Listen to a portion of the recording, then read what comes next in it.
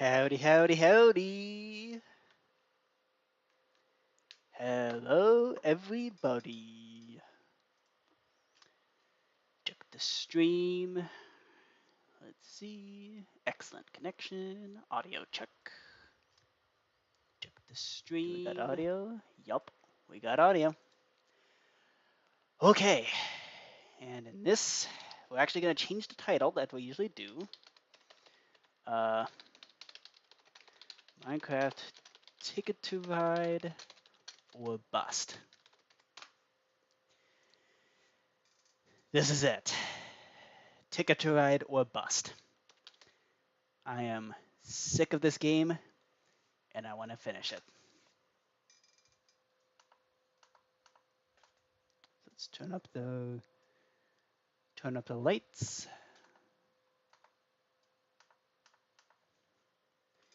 And turn up the music. Turn down for what?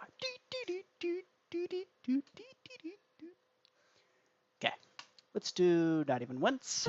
It's a nice long album. Okay, so this is our to-do board. What's up, CJ? Good to see ya. So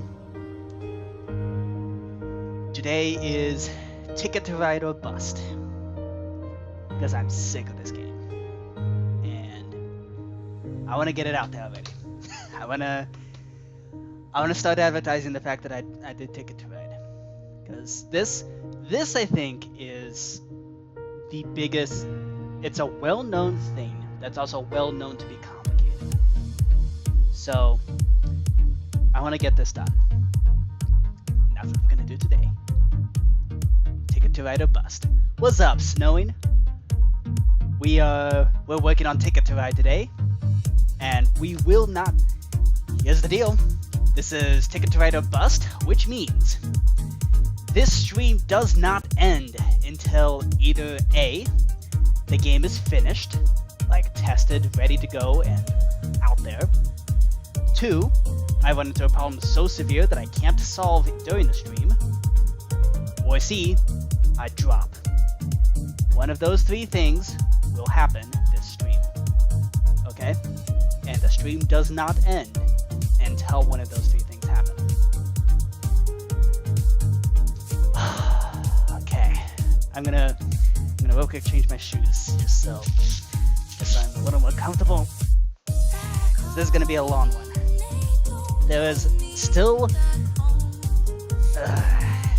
feels like there's a lot to do with this game.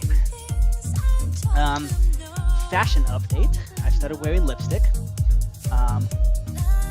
What you're seeing right here is my first attempt at putting on lipstick myself.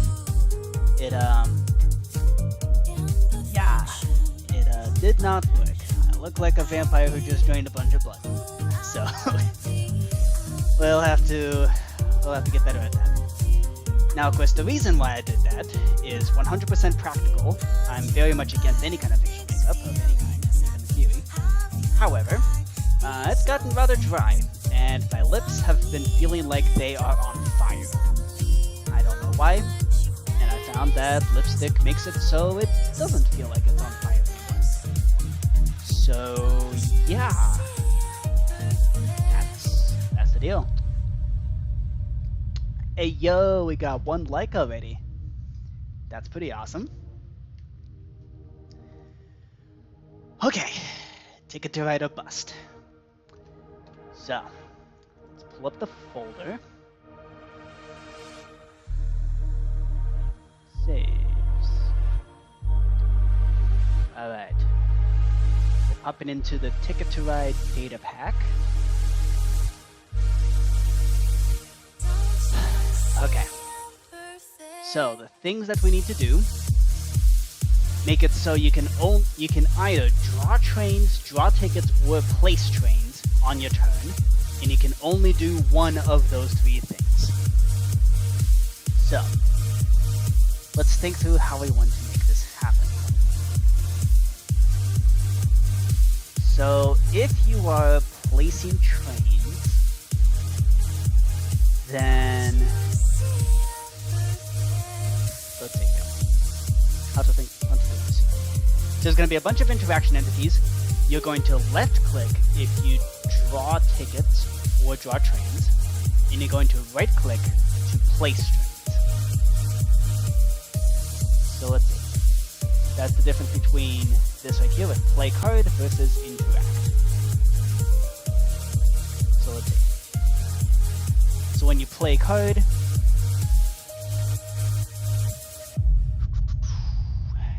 you know what? Maybe we should make this a scoreboard. Scoreboard objectives. Add player action. Dummy. Okay, so what this is gonna do is, so if it's a 1, that means you are placing trains. 2 means you are drawing trains. 3 means draw tickets, and then 0 means nothing chosen yet. Okay, so when we rotate the turn, we're going to do scoreboard, player set, add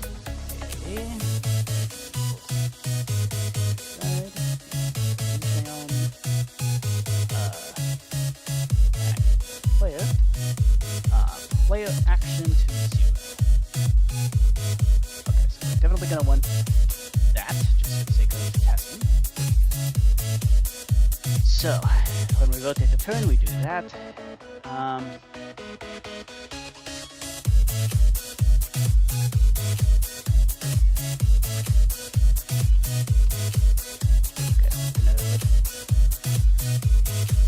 Circuit equals ticket to ride in dimension, tag equals line, run execute, add at s,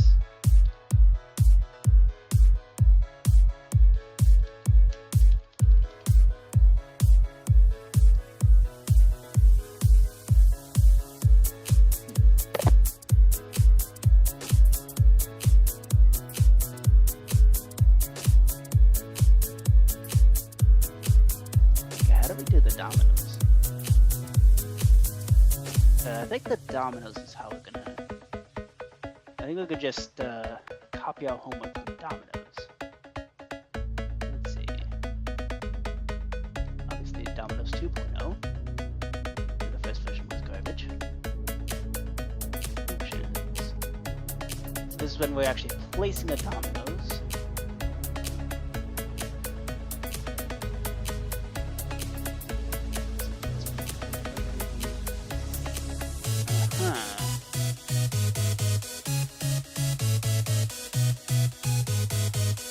Yep. Okay. Yep, that's how we're gonna do it.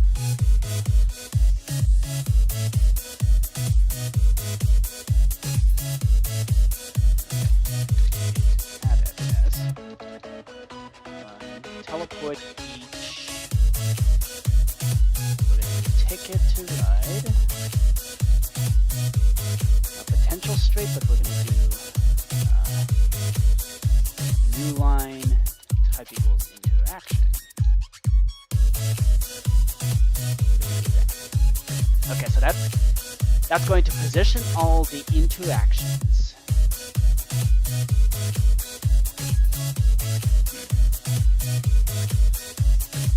Okay, we're gonna need to figure out how to remove the option to place a line if somebody already placed something there.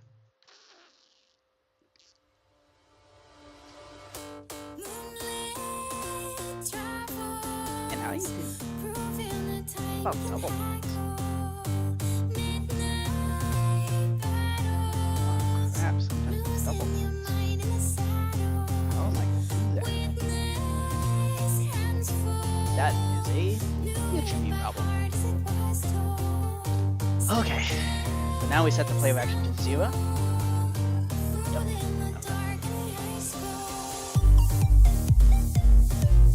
The cool part about this lipstick is it also doesn't miss much. Here's the brand in case you're curious. LA Colors Matte Liquid Lip Color. On all from Rite Aid. So, yeah. I guess our beauty channel now. Okay.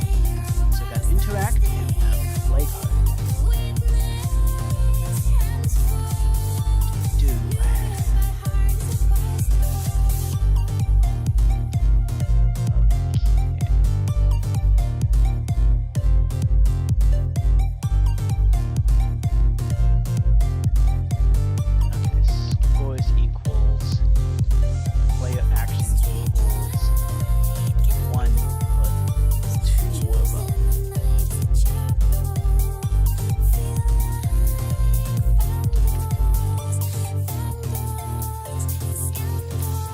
Player action 1 means you're placing trains, which is exactly what we are looking to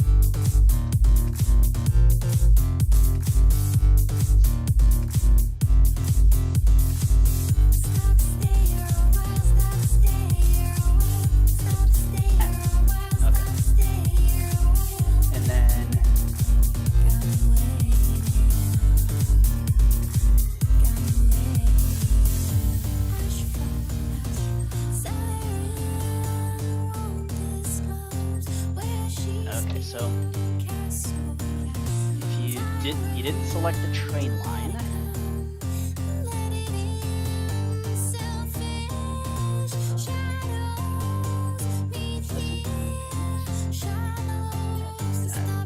so you didn't select the train line, it's going to yell at you. If you already tried that turn, it'll yell at you. If it's not your turn, it'll yell at you. So then, you're placing trains. Check if you have enough trains. So, you don't have enough trains, you lose your turn.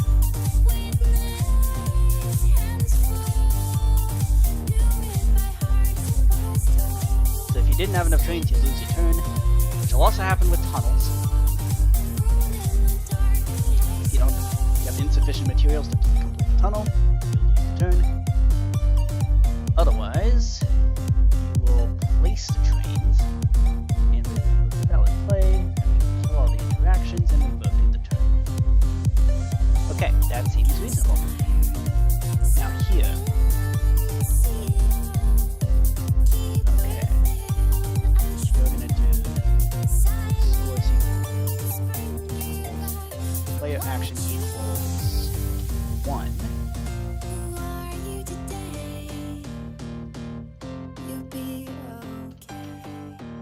Okay, so here we're doing scores equals player action equals 1. And this also, so this is actually brilliant because if we decide to ever expand Ticket to Ride to also include things like the UK version, it's not going to be, we're not limiting ourselves to have to reinvent the wheel whenever we do things like purchasing technology and things like that. Because I'm pretty sure you can only purchase tech like as a separate turn. So yeah, in either case, we now have the freedom to do that. So yay. Okay.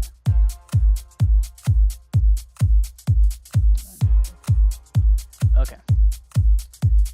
So then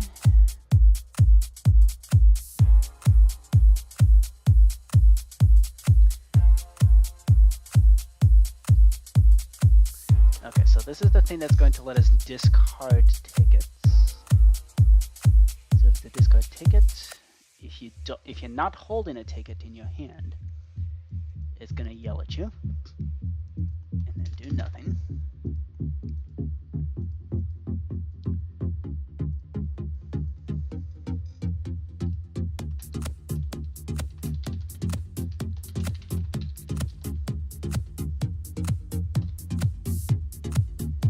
Otherwise, if you... Okay, so this is the process that's going to let us discard tickets. So if you're clicking the discard ticket interaction and you're holding a ticket, then you discard that ticket. So, and then you do nothing from there. Okay. Now,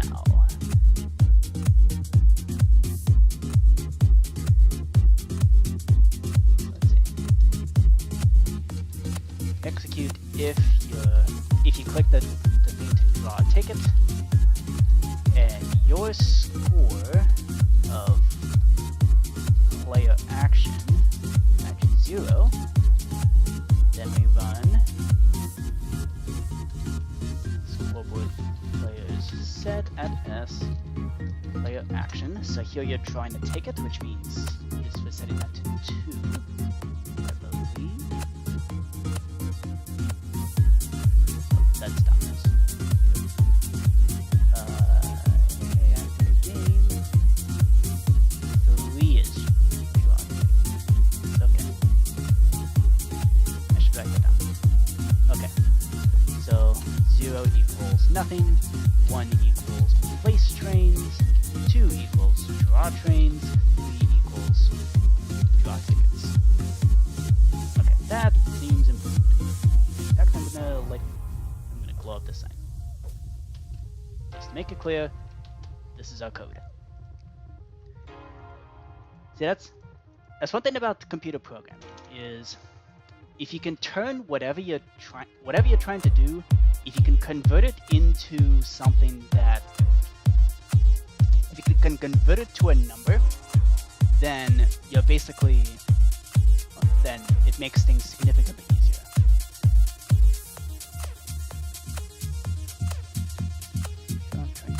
Okay. And then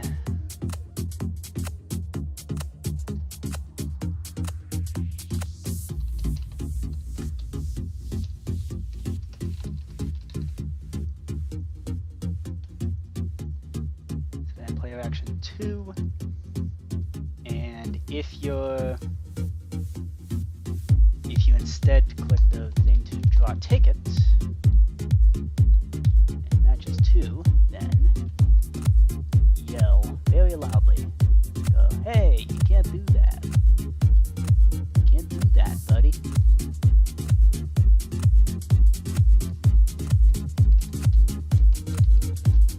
They're drawing tickets.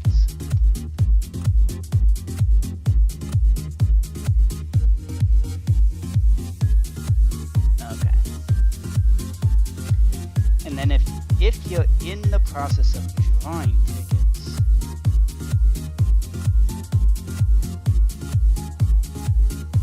then you should not be allowed to draw any more tickets.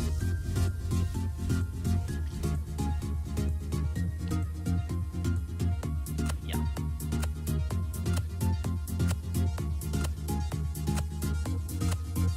Okay. If you're drawing, so draw trains, draw tickets. So if you push the button to draw tickets, and you're currently not labeled as doing something, then you get to draw tickets. But if you're labeled as drawing trains, then yell at you.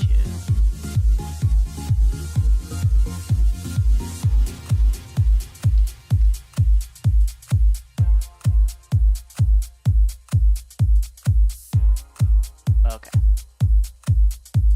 And then we do execute if score at S, player action matches 2, then start drawing trains.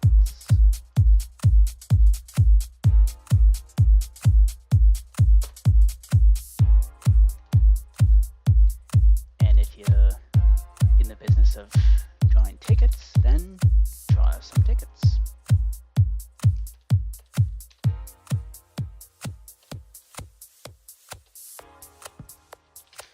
We're gonna do this 4. 4 mean, actually, nah. I think we could just use 3 again.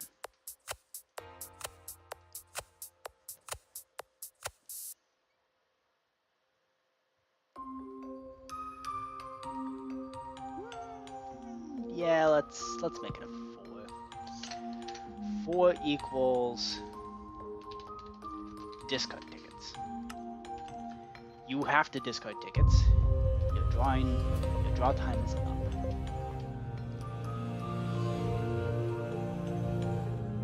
And these are going to be hidden stats anyways, so it doesn't really matter.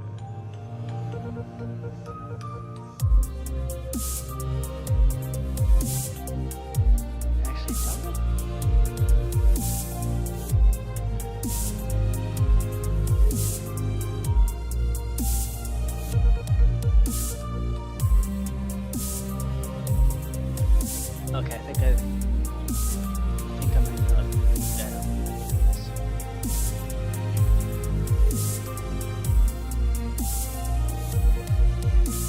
We do unless your score is between 1 and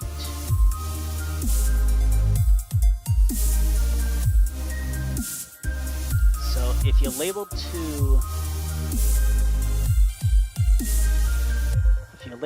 draw tickets,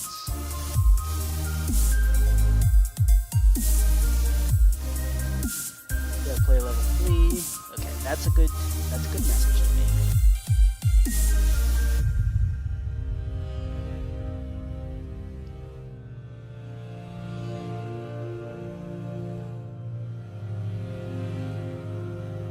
And now if your player action is still 0, start drawing tickets.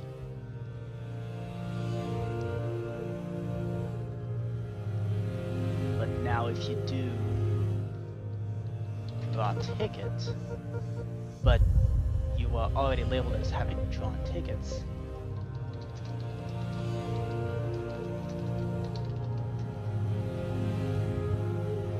okay, so let's think through this. So if you click the thing to discard a ticket, oh, but we do want score at S, player action matches. This way you only do it if it's your turn. Okay, so let's think through this. So, if you're labeled as drawing/discarding tickets, you push the button to discard the ticket, and if you're not holding a ticket item, yell at you. Cool. But if you're holding a ticket, discard the ticket. Player action please, that works. Okay. Now, drawing trains. If you push the button to draw trains and you haven't been labeled as doing anything just yet, then congrats, you are now drawing trains. But if you push the button to draw tickets and you're supposed to be drawing trains, yell at you.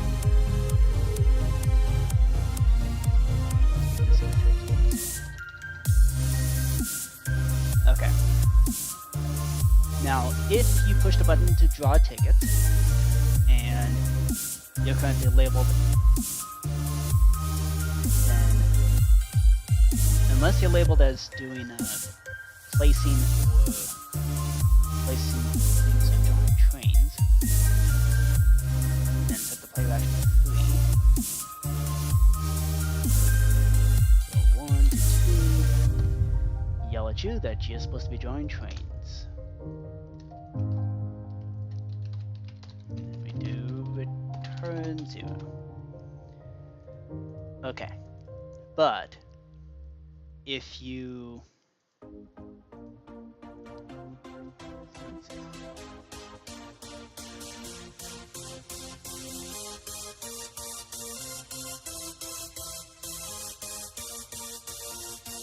so what this is saying is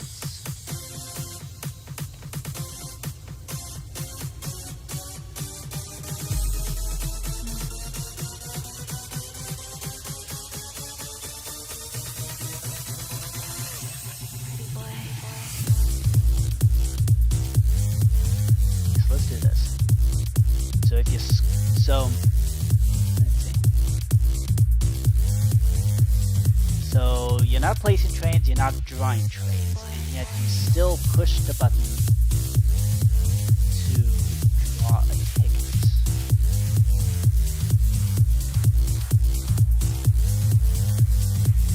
In which case, go ahead and draw it.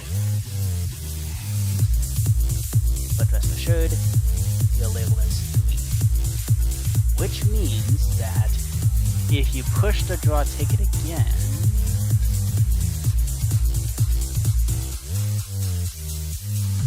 that way it doesn't double yell at you.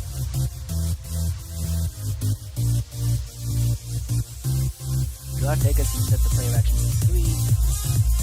If your player action is already 3, yell at you. You can't draw any winning moves.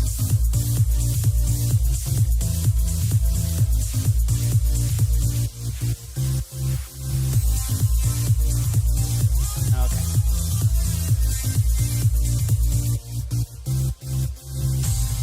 So I think that's the best way to do this. Complicated, but I think this is the most sane way to do it without having a separate thing to label that you're currently discarding tickets. Right. Okay. Oh, there's instructions for the game. I have to do that. Okay. Now for the actual functions that will let us draw cards. So if you finished choosing your okay, so this is the thing that lets us say that we finished choosing the tickets. Right click this to finish choosing tickets. Yep. Okay. Oh, that's okay. So we finished choosing our tickets. At which point okay, so we need to do that.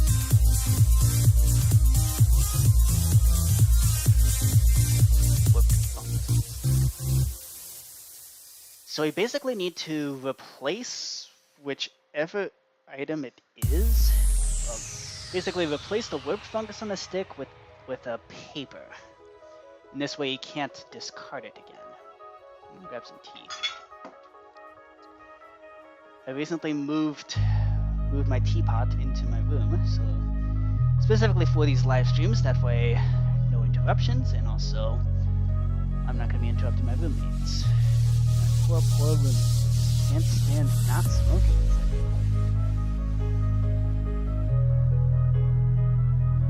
They would literally die if they didn't have the opportunities.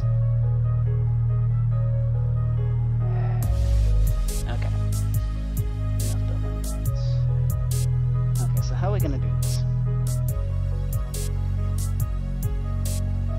We need to replace every warped fungus on the stick with every remaining warped fungus on the stick with a paper on the stick. How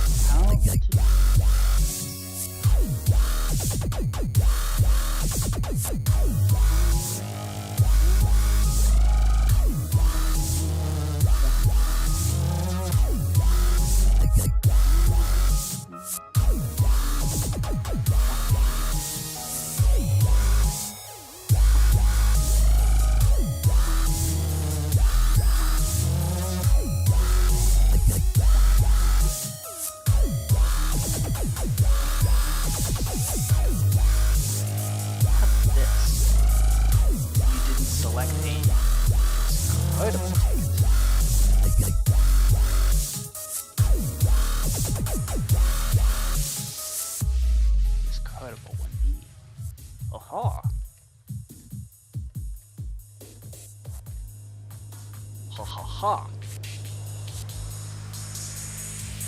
Okay, and then we make an item modifier. And what this is going to do is when we go into here, this is going to tell you, hey, you are now allowed to, you are no longer allowed to discard this thing.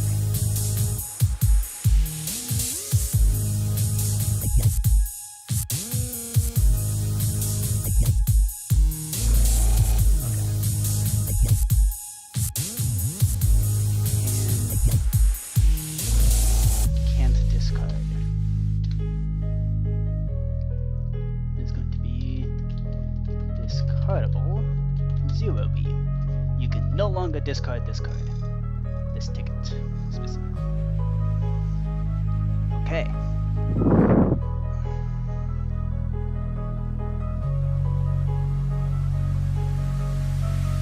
also means that if we ever want to make the superpower card, the super secret superpower thing, one potential superpower is to allow you to discard a ticket that you previously learned. Like after you already draw a ticket, like right before the end of the turn, you just go, this ticket, I didn't complete it, throw it away. Okay, so let's discard. Okay, so then, once you choose your ticket, then, so first off, we're going to reload.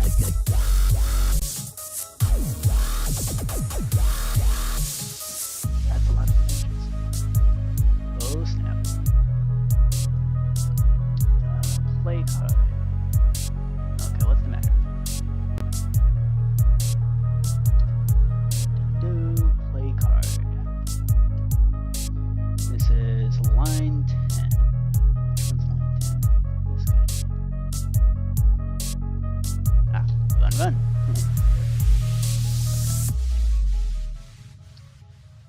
Let's try that.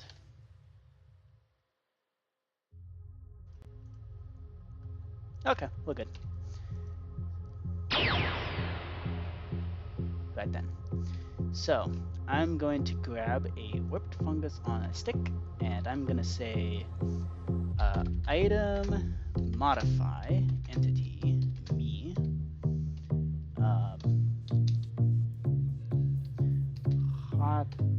hotbar.0 can't discard. Okay, so now data get entity e. What is in my inventory? Please tell me. I have a not discardable web fungus on a stick. Okay, excellent. Okay, so this works. Now when you choose your tickets, we're basically gonna say you are no longer allowed to that. So let's see. We need to detect if that item is actually a ticket. So let's go here to MC Stacker. The wonderful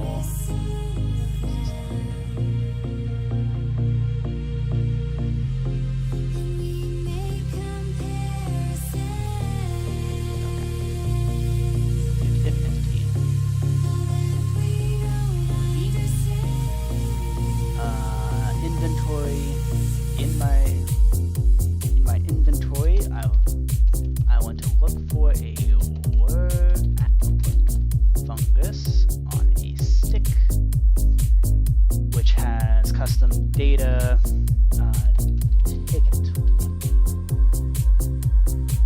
slot. That is slot number 0. Okay.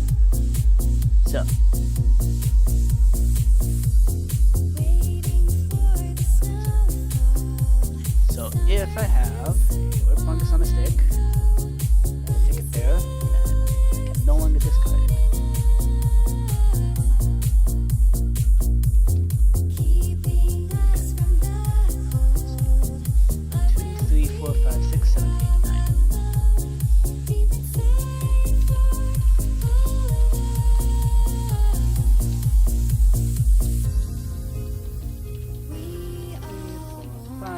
6, 7, 8, and then we have inventory.0.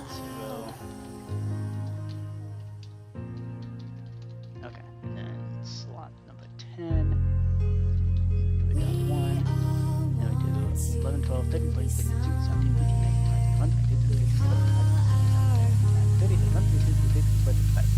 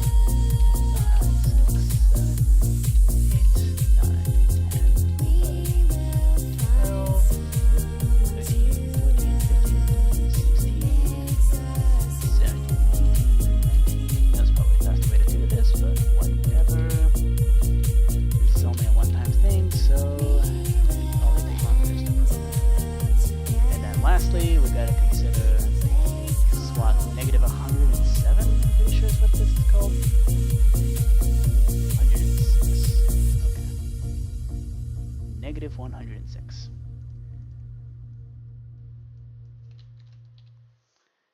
And this is going to be weapon.offhand. So if you stuck your ticket in your offhand, too bad. You can't discard it anyway. Okay. That means you chose your tickets, at which point we run the function ticket to ride, rotate turn. Maybe we should do a tell at s text. Let's make some kind of message for when you do this. Something like tickets locked in. Okay. Incorrect. Right. So drawing tickets. The drawing tickets is actually going to be the simplest part of this whole thing, because let's think about this. So if it's the beginning of the round, you're going to draw 5.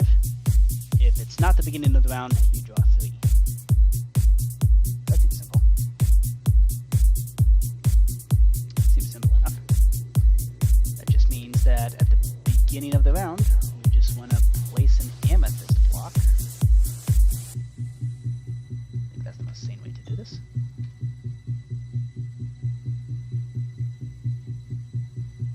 Okay. This is game running. So this one is amethyst equals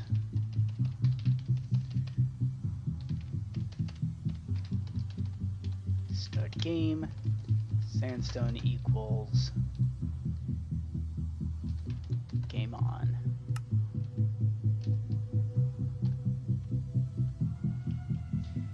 And the cool part is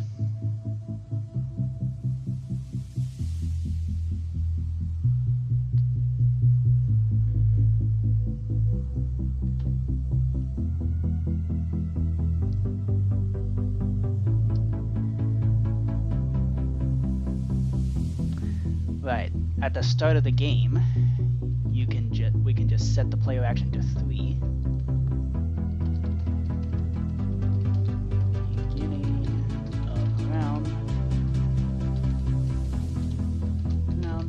Set player action equal to 3.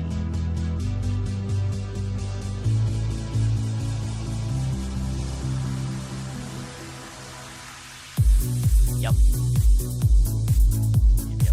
Okay. Cool.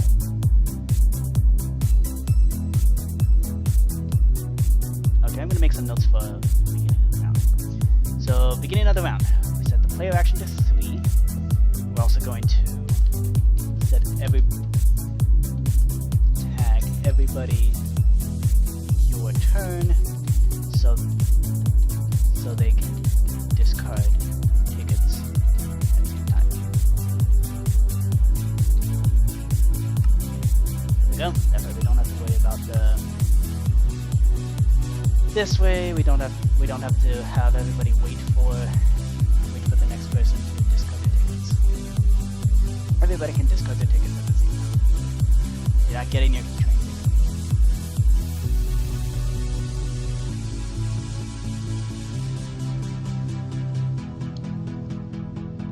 Okay. So when you draw the tickets, we're now going to have this difference here. So this is at the coordinates -9, 56, -1.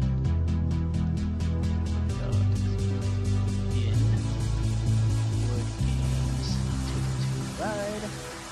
If the block is amethyst block. Okay. So by default, you're going to draw 3 tickets. So this is in draw ticket should be top. Yep. Exactly what's going to happen. Okay. I'm very happy I programmed this already. So we're gonna run the function ticket to ride. See draw and discard slash draw ticket slash pop. We're gonna do pop, pop, and then if it's the start of the turn, pop 2 more times. Okay. Excellent. So that's a drawing tickets. Now for discarding tickets, we want to make sure that, okay, so we want to check how many tickets you have in your, but really how many discardable tickets you have in your inventory. If it's the start of the round, you must keep 3. If it's not the start of the round, you must keep 1. So that means we're going to do a scoreboard, objectives, add discardable tickets. That might be too long. Let's see. 3, 4, 5, 6, 7, 8, 9, 10, 11, 12, 13, 14, 15, 16. Yep. Okay. How about just discard tickets? 3, 4, 5, 6, 7, 8, 9, 10, 11, 12, 13, 14. Okay, good. And this will be a temporary objective. Discard tickets. So what this is going to do is what I'm going to do execute store result score at S discard tickets run clear at S warped fungus on a stick ticket 1B discardable 1B. So we don't want to actually clear anything, so we're just going to clear 0, but that should detect how many we have. And then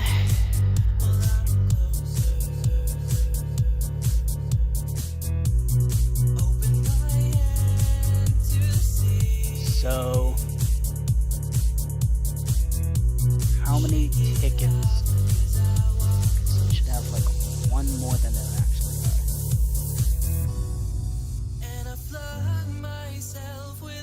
So what we're gonna do is execute if score at S discard tickets matches 1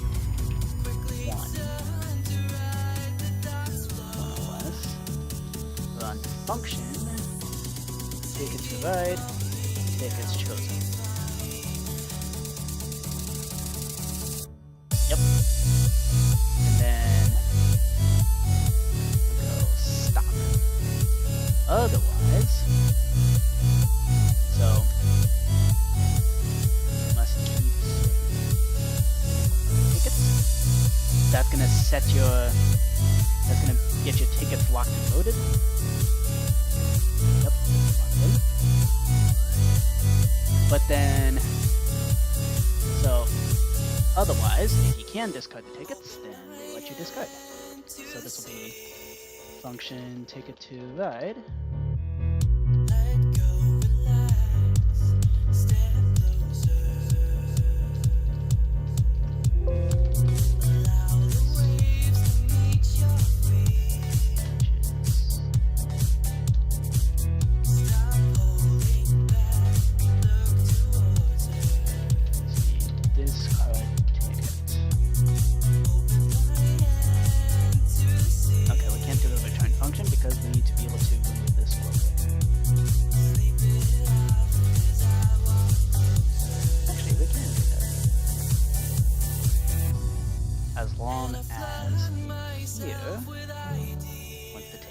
Chosen, we will move this forward. Okay. Otherwise, we allow you to discard the ticket. And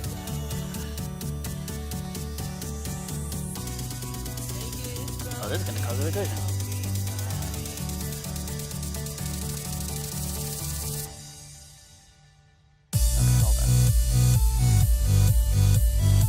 Going to cause a recursion because this is the wrong function to be doing. You should be running a function. Discard tickets. Should be push. Yep. Discard your ticket. Okay. Function ticket to ride. The draw and discard ticket / push. Okay. So you must keep a certain number of tickets. Let's think through how that's going to work. So, it's first going to detect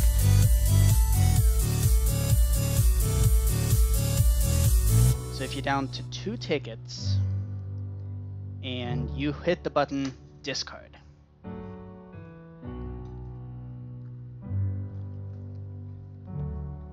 Okay, so in the normal case, we do this.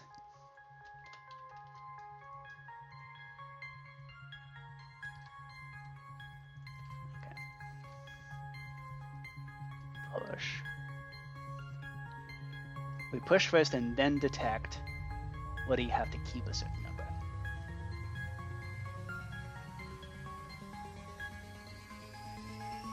Actually, let's just do this. Aha. Detect after you've already discarded the ticket. So if you're at 1 ticket, then you chose your tickets. Bye-bye. But that's if it's done. So it all depends on this one block here. So in 4 games, ticket to ride. Yeah, block that with a sandstone.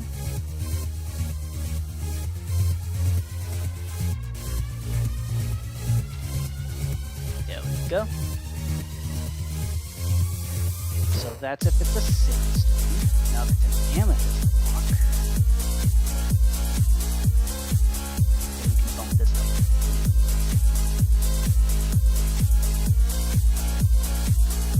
You are required to keep 3 tickets.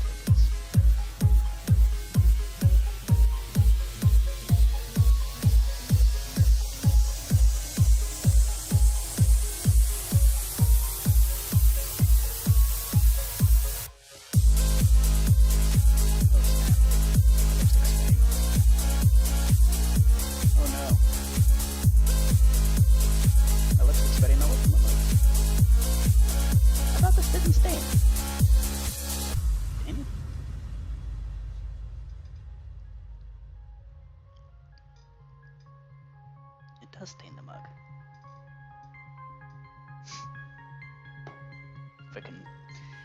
Frickin' queer club lying to me. This is a joke, of course. Okay. So this is what lets us. So we discard whatever you're holding, and then if you're forced to keep a certain number of tickets, then make that happen. Okay. Right. So that is discarding tickets. Now for drawing trends.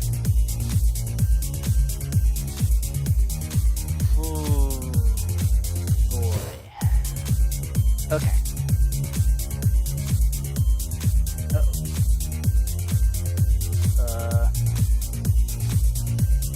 Oh, there we go. Are we good? Still here? Hello, hello? CJ, I know you're out there. Somebody is.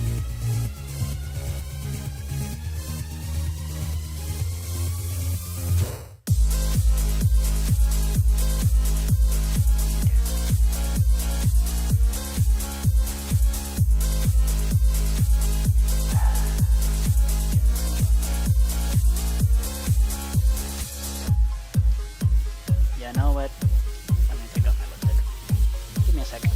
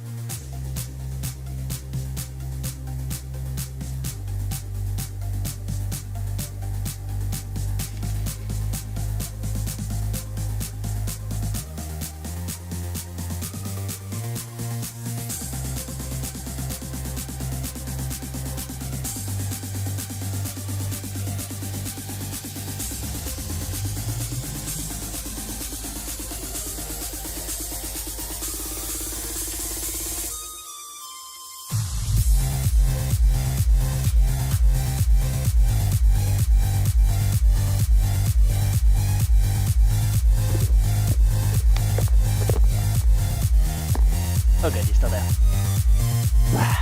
Okay, so...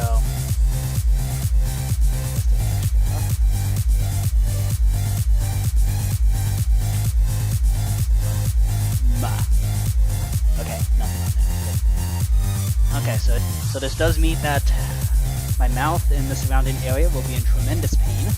And how I put lipstick back on.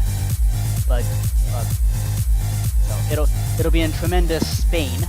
It'll be in Spain, but without the S. But you know what? I think I'd rather have that rather than this mug getting stained. So yeah.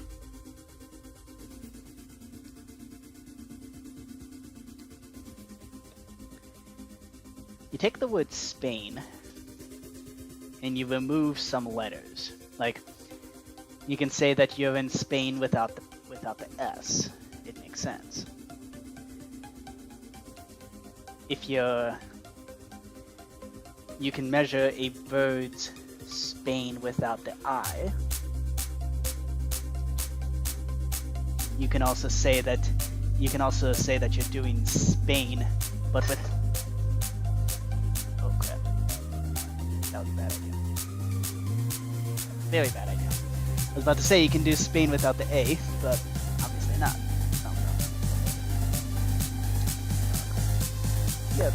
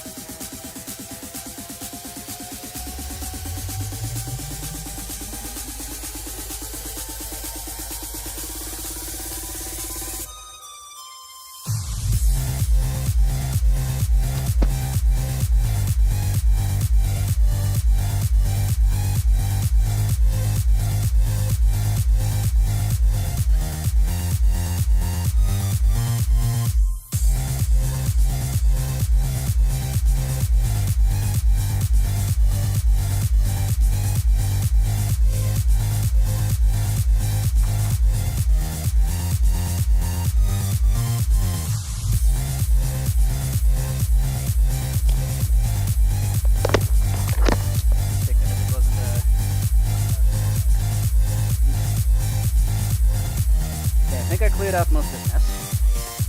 Cool.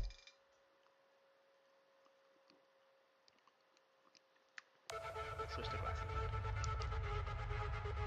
Not heartbreak. Fireworks.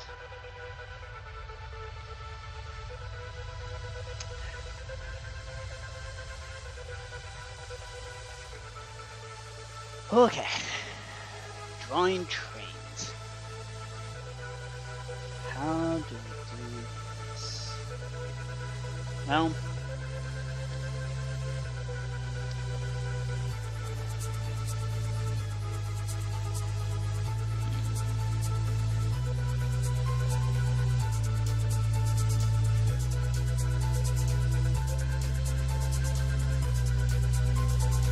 okay, let's see if we can think this through in a smart way. So, I'm not gonna do the thing where if you draw from the center, you have to draw all of them from the center. May we have your attention, please? Pile.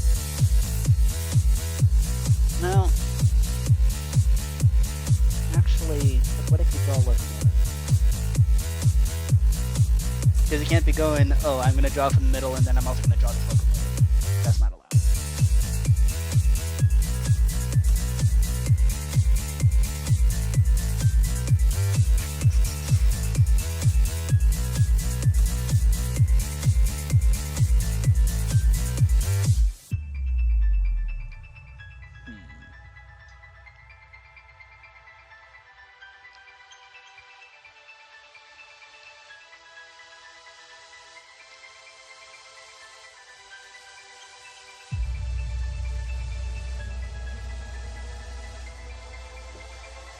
So it's really so relative to that interaction that you just clicked, the button that you just pushed saying, hey, I want to draw this code.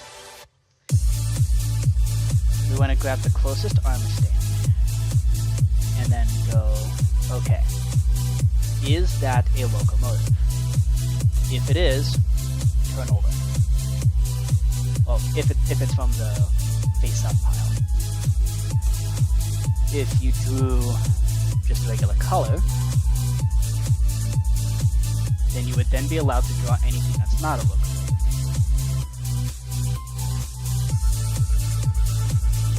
And if you draw from the center, if you draw a color from the face-up pile, you may then draw either from the face-up or from the face-down pile. And if you draw from the face-down pile, you have to draw everything else from the face-down pile. So I guess what makes the difference here is what was your first card and what was the next card. See, the other thing is, I'm trying to plan ahead here, but like the Britain version, you can purchase the ability to draw 3 cards from the main. Although you're still restricted to 2 everywhere else. Actually, that's not a problem. Because if you are playing the Britain version, that rule still applies, where if you draw from the main, if you draw from the face down pile, you have to draw all the ones from the face down pile. Now the question is, how do we encode that?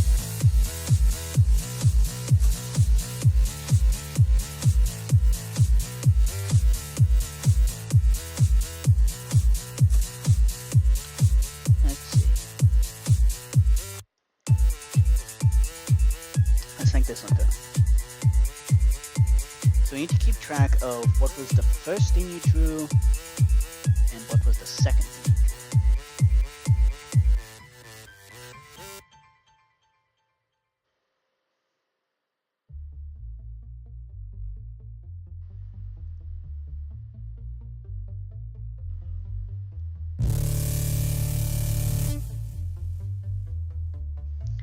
So do we do that with a tag, or do we do that with... Do we do that by placing blocks? Or do we do that with a score point? I mean, if I could piggyback off of the player action, I think that might actually be easy.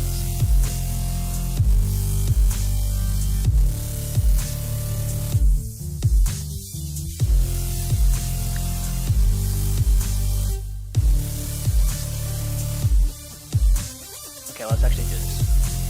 So,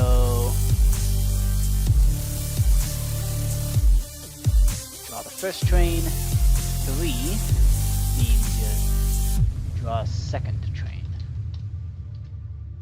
3 means you're drawing tickets. 0 means nothing's chosen yet. So that means that when you're interacting here, these need to be set to 4.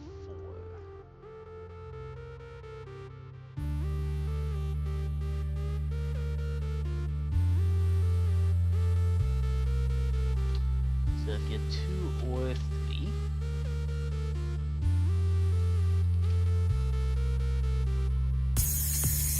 set these all to 4, because that's now the code that lets you draw tickets. And anywhere from 1 to 3, I know you're a monster. saying you're drawing trains. Okay, so 2 and 3 are both taken up by drawing trains.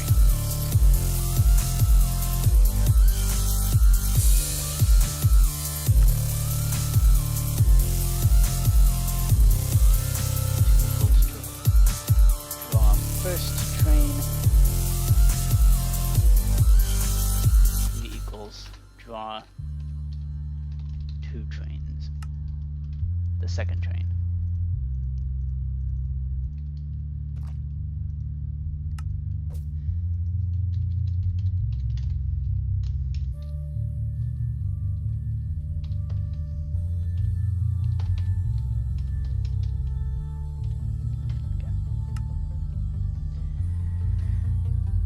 Draw the 1th train, draw the 2th train.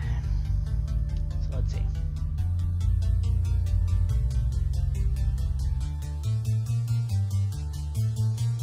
So, if for your first I know train you're a you monster. drew a locomotive right from the get-go, then turn over. Done. It's a get out. You gotta get out of here. If you draw color on your first turn, then you can't draw. Let's actually write this down. So here's how the logic is going to work. I'm gonna think this through. So if set to 2, so if you drew locomotive from face up as first turn, then turn over. If you drew from face down as the first turn, draw a second face down and turn over. Then if you drew color from face up as the first turn, then can draw anything else except for a locomotive in the face up. Then turn over. Okay, so let's handle each of these cases one by one. So, if you drew a locomotive from the face up pile as your first turn, so how are we going to tag these things? Just understand, but you're not tagged as anything because we hadn't decided to yet. Okay, so let's actually tag this thing as face up, face down.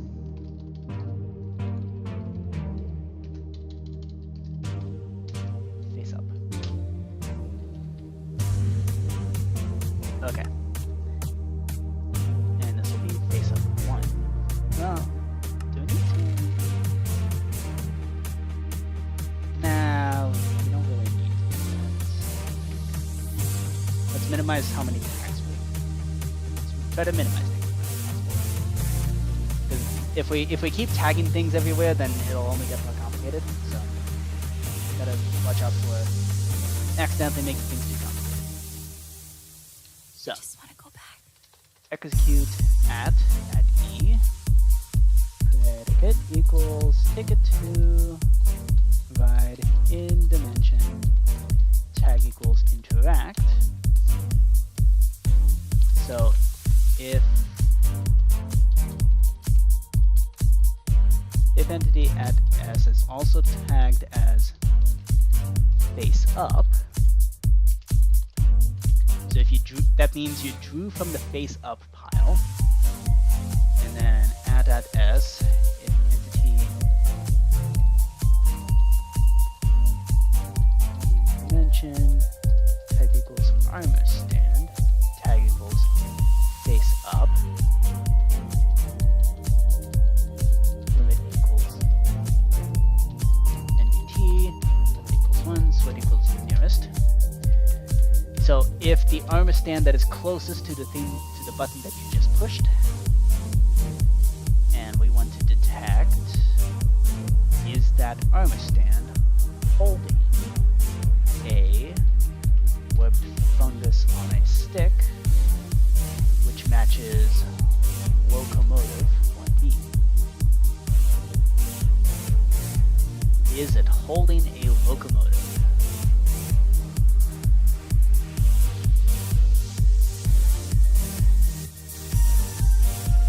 So, if it is holding a locomotive, then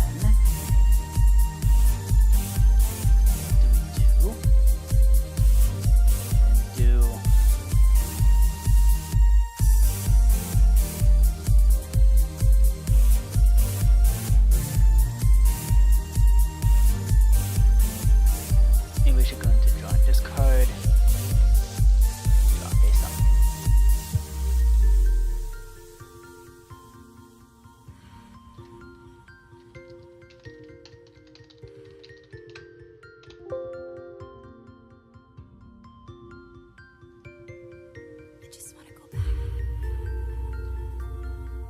So this is draw locomotive.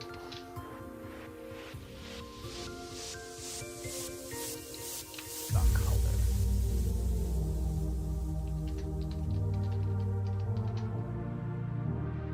And score at S. Player action, which is 2.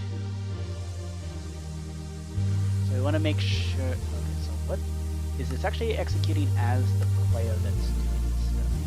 Yes. Here. And action. Yes. Okay. So it is actually executing as the player that's doing the interaction. That's good thinking on my part. For once. Ow.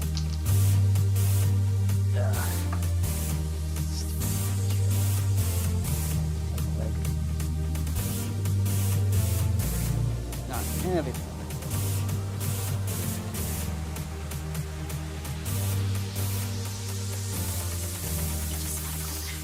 Give me some more tea. So, let's see. So if you drew a locomotive from the face-up piles as your first turn, then your turn is over. So you drew a locomotive, and as part of drawing the locomotive, you're going to do a item replace entity at S. Oh. Okay, so we're going to do standard stuff with pop things.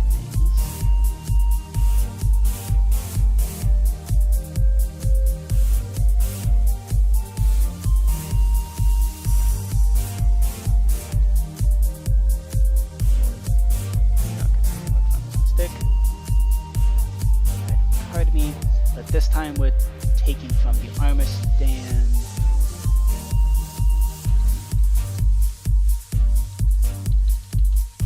Okay, predicate ticket to ride in dimension. Type equals tag equals interact. Yep. So whatever you were interacting with, that's what we're going relative from. And then we're going to yoink from the armor stand that is nearest face-up armor stand. Yup. Okay. And item 0. Code me, and then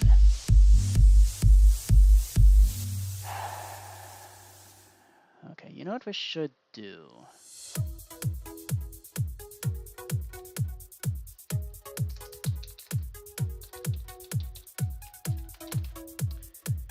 Execute as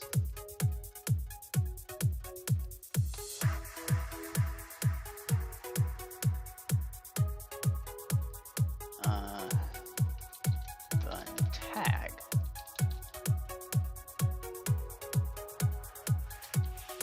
Add take card. And that way, set from entity tag equals take card. And that way here, we can then do tag equals take card. Replace with air. At which point, we then have to replenish that pile. Okay, so this just gave the item to the player. At the end of the turn, we should do a function, ticket to ride, rotate turn.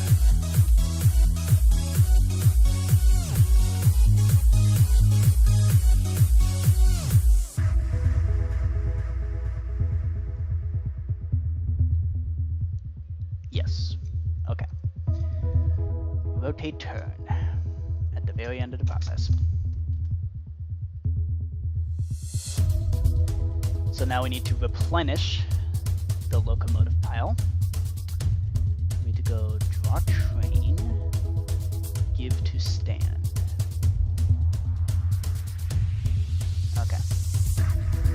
And then execute as at E, predicate equals ticket to ride, in dimension, tag equals take card, run function, ticket to ride, draw and discard, draw train slash give to stand.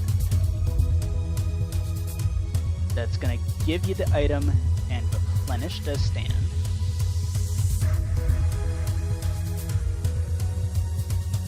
At which point we rotate the turn.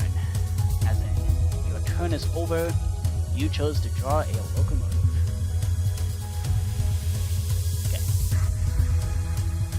Face up. We run function, take it to ride, see draw and discard, draw face up slash draw locomotive. Now if you drew from the face down,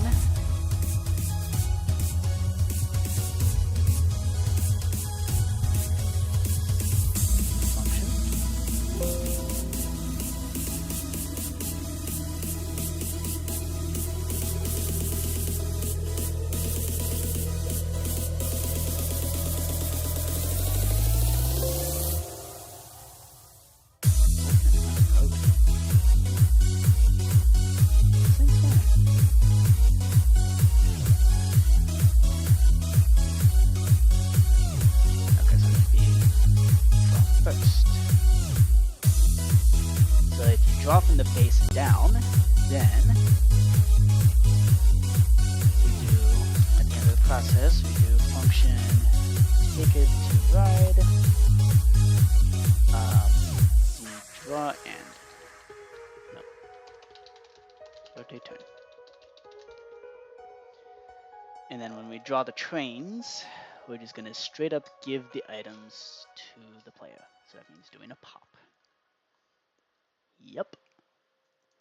Okay. So that's gonna do function, take it to ride, Z draw and discard, draw train, hop.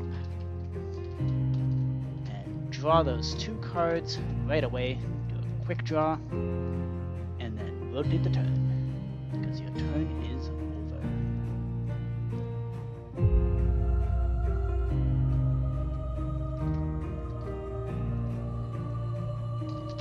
Face down, then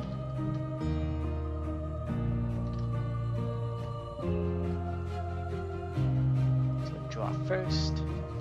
This is draw face down.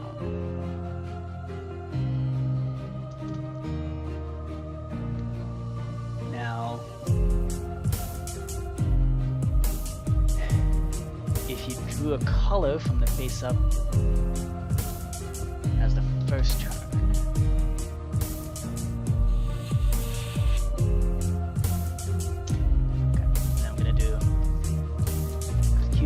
unless entity as tag equals return. So if it's no longer if your turn is over, then stop.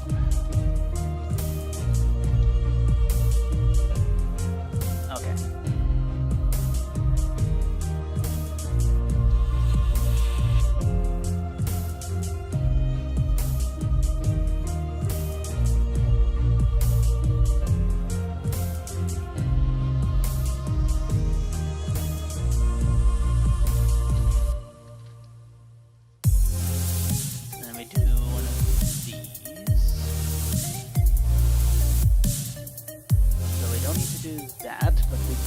Go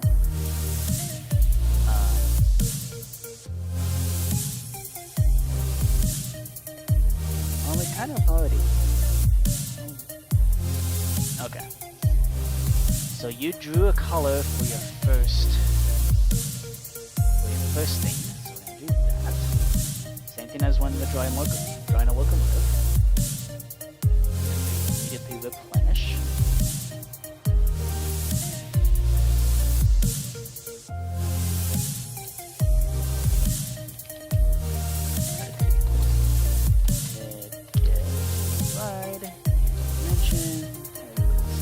Card, remove.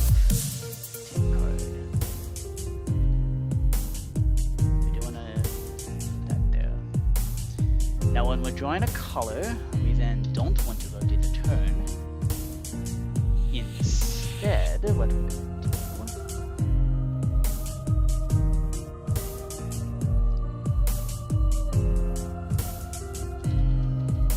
then we're going to do scoreboard, players, add at S. Player action 1. So this means you are now upgrading your motion up to level. You're now doing player action number 3.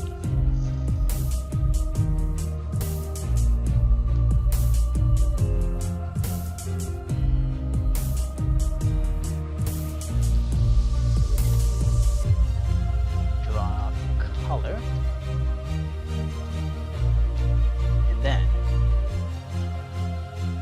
If you then attempt to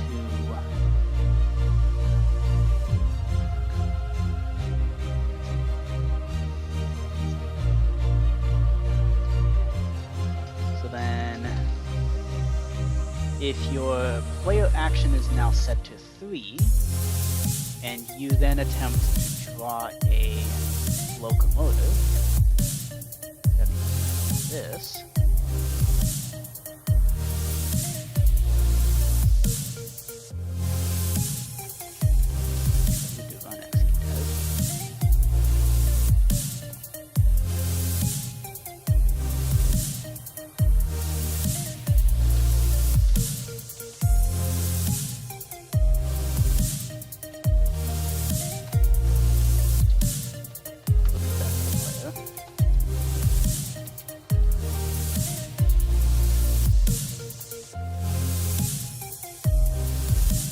This way we actually draw things properly.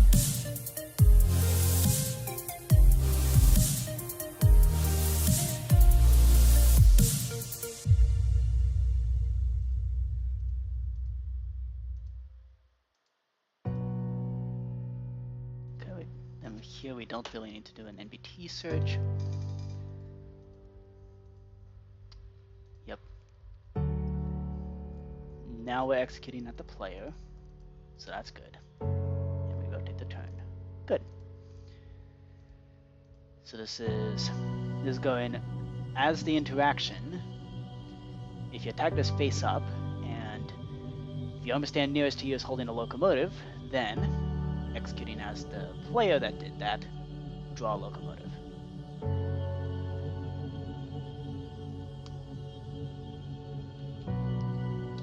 And here we can do if entity interact, tag equals face down.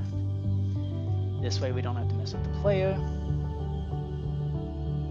If tag, and if it's no longer your turn, then stop there. Now if you drew a color as if you drew a face-up color as your first turn, then you can draw anything else except for a locomotive in the face-up. At which point your turn is over.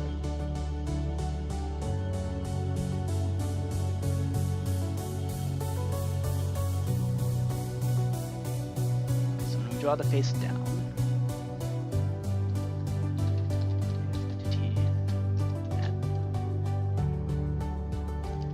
We're going to do if score at S, player action matches 2. There we go.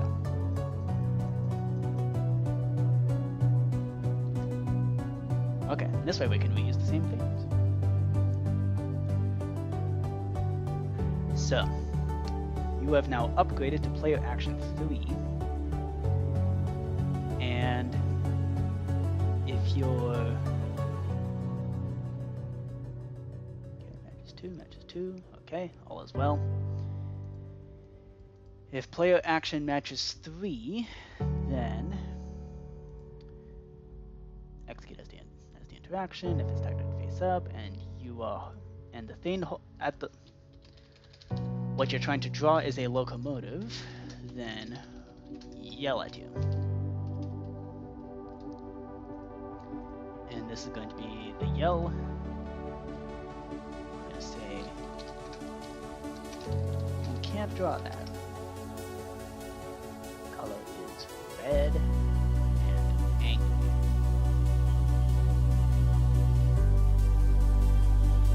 How dare you? You're not.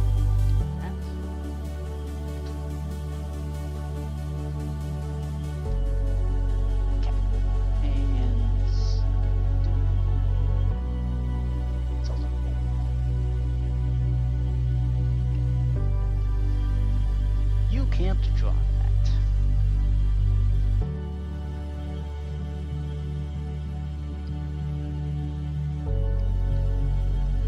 So then that's it.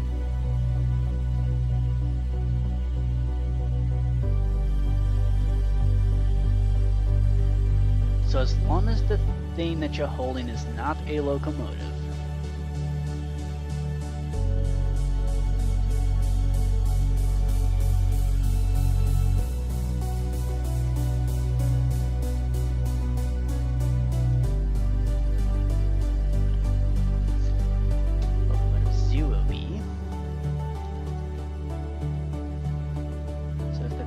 that you smacked his face up.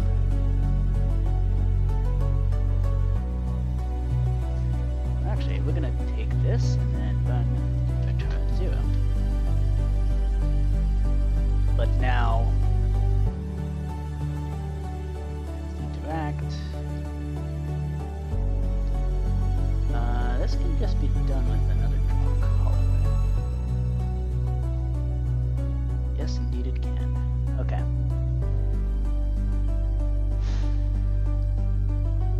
So this is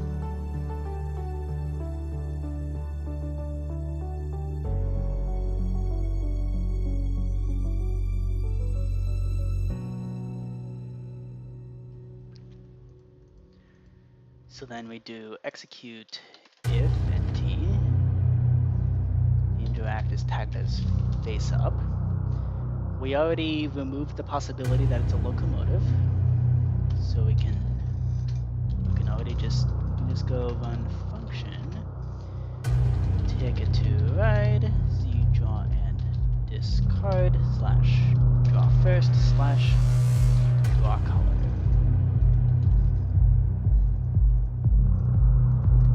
And then if you're here, when set the player action, when you add a player action, execute if score at S, player action matches 4 or more, function is right.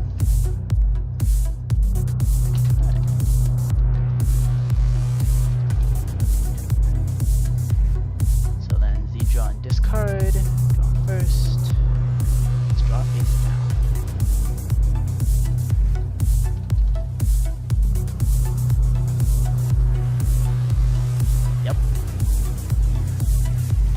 Alright. CJ, this is your chance to seal the chance.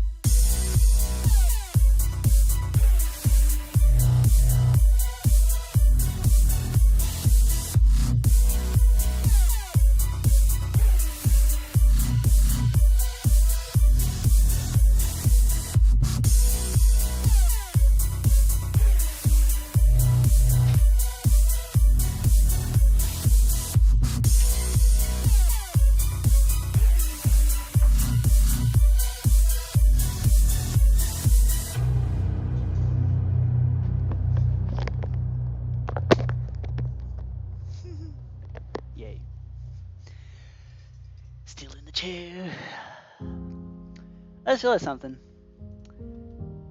This right here might be one of the longest conditionals that I've ever written. Is it?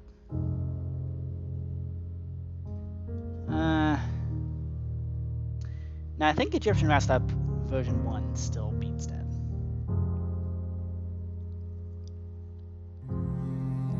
Possibly mini golf. I think mini golf actually beats it. Nonetheless, that is a very long conditional. But it's kind of unfair because the word ticket to ride is really, really long. Okay. So then, if you're now doing player action 3, then you have to face up. So if you're then trying to draw a face up card, then if the thing you're trying to draw is a locomotive, it'll yell at you and not let you do it. If you it'll go stop right there. So otherwise, it's perfectly fine. At which point you either draw a color, and if you draw a color, then it'll go through the proper steps, and then bump up the player action one more time, and then if it matches 4 or more, the turn ends. If you drew a face down, then it does the pop and draws you 1 more card, and then rotates the turn. So in either case, turn is over once this function runs, at most 2 times. Okay.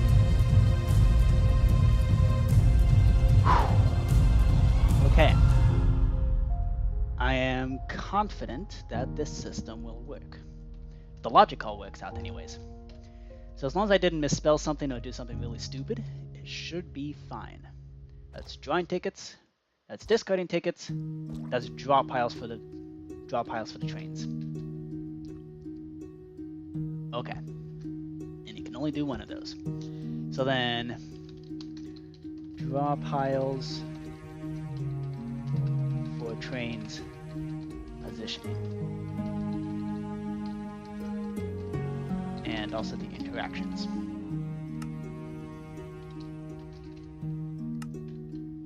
Okay.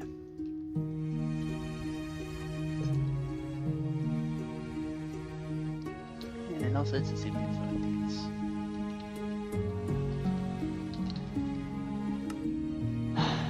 Okay.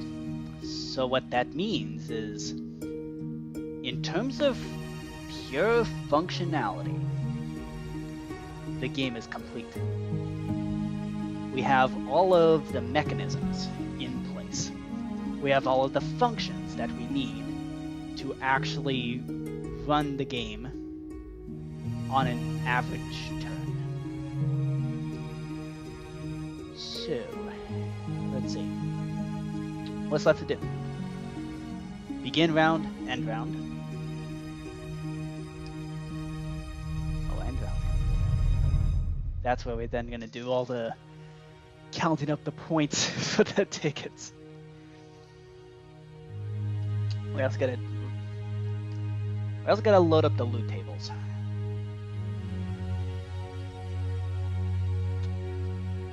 That might actually be really complicated.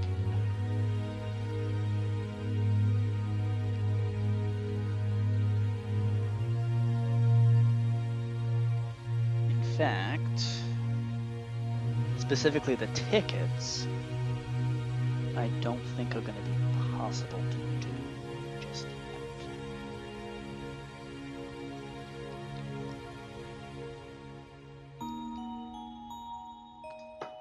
Let's see. So we can do begin round and end round.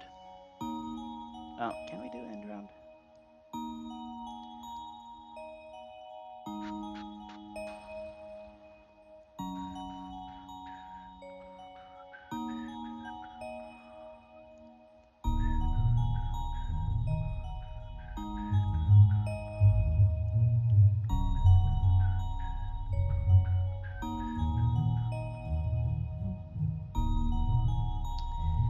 Okay, placing the interactions for the trains is still incomplete.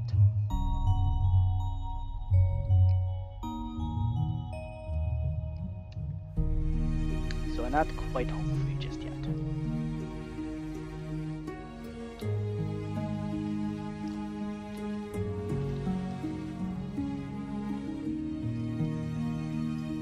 Okay, so when we rotate the turn,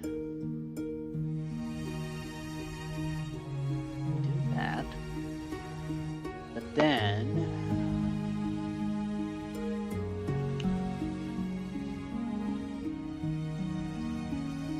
for double lines, we do need to be concerned about double lines.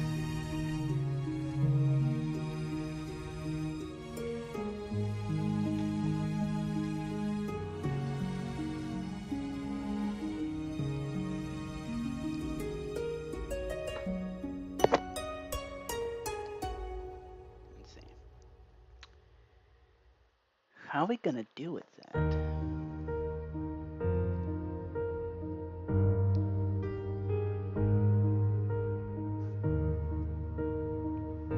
How do you do that? So when you actually, this is a, so I guess this is all gonna boil down to how we actually do the placing of the trains.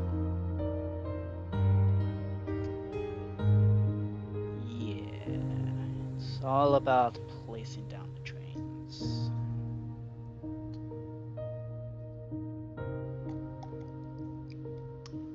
How to do that.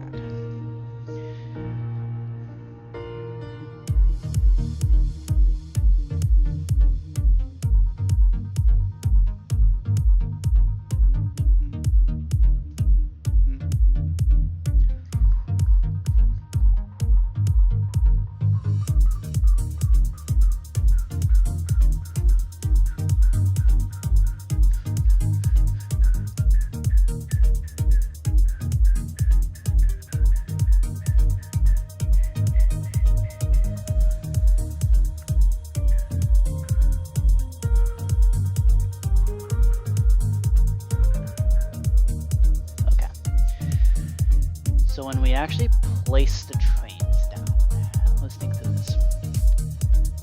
So looking at the line length, looking at the line color, how many locomotives you need, run it through the edge database.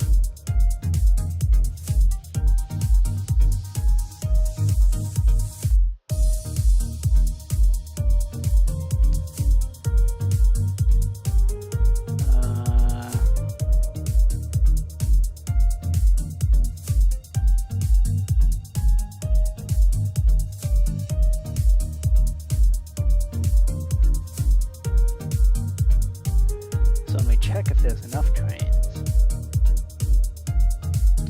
Looks up the edge database.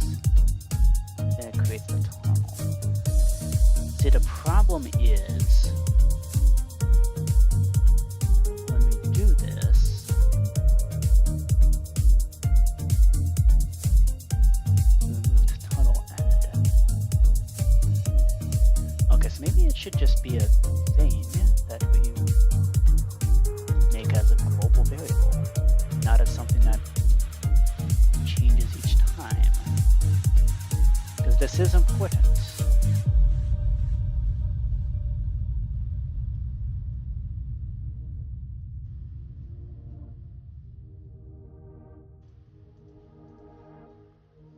And so when we create the tunnel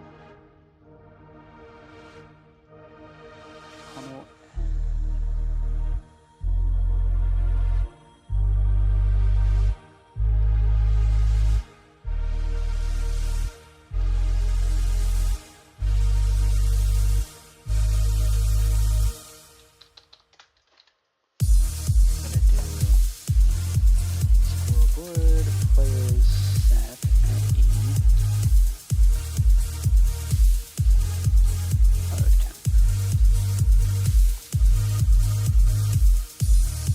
All at 0. Then we create the tunnel if it's applicable. Should this just be a thing in the... So this is something I've been debating. because the Edge database keeps track of the length, the color, and the amount of locomotives required for each track. So the question is, should I also keep track of whether or not it's a tunnel?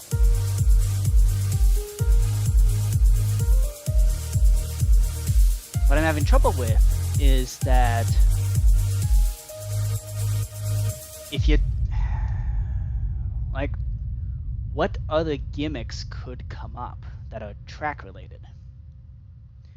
I don't want to create a whole new scoreboard that gets added to the database if it's not going to cause an actual change in, like, unless it's something that I can, like, in another variant of the game, then it would actually make a difference. Like maybe one version has tunnels, the other version has something else.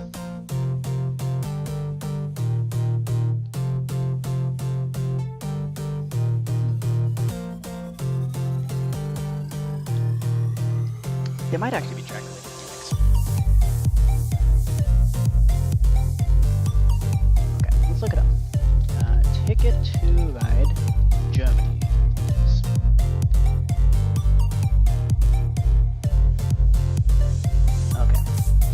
I know Ticket to Ride Germany has some.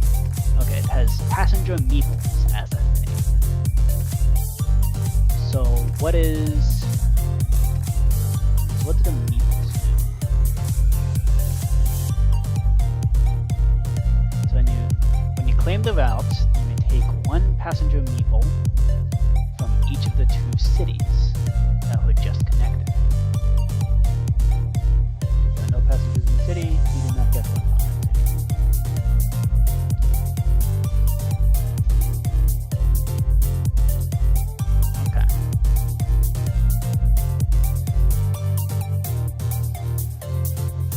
So that is a property of the city.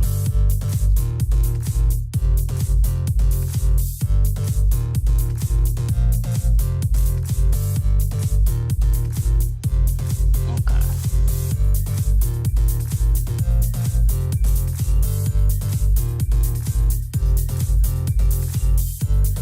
So let's see. Green passenger. Okay, so that's more of a city thing. That's not so much that's not really a thing about. Okay, so nothing special there.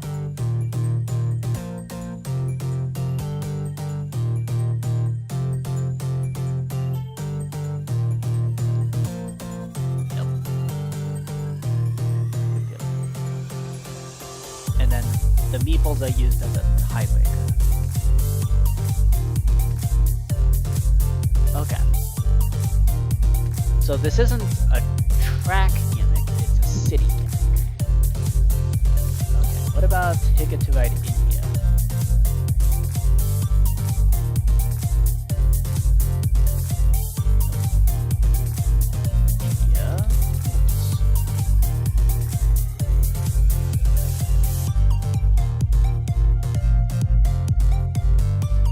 Complete a ticket by making a circle, you get a mandala bonus.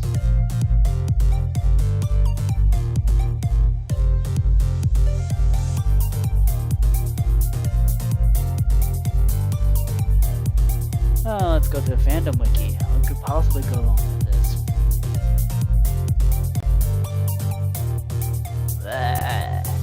Cool.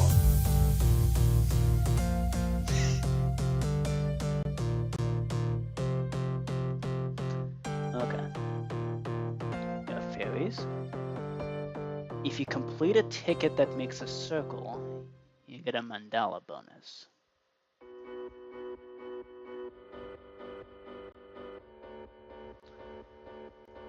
So that's not really a...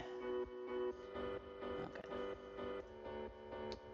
So that's not a track gimmick. That is a... I'm not sure what that is. Either way, it's not a specialty with the track. Okay, so how about Switzerland? What does Switzerland do? So you got tunnels. Ah. I hate families so much. Broken oils can only be placed, can only be used for tunnels. Oh, that's interesting.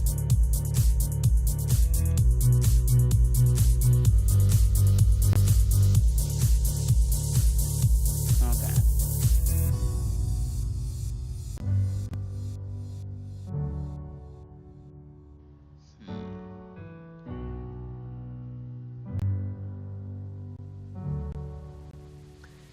So this thing, so it has tunnels, but no other fancy gimmicks. Look up the other tunnel. Okay, how about the Nordic countries?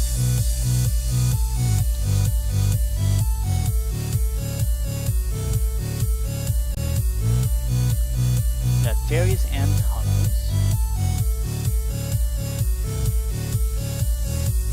You can also trade in any free country or place of locomotive.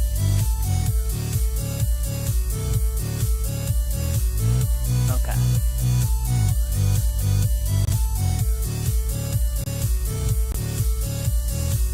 Let's see.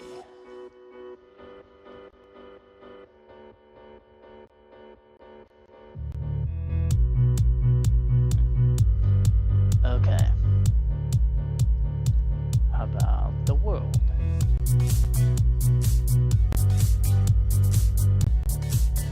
Pennsylvania? Oh, Pennsylvania has stuff.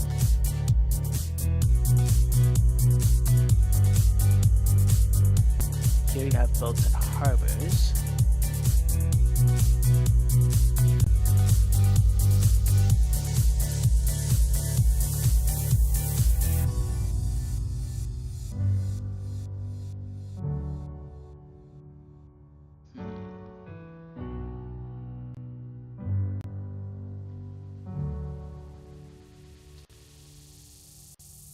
Okay.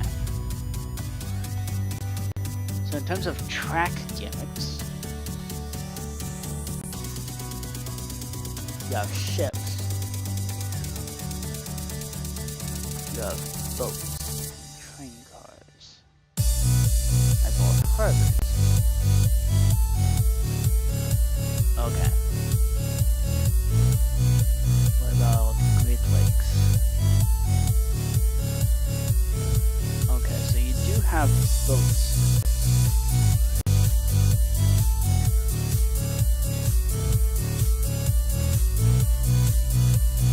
So what's the deal with boats?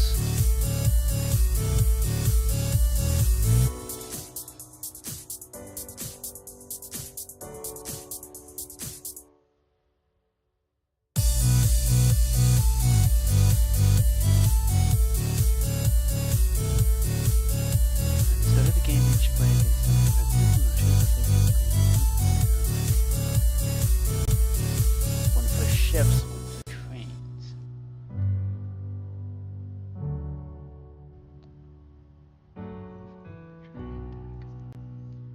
Oh boy. Place them down logically. Well, what does that mean? I don't know what that means. Okay. How about Mayoklin? Such a Germany-themed board.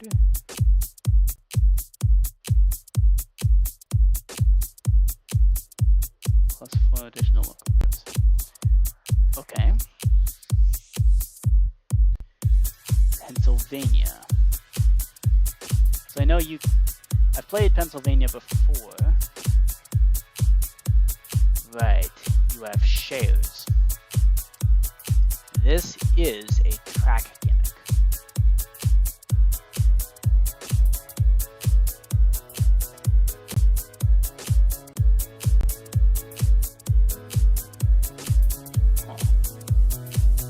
Yo.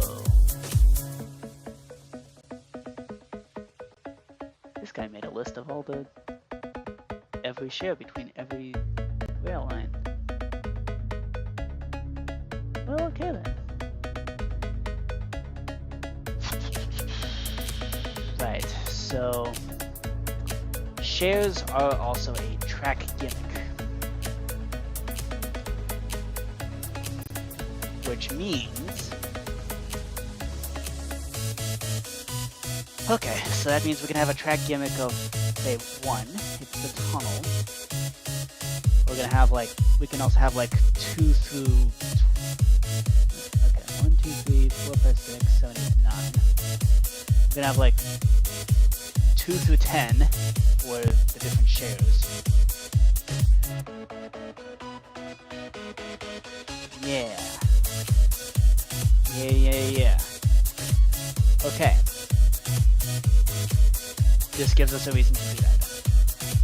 It gives us a reason to generalize. Even if we never make Ticket to Ride Pennsylvania, it still gives us a good reason to generalize things.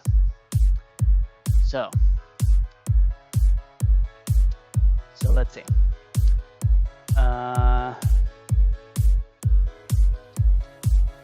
Scoreboard objectives, add line locos.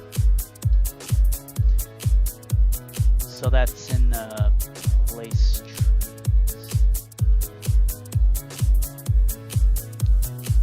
Line gimmick.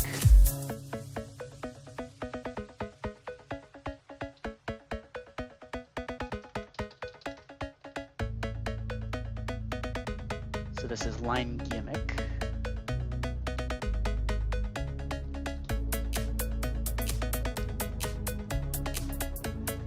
And then we remove line gimmick. Gimmick is 2 of these. Okay.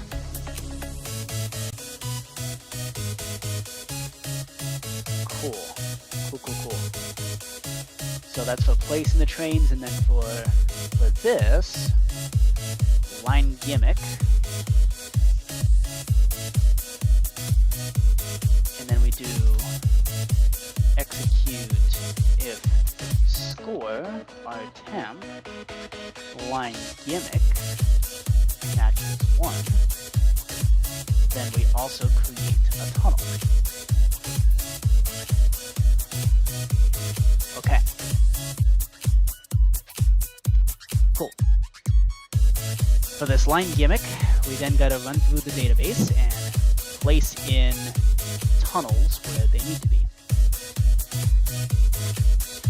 This is something I think I'm gonna do legitimately off camera. So we're not actually gonna finish this game tonight. But maybe this will be like one of the last things I think. Kinda like how last thing we do is gonna be the loot tables for the tickets, because every single ticket's going to be unique, and therefore, and also I still need to figure out where exactly all the tickets actually go. Get a little pick me up from these Chips Ahoy.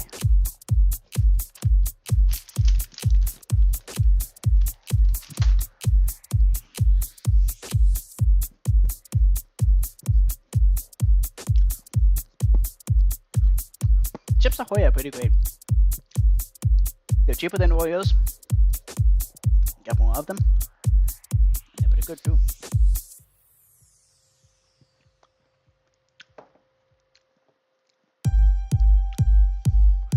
Have you noticed the Oreo pack? Yes, I'm okay. Have you noticed that Oreo packages have gotten smaller? Like the family size is like this big. Like, for what family? A family of ants? Like, something suspicious about that. They're also expensive. Well, it's like, relative to how much you get, they become expensive. Okay, so we need to do this. Update edge database with tunnels.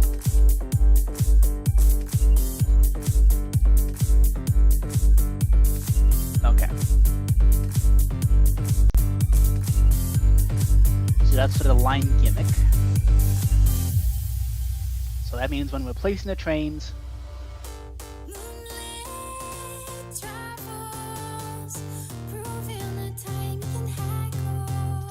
and execute if score temp line gimmick. Actually,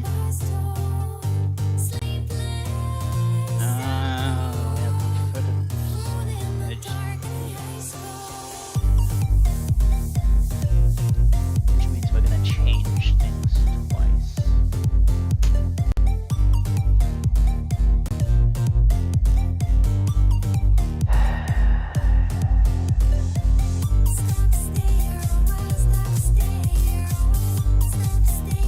Can we combine all of that together?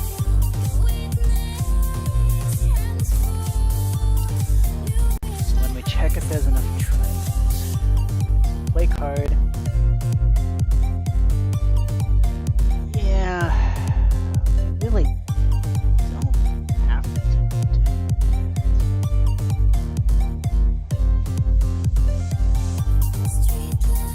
So once you check if there's enough trains,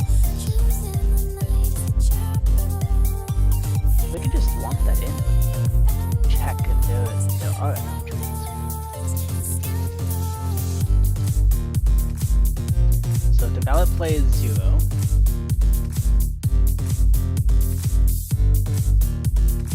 you don't have enough trains, you lose your turn. We then do run return 0.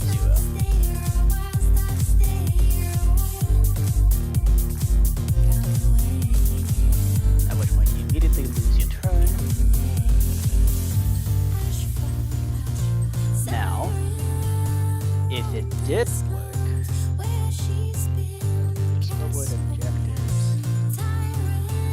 remove valid play. At which point, we are placing those trains.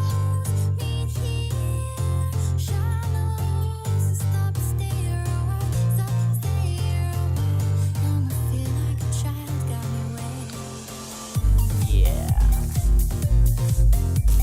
Okay, at the very least, what we can do is this. We don't necessarily have to lump everything in here, but we can remove the. What we can do is move this part into play card.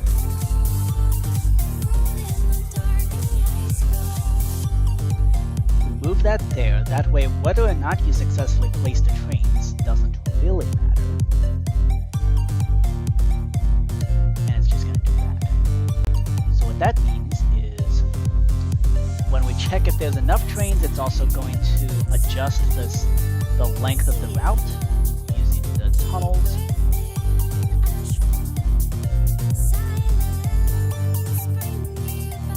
And then we don't need to keep track of how much you added from the tunnel.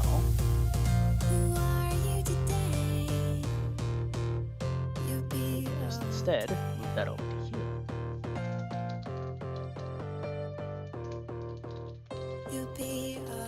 Objectives, remove, tunnel add. We don't need to think about, now that we also have line gimmicks, we immediately create the tunnel, and then check the locomotives, not required, blah blah blah blah blah. If there's not enough, set the valid play to 0. Okay. Now, once you're at that point, we never kill off that information, so we don't have to refer to the database again, which is going to be very useful. And we also don't do any of that. Okay. And that's going to be useful for dealing with the tunnels.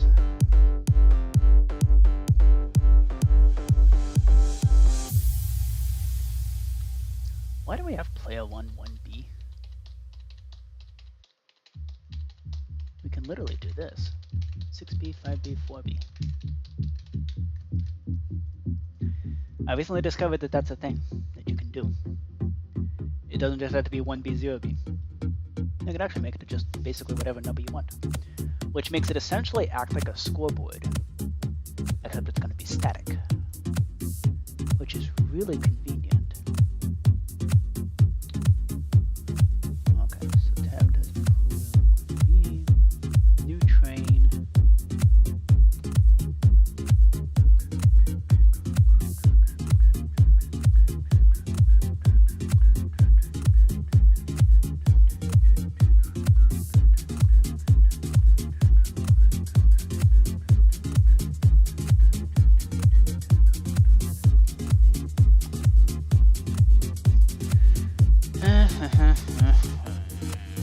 Okay.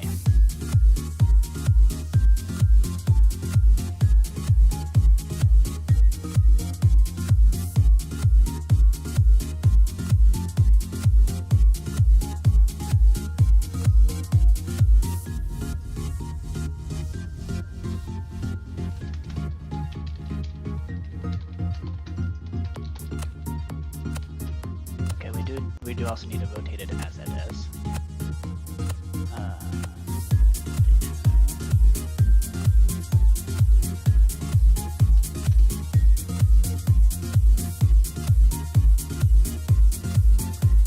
Okay, and then we do the same teleportation trick. So we do teleport all the nearest new train.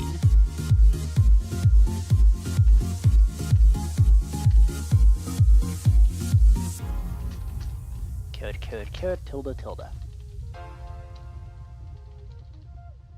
Okay. Which will also give us a lot of control over how exactly we place these trains, which is a good thing. It's exactly the kind of control that we need for the aesthetics. And then we transfer the line IDs. Okay, that's good.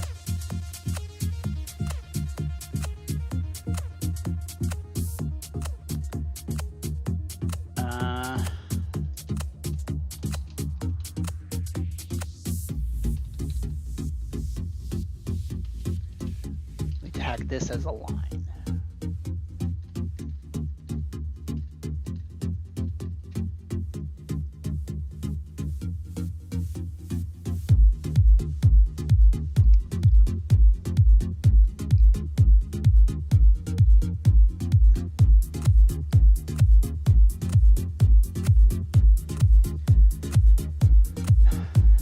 This is the new line right here. And what we're gonna do, okay, we do want to be able to match line IDs, because everything that is remotely related to that line, match line. Replace city ID with line ID.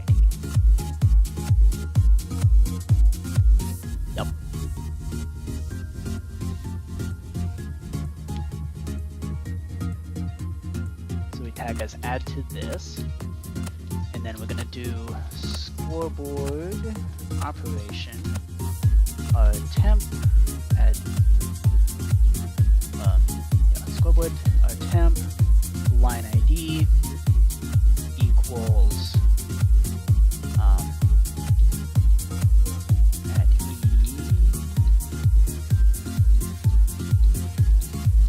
then go add to this.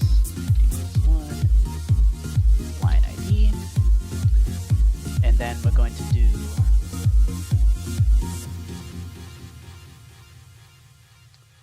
and then any item display tagged as a line.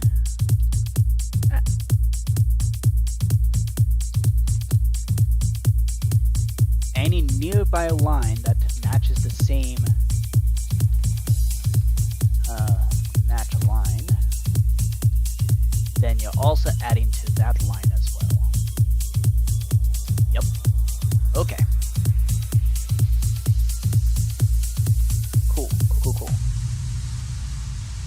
So now we place the actual train tokens down on top of that line. And then move it into position.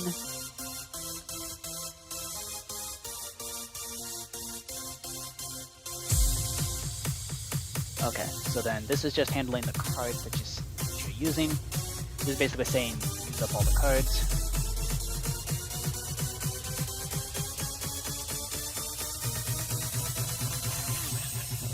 Played. Okay. We then transfer the line ID. Good. Okay. So transfer the line ID. So it moves into position, transfer the line ID. And then here's what we're going to do. We are going to nuke this line, basically. Ticket to ride in dimension tag equals add to this. We're going to remove the fact that this is a line. So what that's going to do is basically, it's basically going to go, you are no longer a line. Get out of here. Still going to be on display, but it's no longer going to be considered an actual line.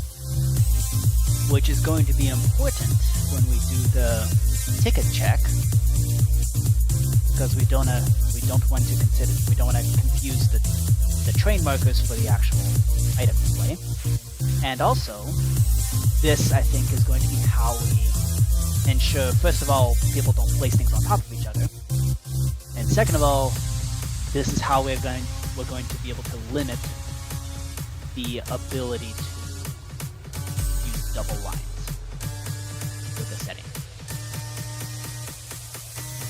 Okay, so this is, let's go and so this is going to nuke the line. Now before we nuke the line,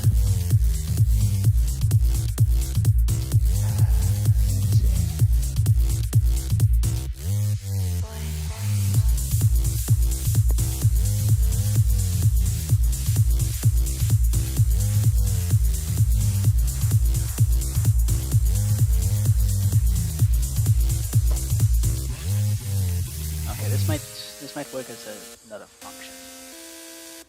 You place trains. Okay, we need to copy paste that. This one is not a full-time script. We're not doing Mathematica.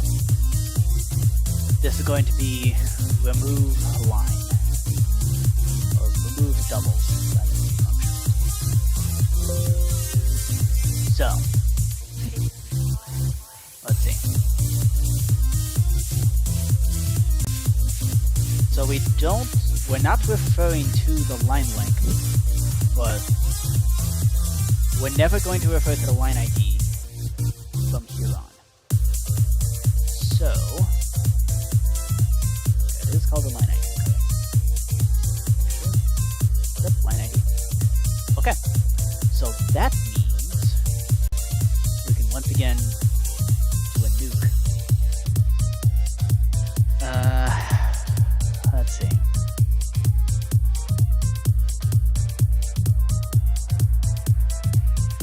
Actually, can we? So let's see. We basically want to kill off any possibility of using a double or triple line. How do we do that?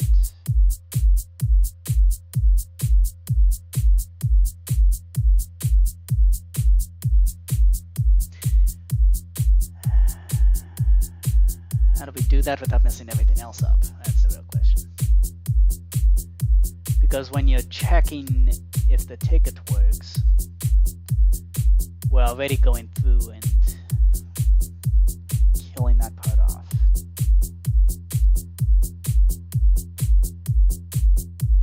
We're like trimming off the part that says, this is the line number 1, this is line number 2, in the cases of doubles. So how do we prevent the doubles from being used again? So we want to match the line IDs. Let's Specifically, we want to match the first 4 digits of the line ID and ignore the second indicator.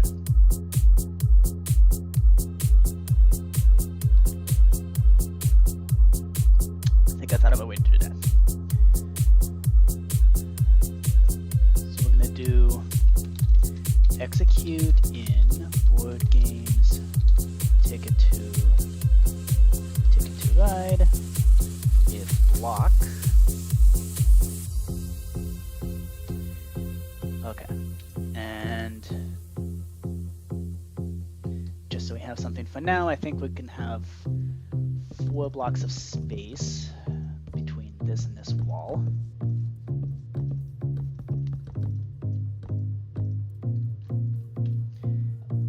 Over here is where we're going to place the setting for that, on whether or not to allow the use of double lines.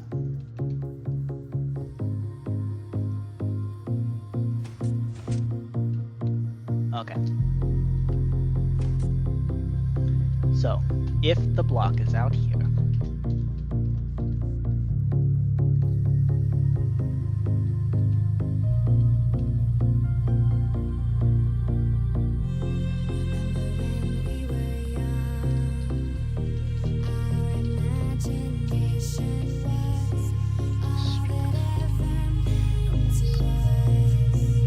when we are restricting things, it gets more complicated.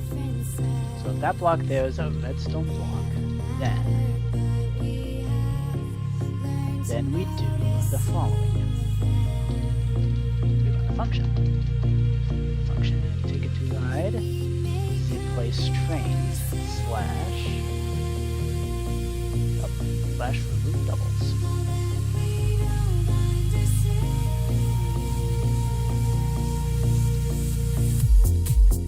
The line.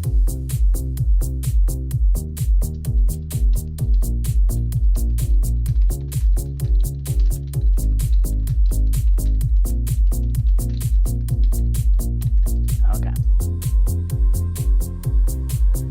So, when we are removing the doubles, we gotta keep track of things.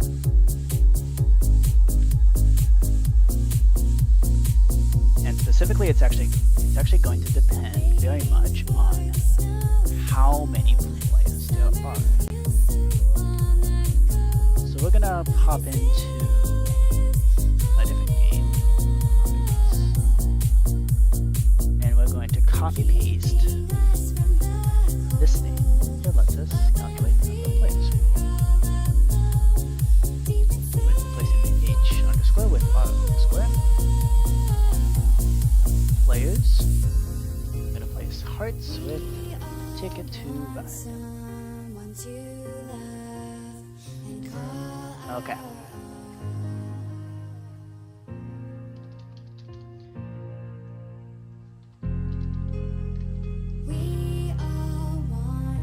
Okay. And then don't care to do this. Okay. So this now calculates number of players, which we do care about. Number of players.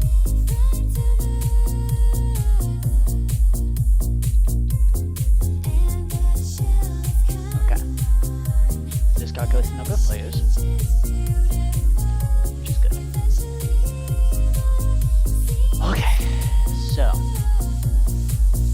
remove doubles.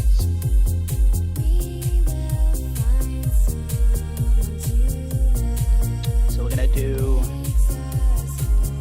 how are we supposed to actually use numbers? So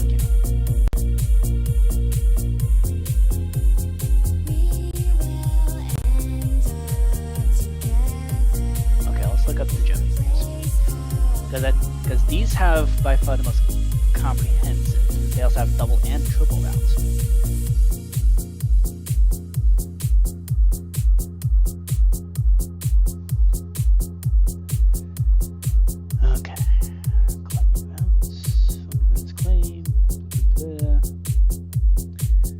That they always choose male pronouns, but whatever.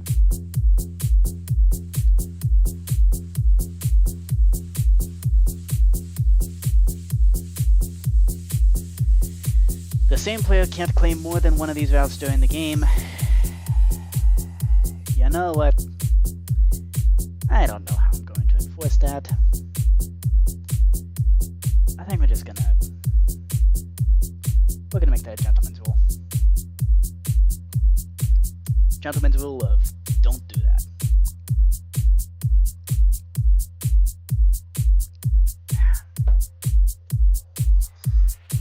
Okay.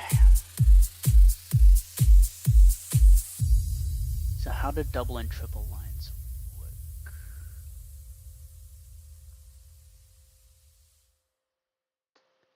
Destination tickets.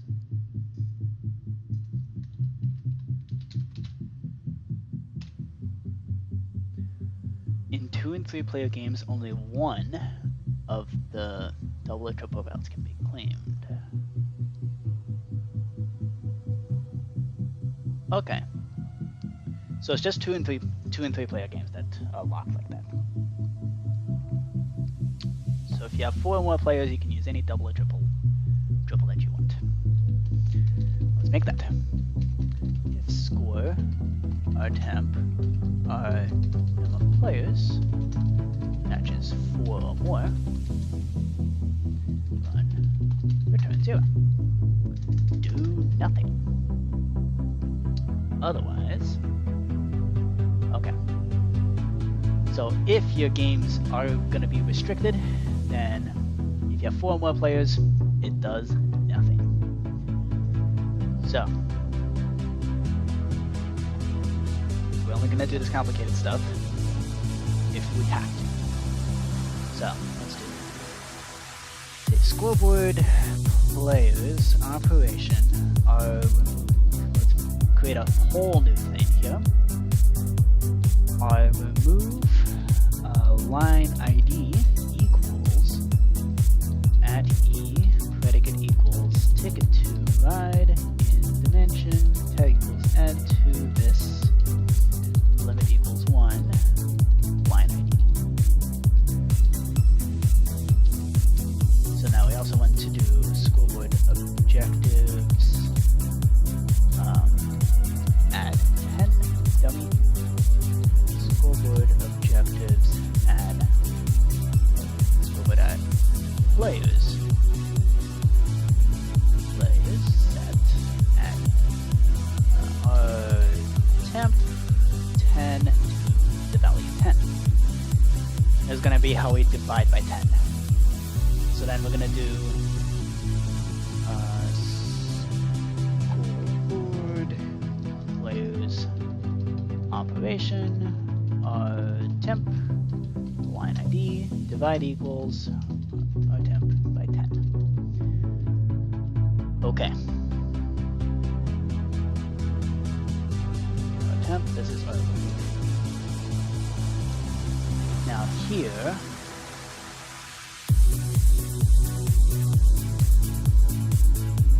and then from here we also do the same thing to our temp. At which point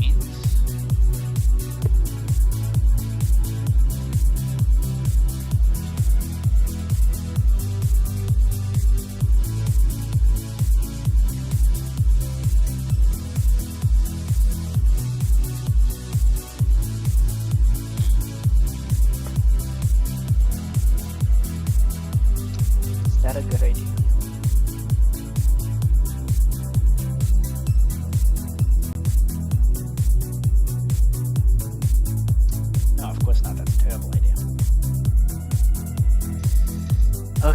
How do we nuke the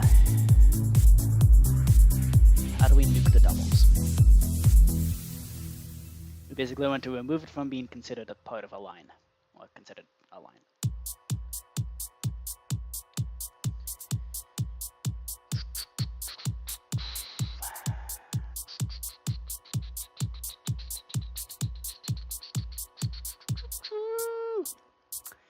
Okay.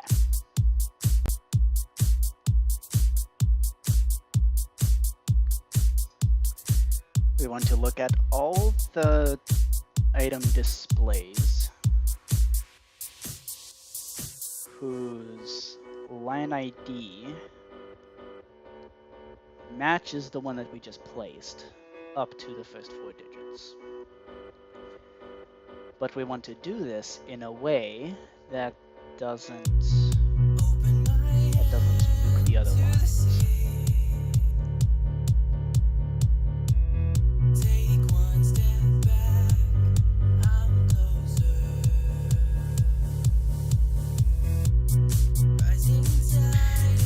Here's a way to do that. Okay. We don't want to nuke the line ID, but we can nuke this. Nuke the temporary scoreboard. Scoreboard objectives add connections. Dummy. And what we're gonna do, we do execute as add e predicate equals ticket to ride in dimension. Type equals art. Type equals item display. Tag equals line.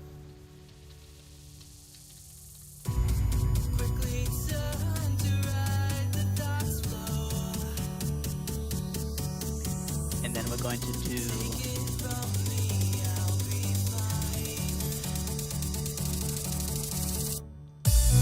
okay, we should do this. Tag equals new train. Add line. And then remove train. That's how we do that.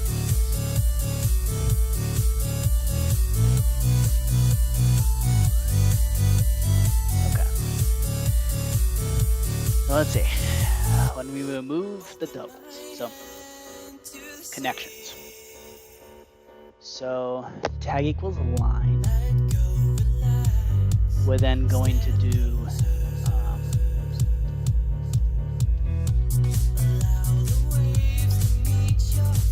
anyway, just call it layout. Yeah. That means we'll have to update all the functions that do the depth first search, but that's fine. So then we do run scoreboard players operation connect at s connections equals at s line ID. And then this, and then we do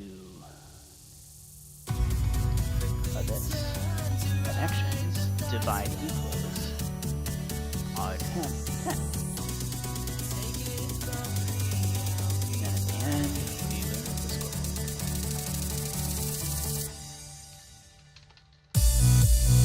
Okay. So we check for connections. Now here we then do our remove line ID equals this line ID. Well, actually, connections.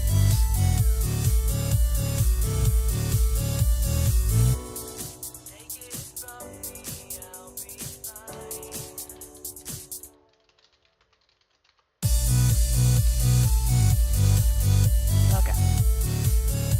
And so connections equals this connections. Okay. Alright. So we now extracted all the 4-digit things that basically tell it which cities it's connected to, which is exactly what we were looking for. But now we do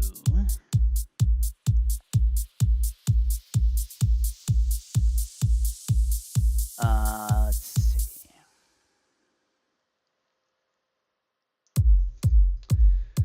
We're gonna do our temp connections, and we're gonna make another predicate, which is going to match the connections. They're not item modifiers; they're predicates.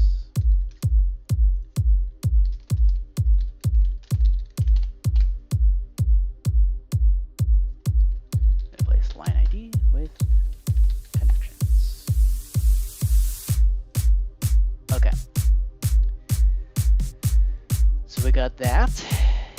And then, so we set our temp to that. And then we also do, and then we go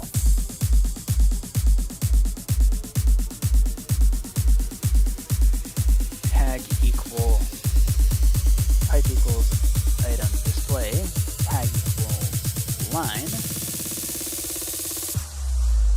If you match the predicate,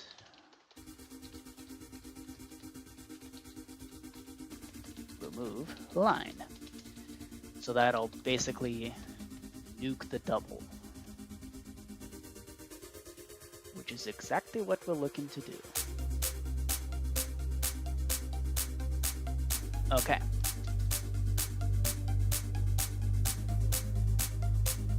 Cool. Cool.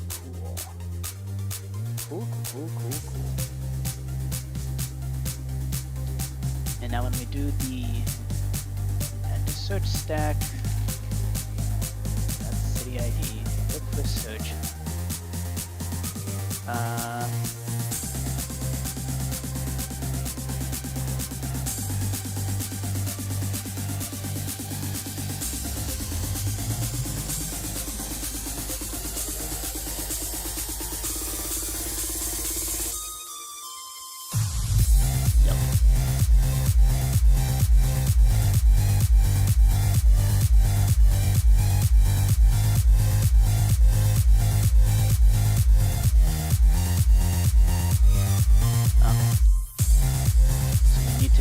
Update the depth first search, yeah?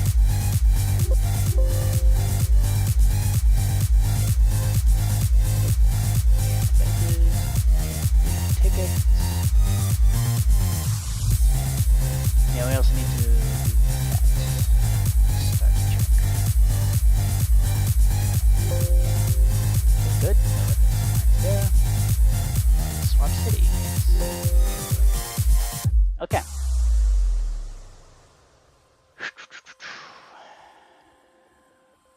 Cool. Okay.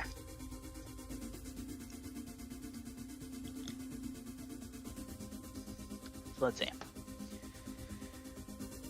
So that's tagged as a player line. We basically remove. It's essentially equivalent to removing it from the map. Like, it's not something that will ever be considered again because it's no longer being tagged as a line, which is a good thing.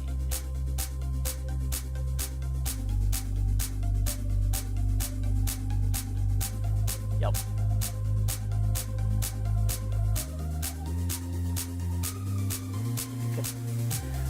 Okay.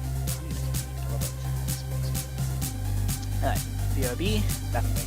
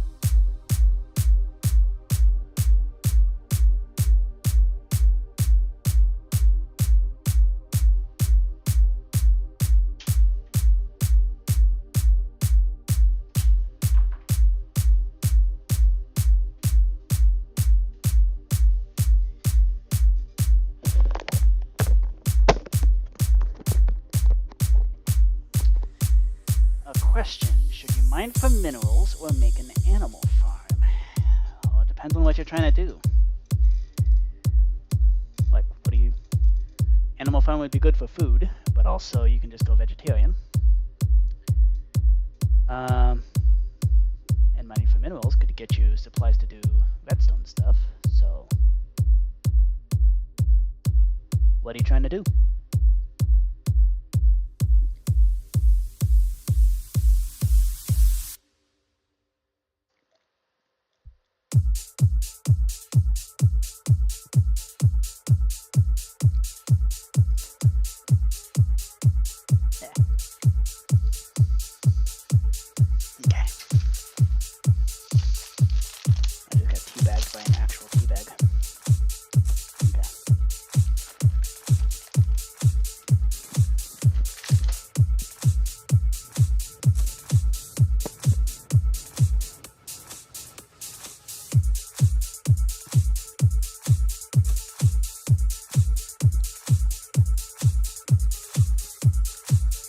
We've already started on it, running a little bit low on gold/diamond and no netherite.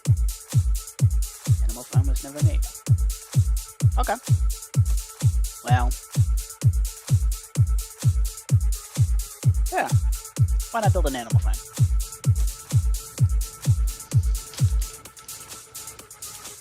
Just better hope that the pigs don't rebel against you.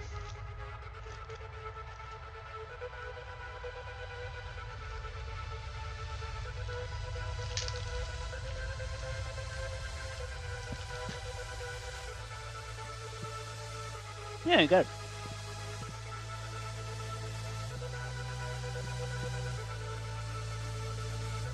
You wishing the same pigs don't rebel against you? Well, I just realized something. If you strike pigs with lightning, they become zombie pigmen. So, pig wins. So technically, it becomes actual animal farm. That's exactly how you get the pigs to rebel against you. That looks kind of clever. Okay. I mean, around this time in the live stream is about the time when I usually get insane. But we're continuing on. In fact, it's almost 9:30, which is normally the time when we finish. But we made a promise. We do Ticket to Ride or bust. So, well, we're not going to quite succeed. We still need to bring in the loot tables. I still need to figure out what the tickets even are. So, I think what I'm going to do to get the information about the tickets, I'm going to go into the mobile version of Ticket to Ride Online, and I'm going to play like a dead-end game where all I do is draw tickets. See, the problem is... Yep, we're ignoring that one. See, the problem with doing that is the bot players, like, can't... I don't know if you actually know what their tickets were. I think you might.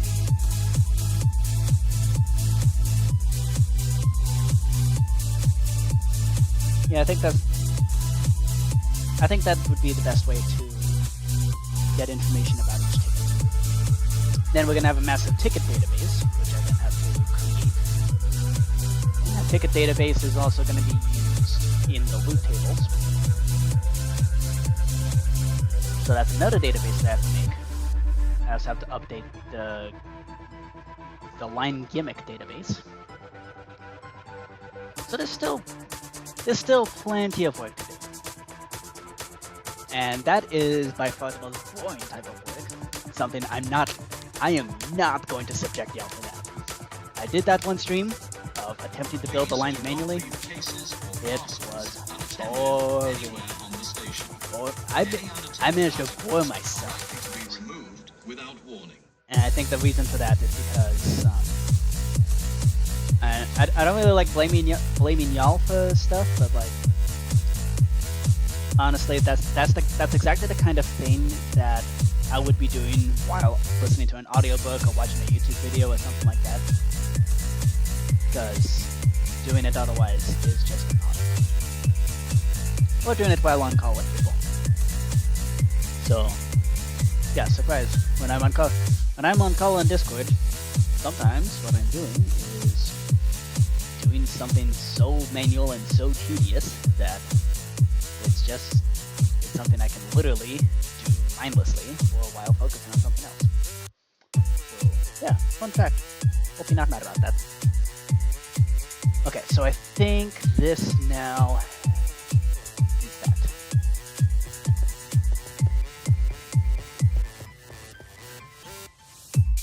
Okay, to do. This is databases.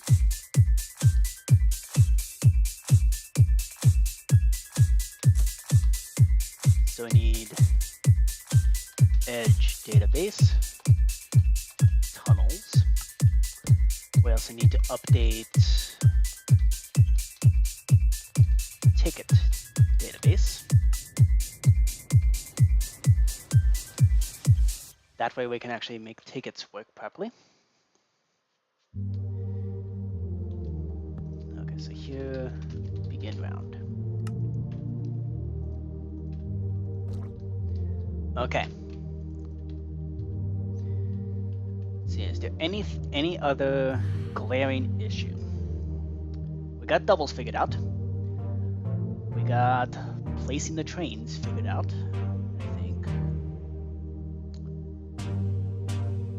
So from here, we also got the line IDs figured out. We invented the depth first search.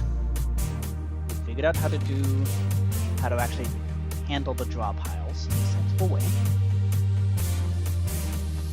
So I think with that,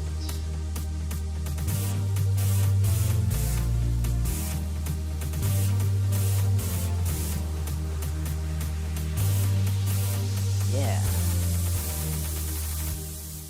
methinks. Just want to go back.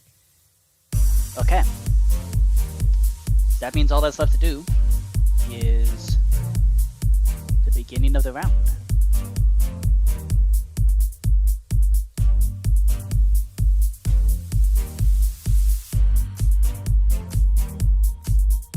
Okay. Kill that page. Okay. So, let's see. When we discard a ticket,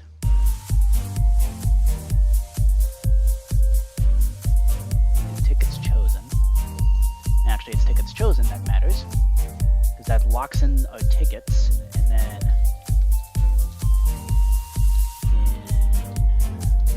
so if it's the beginning of the game, we don't want to do anything. Board games, ticket to ride, fun, or if block, look the block, that's this block over here, this thing needs to be a sandstone. 6 minus 1. Sandstone. Run. Ticket to ride. Rotate turn. Okay.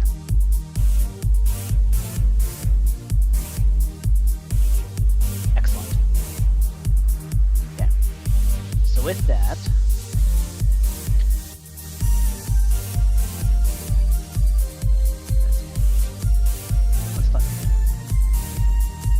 graph algorithms. Okay, let's actually begin the round. So, here it is.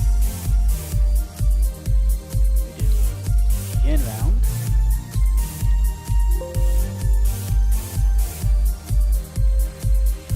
The first thing we do is, with every begin round, is we calculate the number of players. And then if score, or temp, or number of players matches less than 2, Just want to go back. run, title, and this is where we go, hey, you don't have enough players.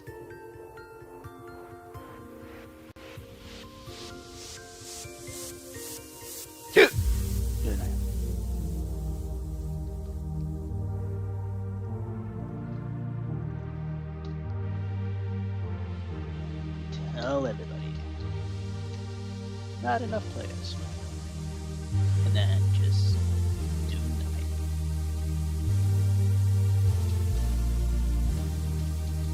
Okay. Okay. Now we know how many players there are. So, now we need to create the folder, the start game. So then we should run the function ride the start game erase. So we do need a way to erase the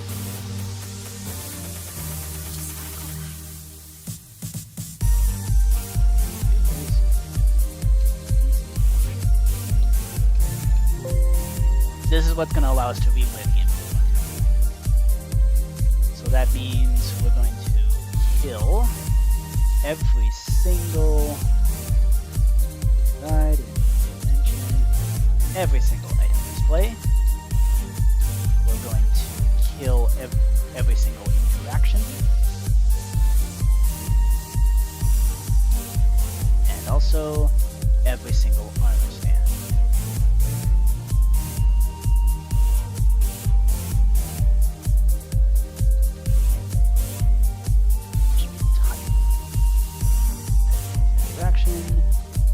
Type equals this item display. At least the item displays that's not a turn marker. Type equals stand. Tag equals not. What did we tag these things? This is how we do our turns. Oh, we didn't do that. Unfortunate. Okay, let's fix that, shall we? Let's put cherry planks all around.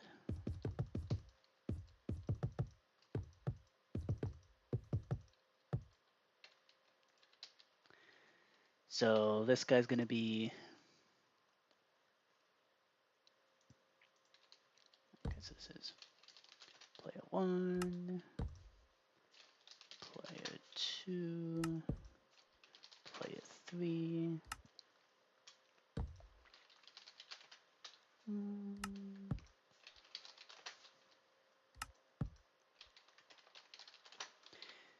Okay, so at this point, these are the super mundane things that I have to do with every single game. At least all the turn-based games. Add player placeholders. 7 entities. Oh. Okay.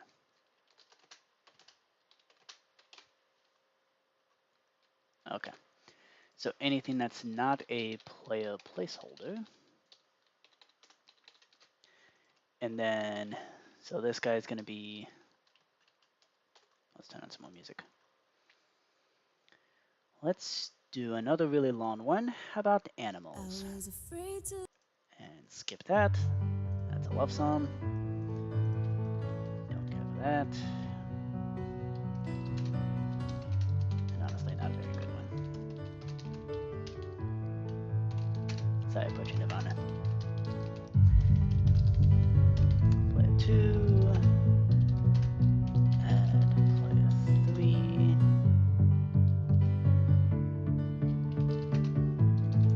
And player 4. This is player 5. This is player 6. And then here, we need to summon an item display.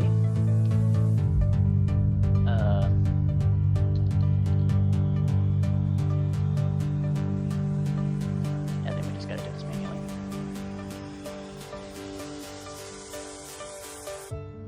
So let's summon. Because item displays don't have a hitbox, so we can't do the F3I thing.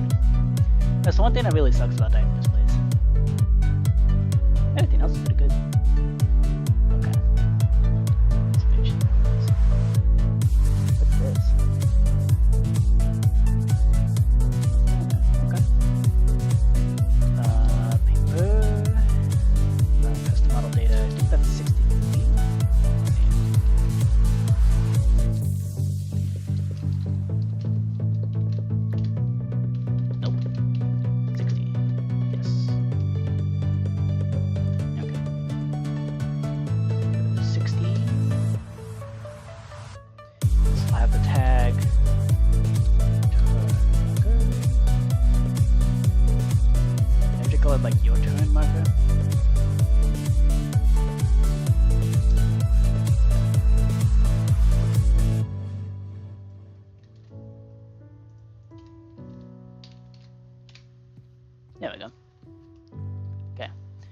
Populate the item display. Actually, let's kill this thing. Equals.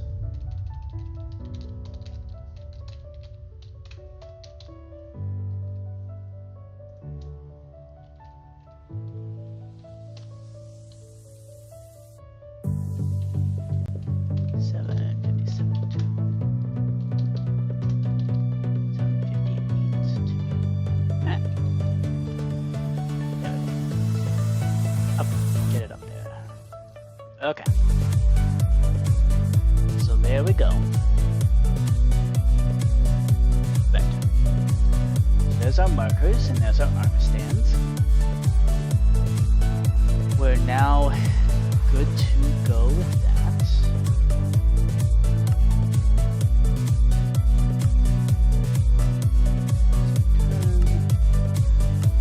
That's where we do this thing.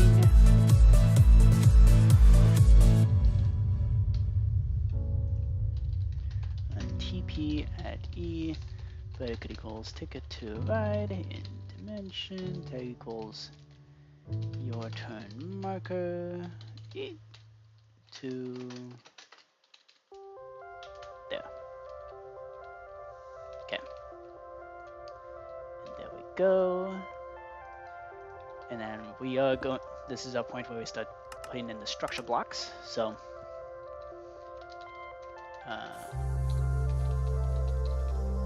ticket to ride slash turn order.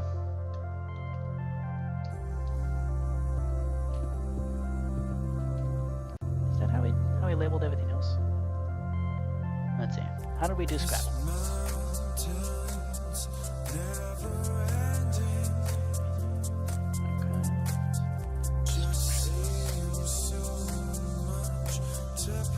Yep, okay. Standard database.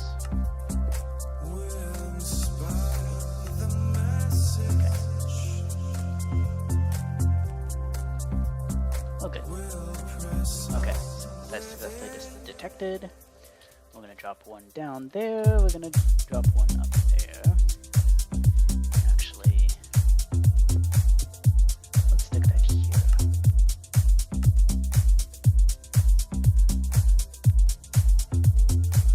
There we go. Okay, 0 and 3. Cool. Include entities on. And now we have the structure saved. Include entities on. Okay. Excellent. So then we stick a command block right there, so that way whenever we say, hey, reset this, it's going to.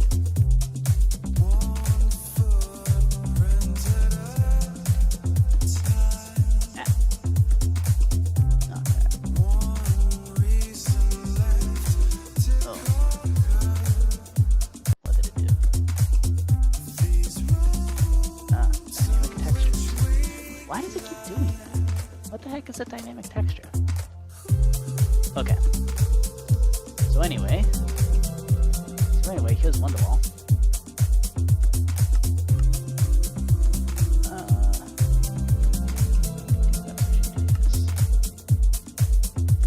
That way we properly include the item display.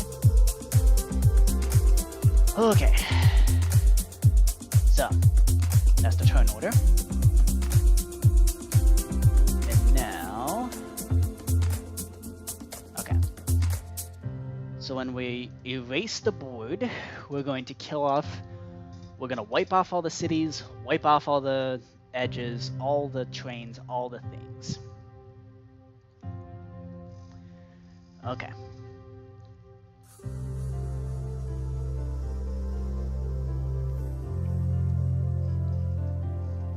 If we understand that's not a player placeholder, every interaction, every item display that's not a your turn marker. Okay.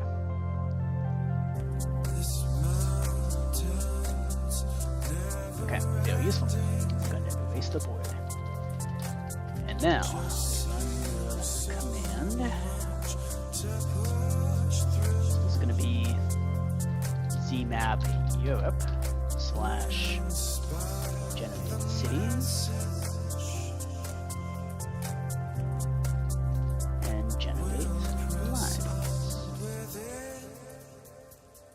Okay. So now we generate the cities and we generate the lines. And then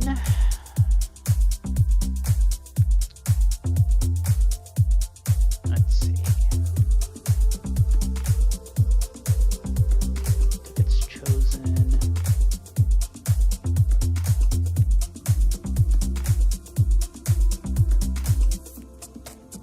You know what? This should be a maybe this should be a red block.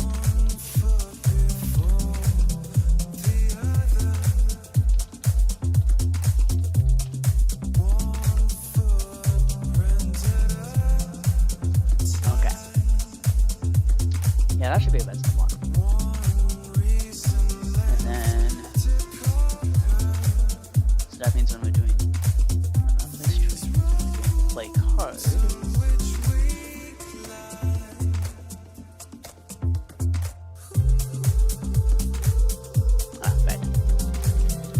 Scoreboard, players set at A.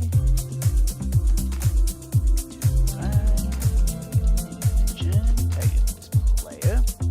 Set them all to 4. Because it means you're dealing with. Because that's what you gotta do. You have to deal with tickets. You don't even get to see your trains until you deal with the tickets. Okay, and then here,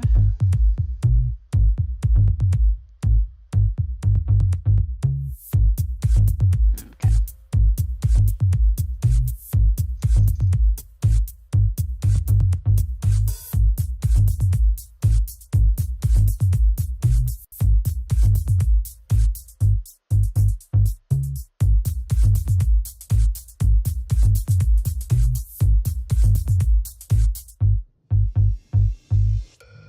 Okay. Begin round.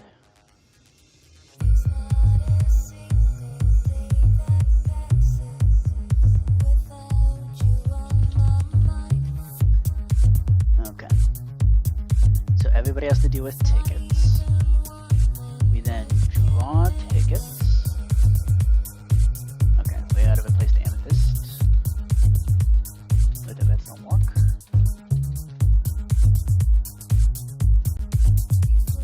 Is there anything else that...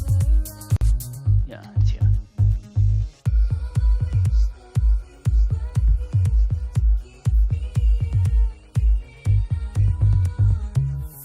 Yep, okay. And then I don't think there's anything else that was dependent on that. Okay. Then we do execute in board games, ticket to ride, run set block, -9, so -9, 56 -1, with the redstone block. And then this guy right here also needs to become a redstone block. So now what that redstone block is going to do is activate another command block. It's going to be finish setup. So the way we're going to detect if we finished setting up is when we do tickets chosen, when we lock in the tickets, we're going to go, if that was a redstone block, run, tag it as, add, ready to play.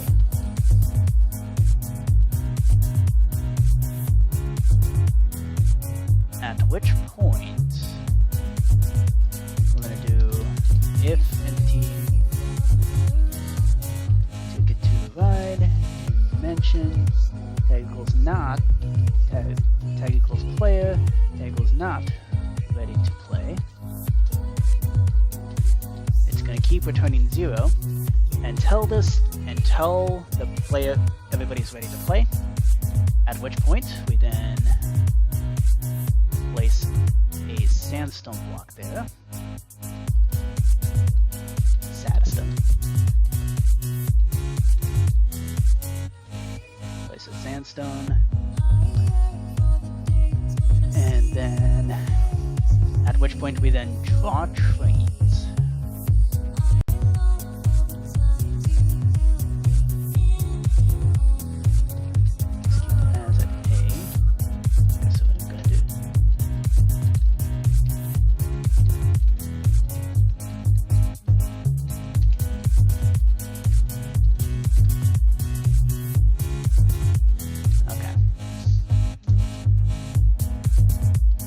Going to temporarily make it everybody's turn.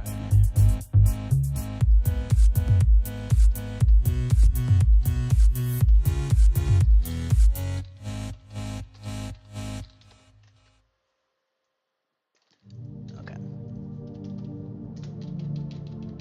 So you have to deal with the first 5 tickets first. Hey, So what's then going on, guys? Sunday here. Skip this song. Ticket to ride. In dimension. Tag equals player. So now everybody gets to draw tickets.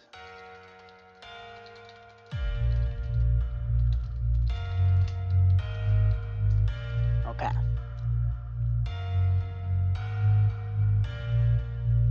So everybody's tagged as your turn.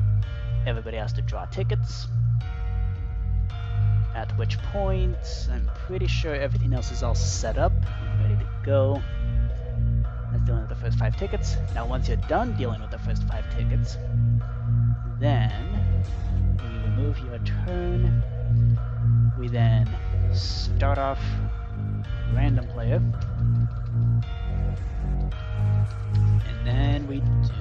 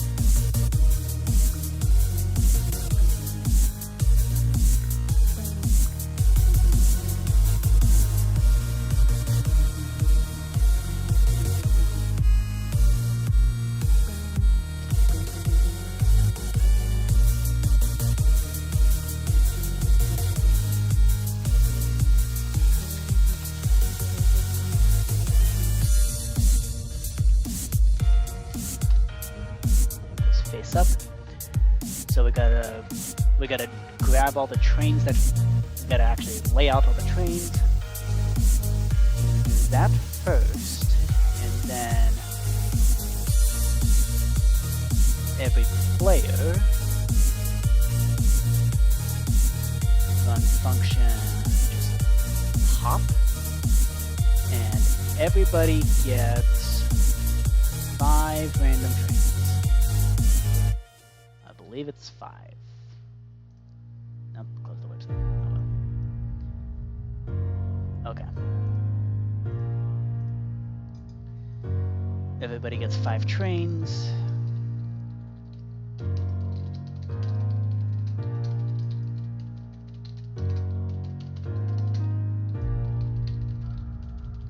And we begin the face-up pile.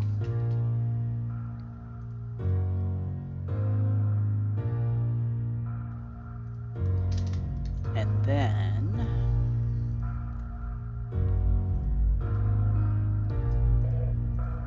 okay. So now also when we begin the round, we need to actually create all the cards. So then we run the function, take it to ride. The start game, create create tickets, create trains, and then we gotta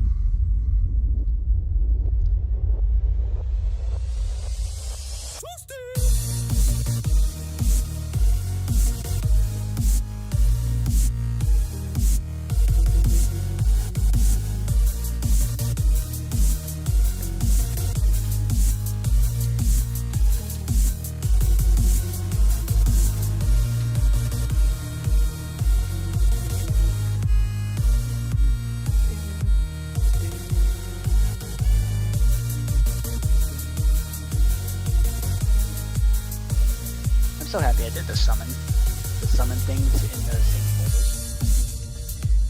This is quite possibly the smartest decision I've ever made. Because that means whenever I want to summon the armor stands, all I gotta do is just go into each of these and go summon, summon, summon, summon.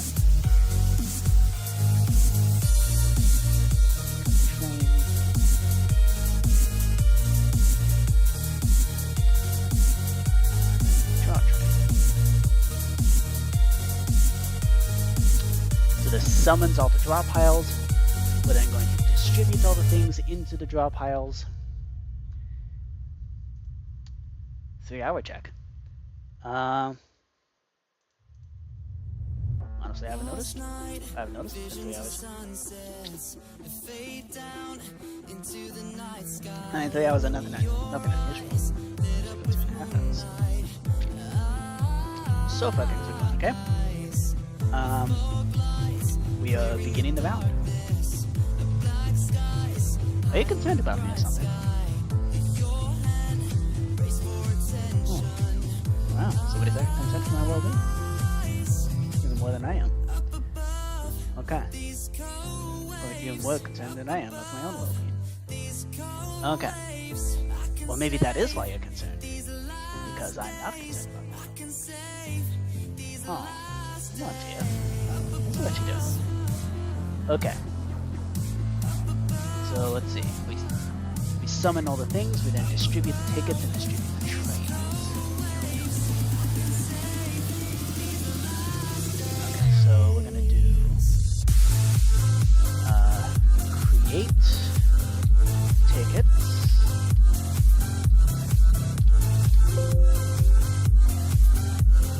Create tickets. Create trains. That's the function. This is distribute tickets. So this is a nice Eclipse project. Distribute trains. That is the function.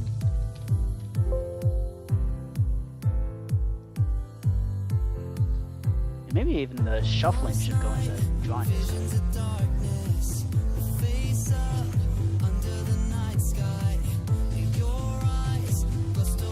Shuffle tickets.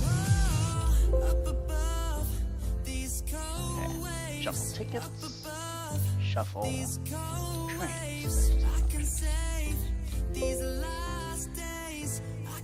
And when we actually draw the tickets,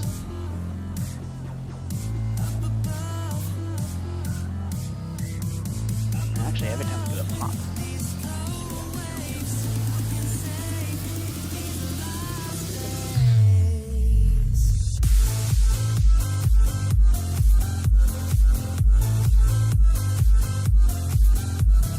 So every time we do a pop, once we finish that, we then do execute if and t at unless t at t predicate equals ticket to ride dimension tag equals what do we call this thing? Ticket draw 1. And we want to detect is that thing currently holding is this guy currently holding a whip on a stick?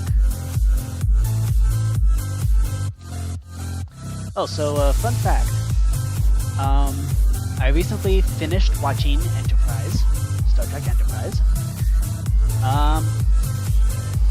Yeah, it's my favorite Star Trek. I mean, the ending, the finale episode was... They tied it in with Next Generation, and I thought it was really unnecessary. Like, really unnecessary. And also kind of detracted from the whole thing. I don't know. That was alright. Overall, I liked it. It's good.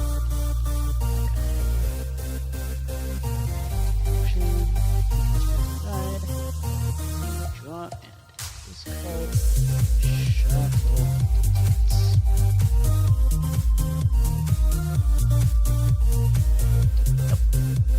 Okay. That's when we pop that.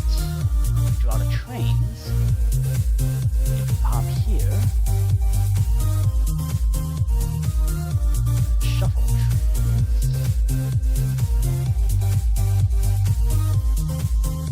Train draw one.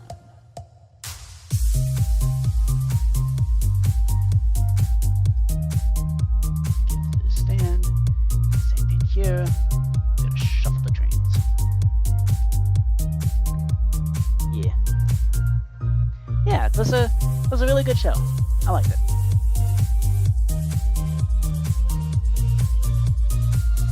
Okay. So everybody draws the tickets. What else needs to be done? So we summon, distribute the tickets, distribute the trains, give them all out. But really it's about extracting the stuff from the chest and sticking them into the draw piles. So that's pretty straightforward. And then, although it is a kind of a new thing to have multiple draw piles going simultaneously. So yeah, that'll certainly be interesting. And then we everybody draws tickets.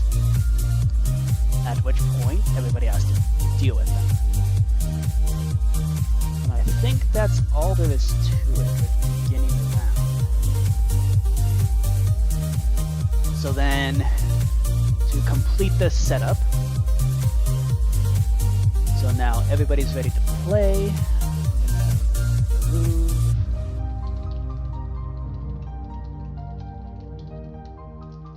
Everyone's ready to play.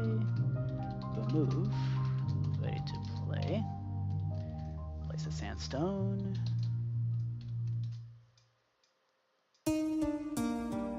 Okay, so over here we're going to place repeating command block with the function ticket to ride. Start game / finish setup. So it'll constantly be trying to finish the setup until everybody says that they're ready to go. Ready to play. So then everybody gets the 5 trains and then begin the face-up pile. So that's that, and then everybody gets trains, at which point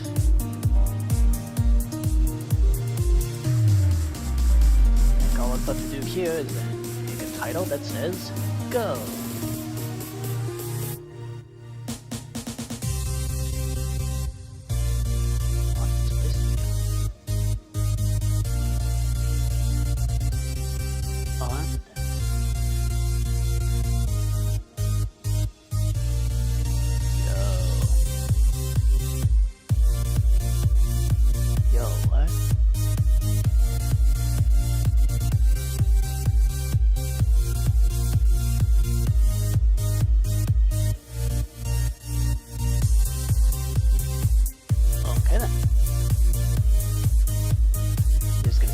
Go!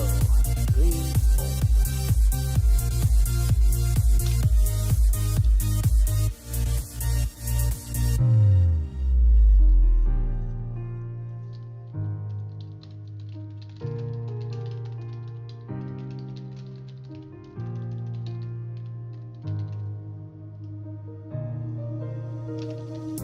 Choo-choo!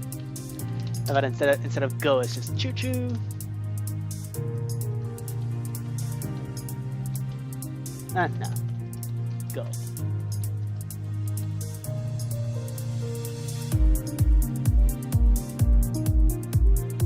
Okay. I do believe that is everything complete.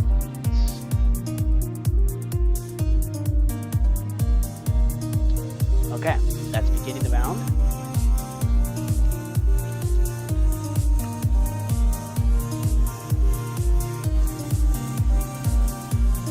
Drop house for tickets. Now we gotta do it. Okay. Right then. Okay. Things are gonna rapidly. Oh. Uh-oh. Okay. Let's fix these errors. Place trains. Line 3. Mission 11.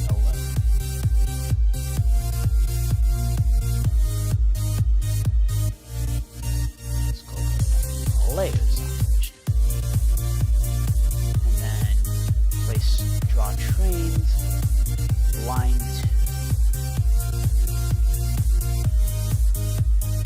See? Mission 401. Fun. Okay. Nothing too serious.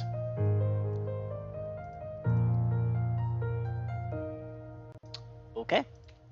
Excellent. Okay, so let's run the function ticket to ride. See, draw and discard ticket summon. So where do these okay, so those armor stands. Those ones go up there. Let's discard train, draw ticket, and discard ticket.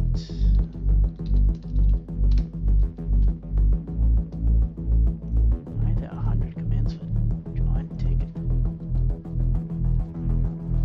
Okay. So let's see.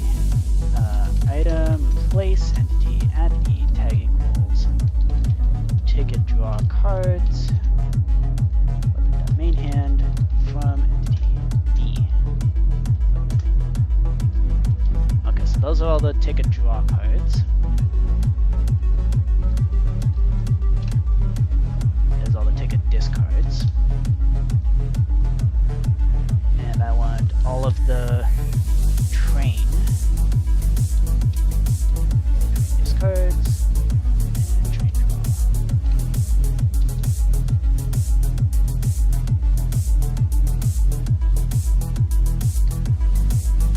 Why are there so many discards?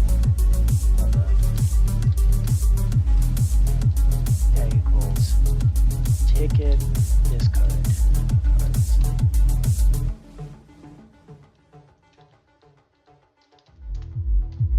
There's 100 of them. Why? Ticket draw. Oh no. Okay, so apparently they just didn't get the memo about this.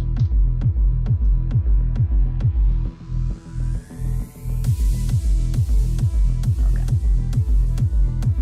So that means we gotta discard all the way down to here. 46 to 45. Nope. Just like discard tickets. 46. Yep. Okay, so that means the pop is executing way more than it actually has to.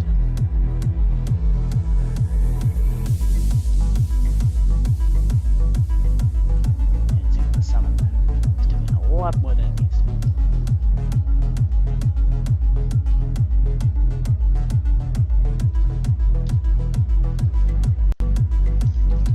Okay, so we're gonna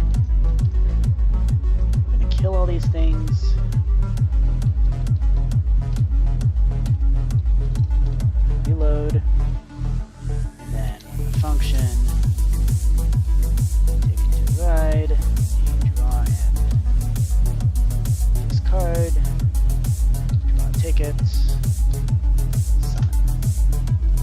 should only be 45. Okay. And it's not like it matters all that much, but it's going to be a huge inefficiency that's going to be very noticeable if that wasn't resolved. Okay, so that's train draw. Train discards.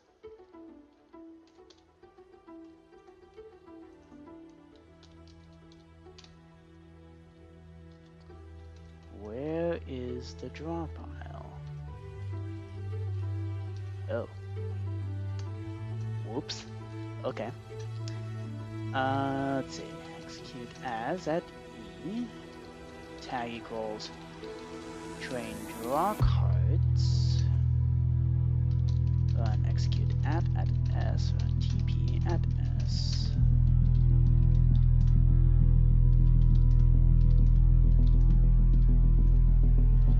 There we go.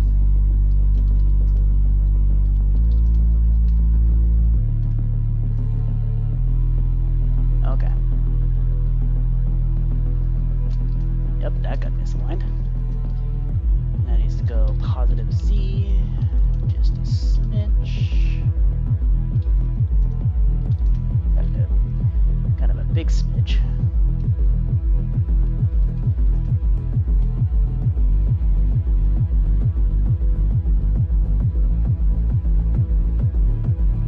Okay, there we go. Now we're aligned. Okay, so in the draw trains, a summon command is a little off. So we need to replace that with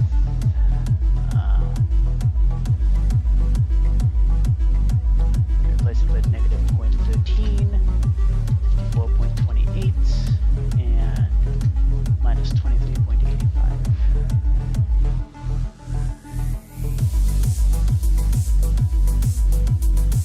Okay. That should be all of them. Okay, cool. So that's that resolved. We're very much in the realm of the aesthetics of the displays and how things work. Oh, not really how things work, it's just displays. Why are they so small? That's kind of weird. That might have been intentional. Okay, let's see. So this guy, yeah, I think it was intentional to distinguish them. Okay, so now we need to summon an interaction at negative 6.5, 56, negative 23.5, width 0.4, height 0.2, tags is ticket draw. Okay, that's no bueno.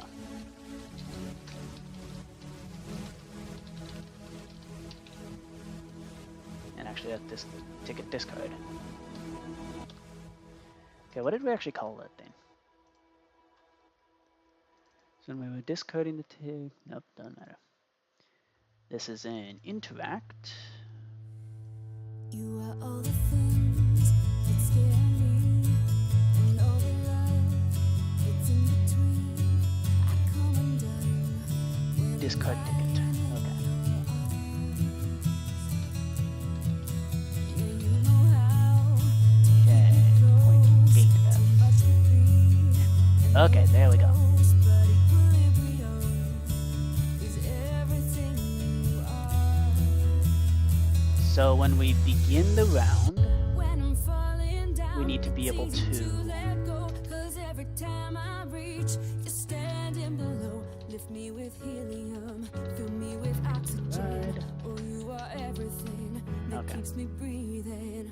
When I'm up too high, I'll So that lets us always discard the be alright, tickets. because I know And that then you're by my side. You are my life support, my respiration.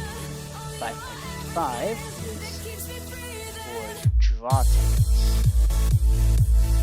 Right? It's called? Yes.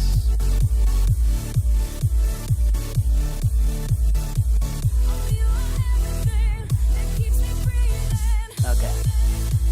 And then this guy over here is going to be at negative 0.5, 0.5.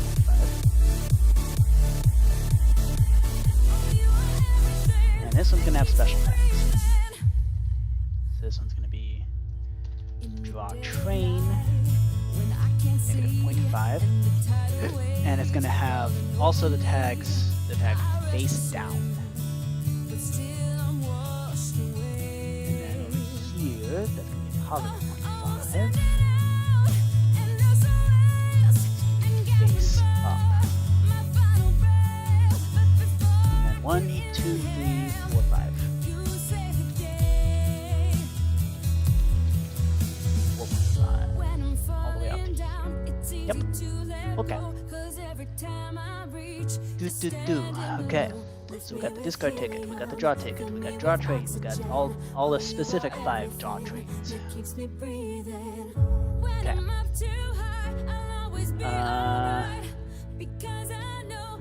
Perhaps that should be the smallest.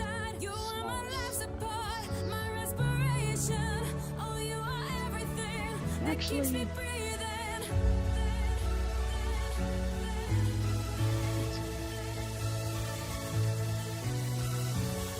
yeah, that's kinda small. Why is that? What happened? What's going on with that? Card games, asset, the models thing.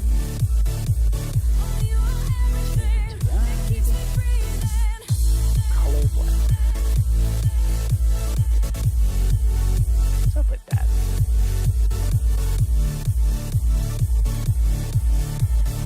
Yeah, it was deliberately scaled down. Tickets.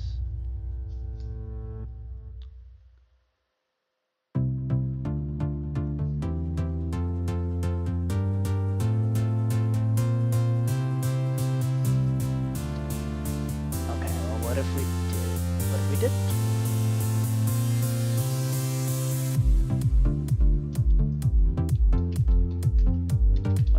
0.75 everywhere?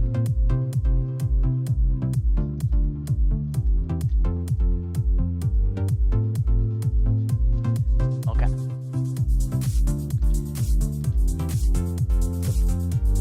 I want to reload textures. Okay.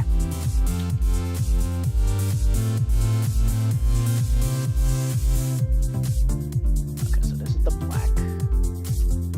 Oh yeah, that's much better.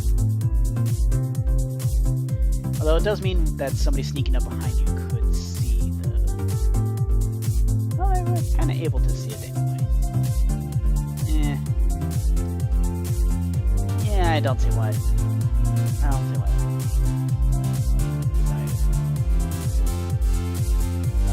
Okay. So that means going through all of these. And just making the same replacements.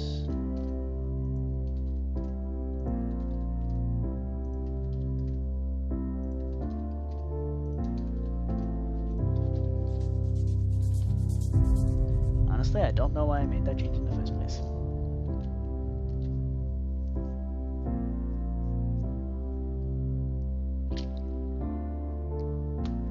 There we go, that's better. That's beefy. Some beefy cards right there. Okay. So then, let's see. So this guy's gonna have train draw pile, and it's all gonna be the same size. Excellent. What do you tag this? Okay. Cool. Right. This guy.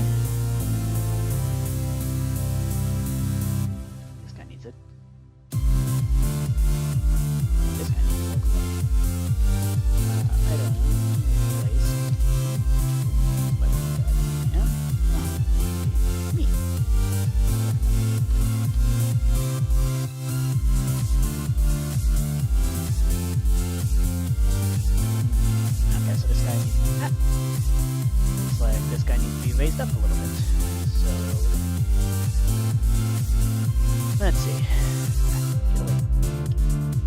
So execute as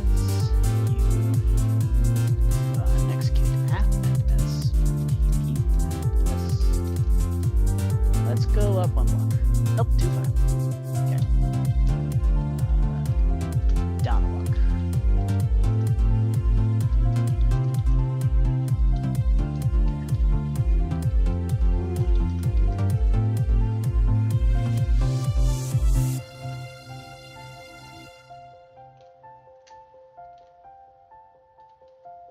Okay. That does actually mix up everything else.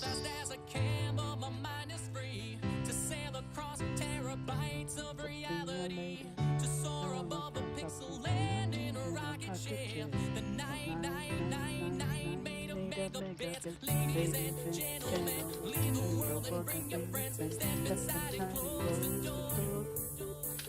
Shut it out, plug it in, press start and we're flying. No use for your walls and stuff, 'cause we built digital castles in the sky. As we float on timeless satellites, 'cause virtual is where we live. 'Cause virtual is where we live. 'Cause virtual is where we live. 'Cause virtual is where we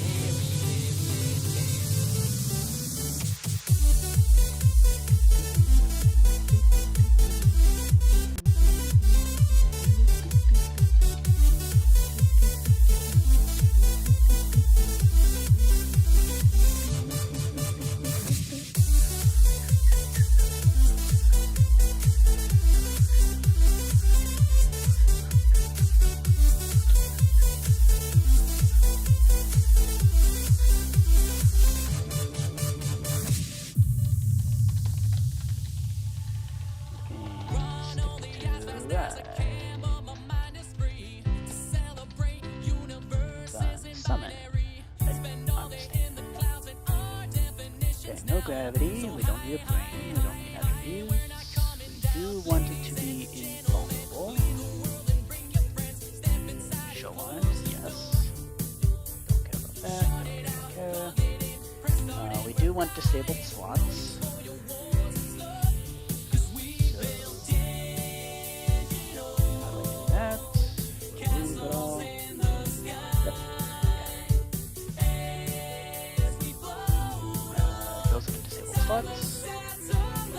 That we do care about pose.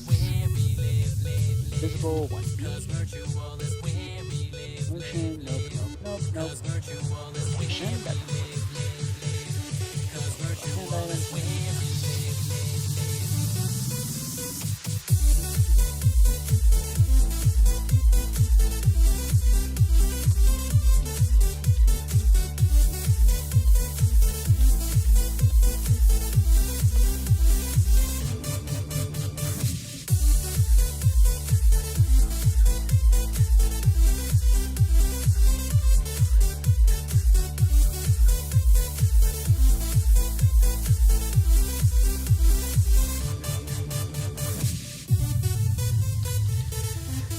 Okay, how do we tag this thing? So when we're drawing trains, so first of all, they're tagged as face up. So that's good to know.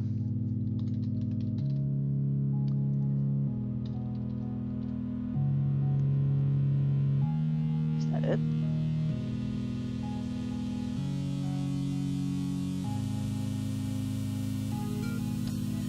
I think so. Yep, okay, the tag this face up. Okay, that's fine.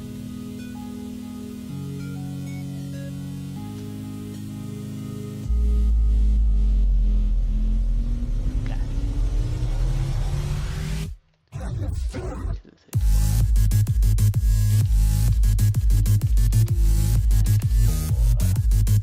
4. Okay. Yep, 4.15 at the very end. Alrighty. So this places in all the interactions that we need. This places in all the armor stand that we need. Okay. Places the redstone blocks. Draws all the tickets.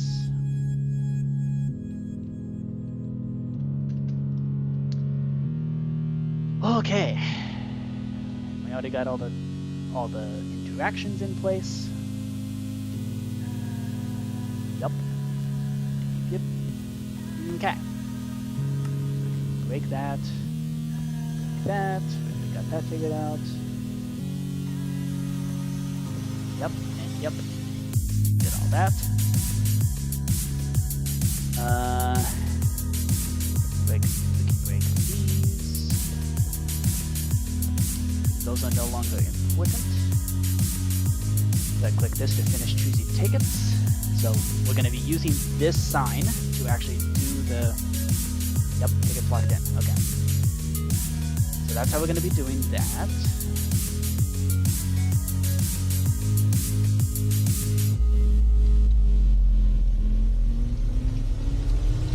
Should the tag is ready to play? Yes, it does.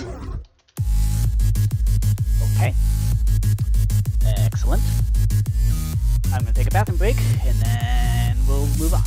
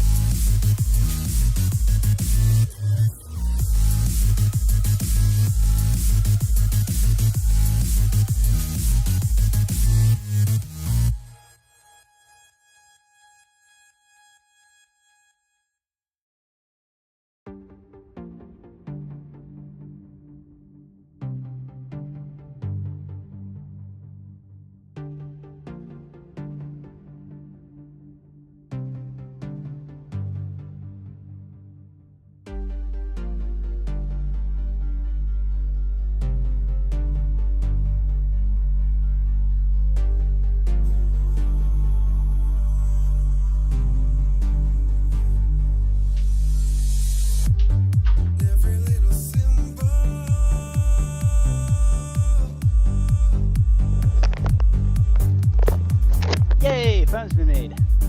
Hoorah! Okay.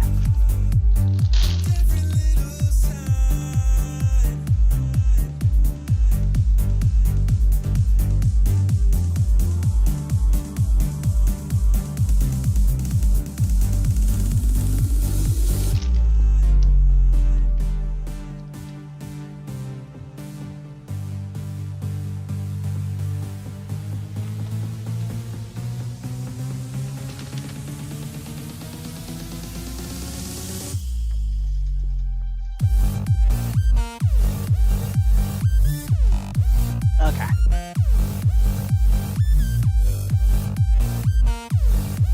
I just thought of something.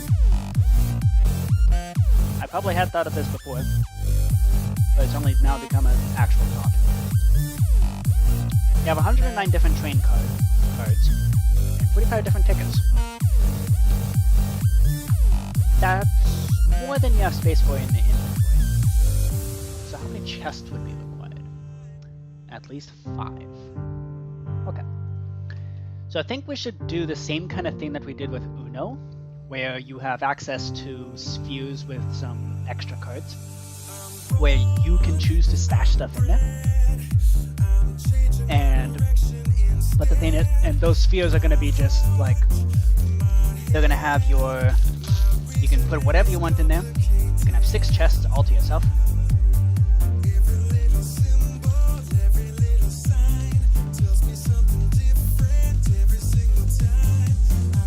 And it's going to be a teleporter pad. Go between them.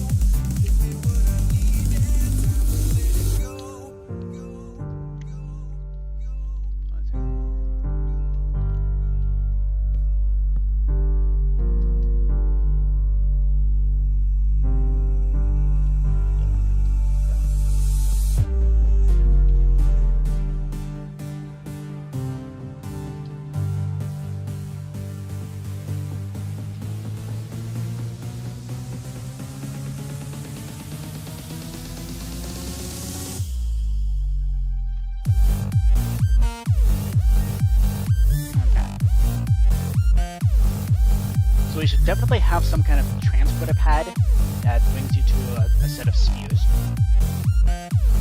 So maybe not quite as high tech as the Uno one with the chairs that actually teleport. But maybe something that looks like a train. Okay. I'm gonna allow myself to get extremely distracted. Because I wanna. Teleporter train. I'm gonna make a teleporter that looks like a train. So, let's open up block bench.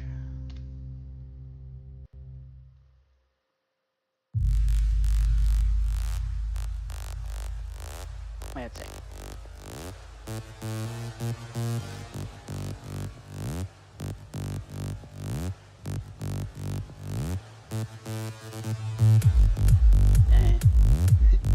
That made it like a full-on truck. Okay.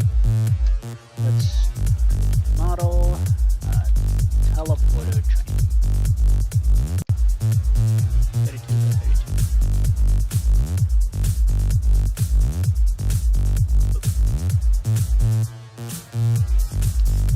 Alright. Let's model this train real quick.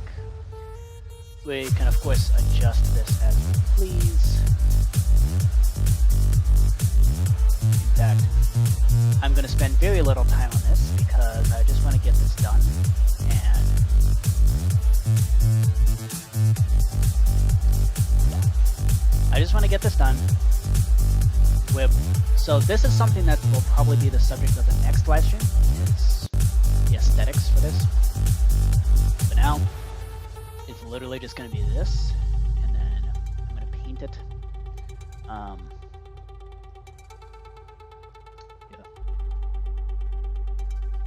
Okay. These, we need to create a texture. Teleporter train. Pixel density, let's do 32. And then this is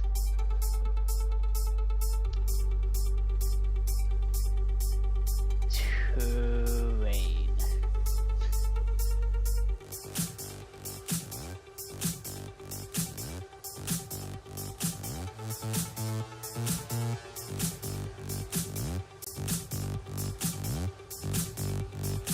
Should at least look like good enough.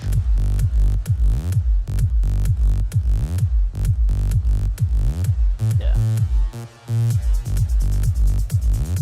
This is my favorite things to do when I'm drawing something, is just label it, because then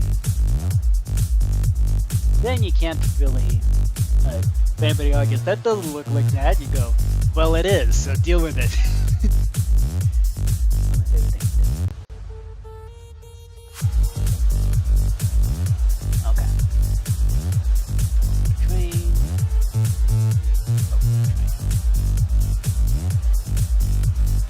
Yeah, so this whole thing is very much up for change. There's a reason it looks like it was a 2-second thing, because it was.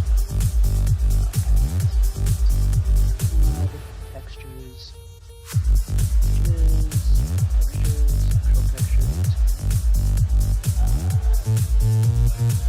Trains.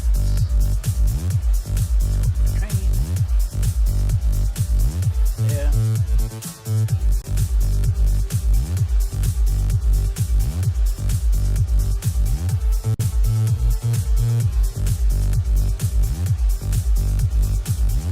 Teleporter train.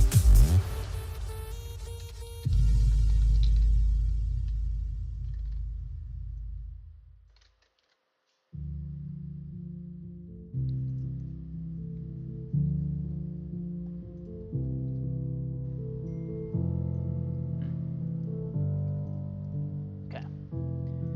Then we do textures, item, ticket to ride.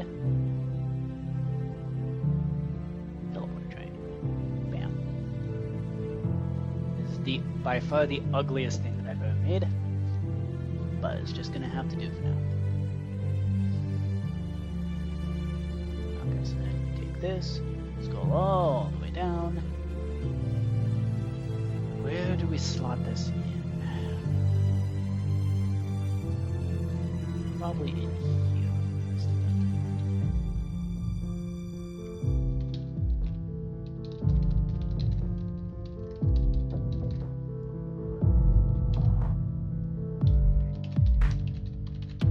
There we go. So 1711 is the teleporter train.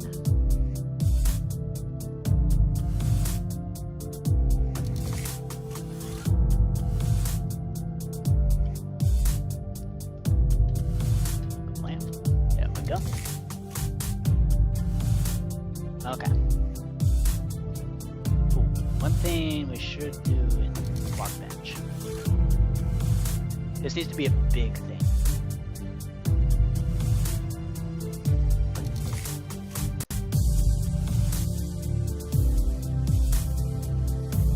So display. Let's see. We want on the ground. I want this to be a very big.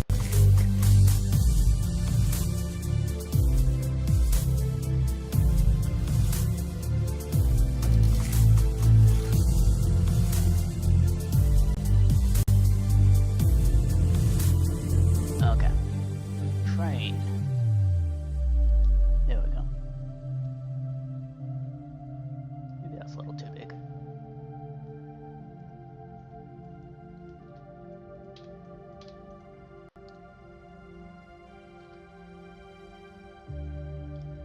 Okay. Save that.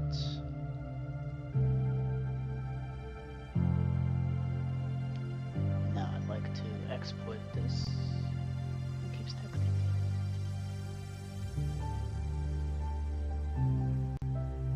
Teleporting train.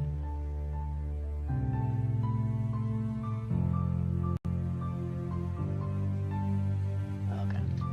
So we just take this. And we stick it to the end of here.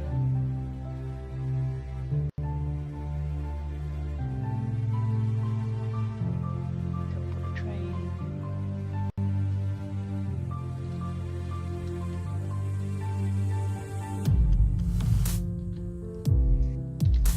Okay. And we just summon an item display. We're gonna do an item display and an interaction. So basically, if you walk into the train, or you punch the train, or you right-click the train, you're gonna teleport to your sphere. So we just gotta figure out where to place this thing.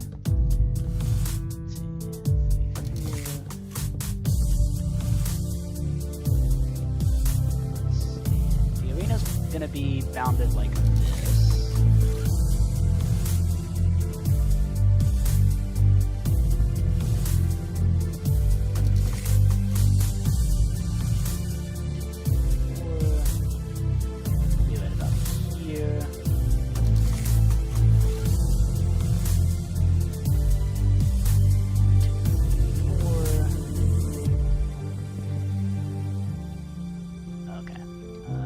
This needs to be moved back. So 11, 16 minus 28.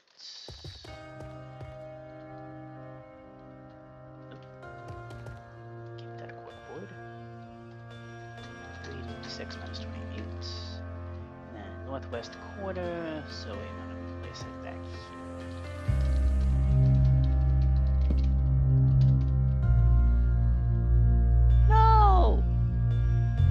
Oh no! We lost all our signs! No! My progress report! Okay, what did we need to do? And round. We need to update the edge database. Tunnels. Make a ticket database.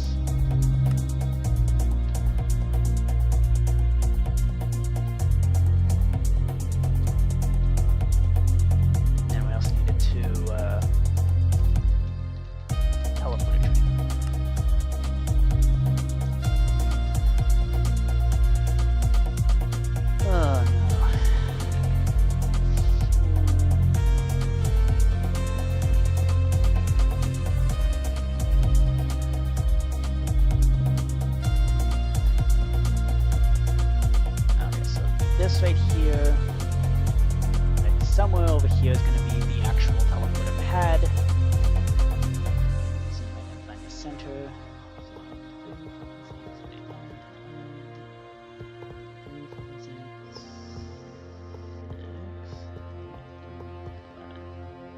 Ah, of course it's a 2 block thing.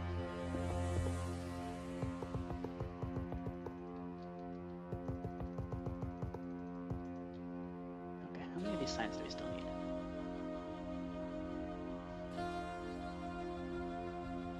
Insane.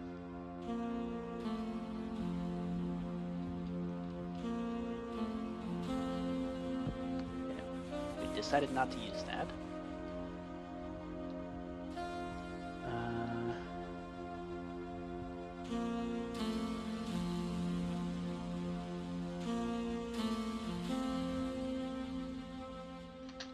Okay. I think we basically implemented all these ideas.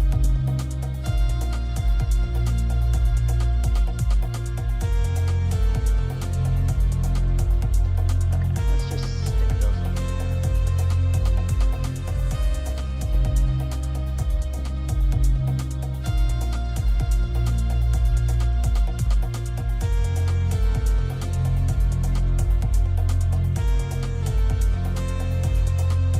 This was me brainstorming. Stacking signs on top of each other. I mean, it's effective. Like, you know, the sign on top is talking about, like, something related. So, like,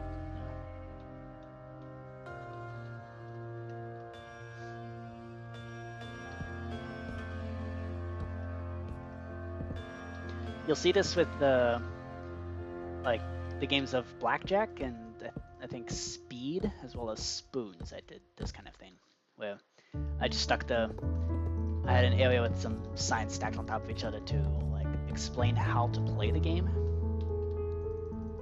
So yeah, it was very useful for those particular games. Okay, so here is where we place our train.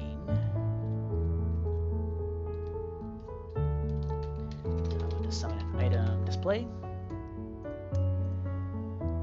and this item display is going to be this is going to be on the ground. Paper custom model data 1711.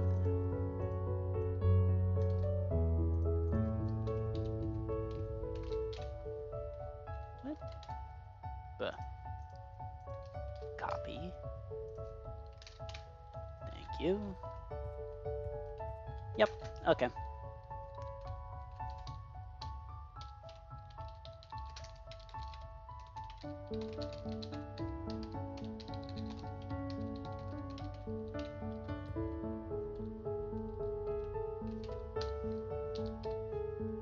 Okay. Ah.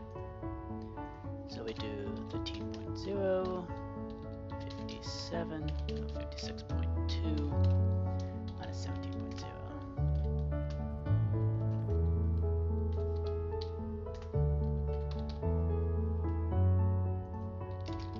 Tags.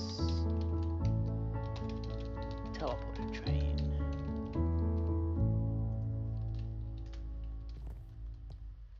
Okay. This might be something important too. Yeah, this should just be part of the arena.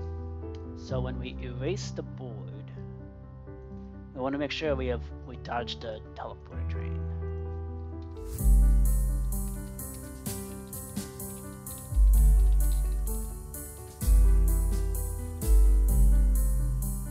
Okay.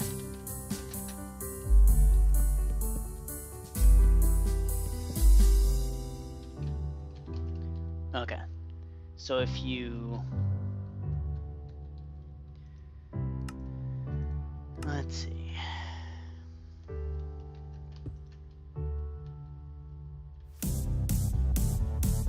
So then we're going to, in the same position, we're going to place an interaction.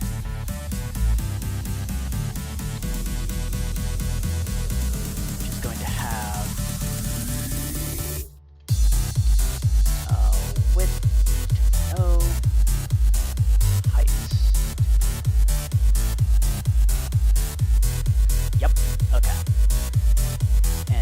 interaction is also going to be. So we're going to also tag this guy as teleporter train.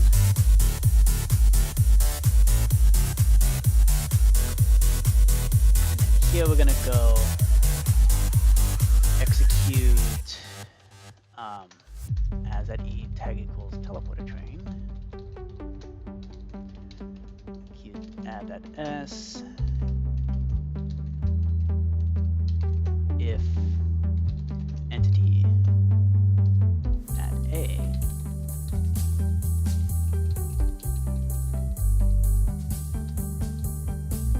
if a player walks near it.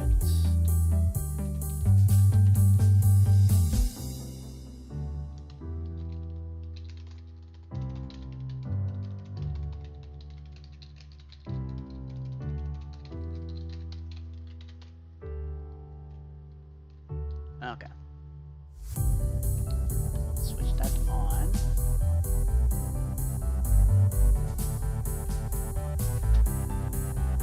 Oh, this maybe needs to be a little distance 2.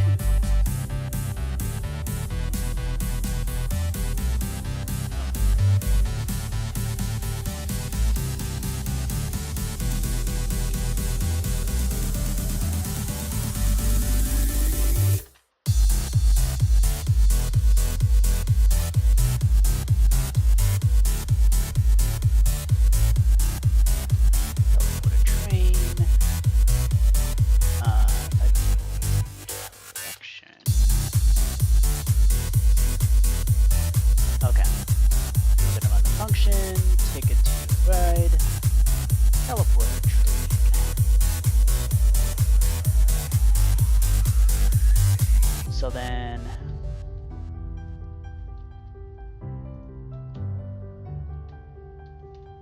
okay.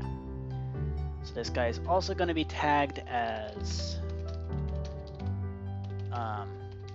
hub to spheres. Okay. So this is okay. Tag at e type equals item.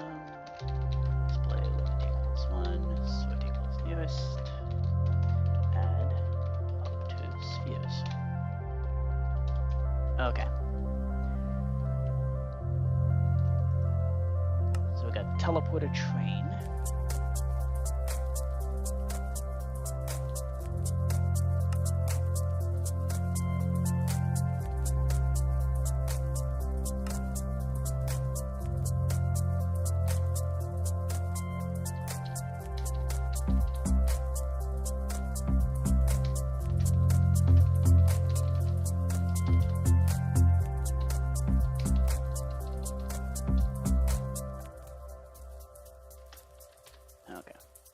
And then the function teleporter train.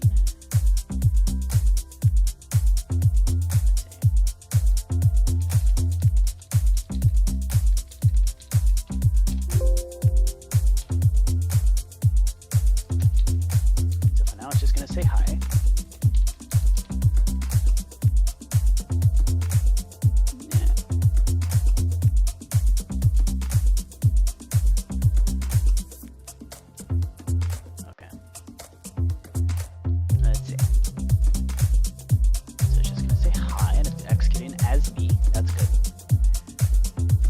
Okay, now as for the actual spheres,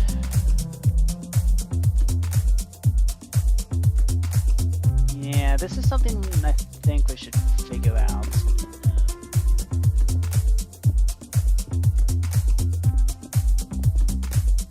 Yeah, methinks this is something that we should figure out in a later live stream.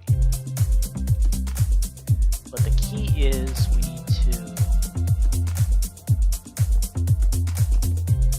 to have 6 chests available.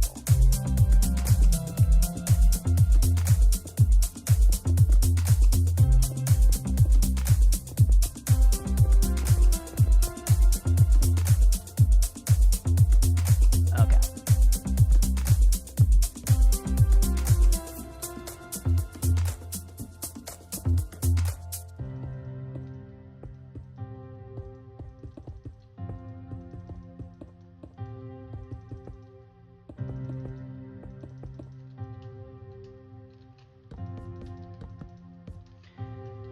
Okay. So that's that. Up a little bit.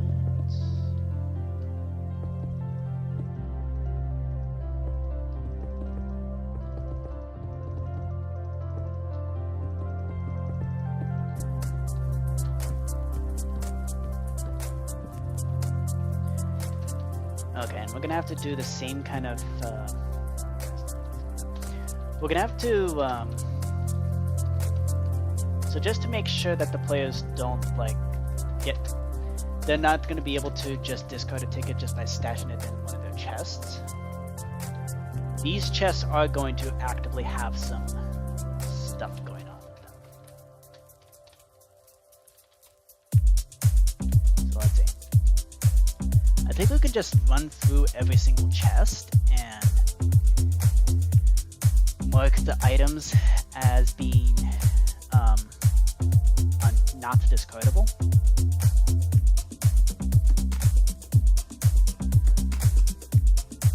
And I think that's the most sane way to do this.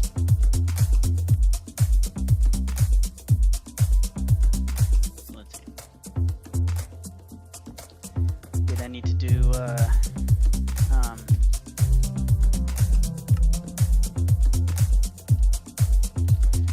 spheres of extra cards. We need to make tickets not discardable. Let's label these as separate tasks. Make tickets not discardable when needed, and it needs to be player specific. We need to remove trains at end of round. And then we also need to extract tickets at end of round.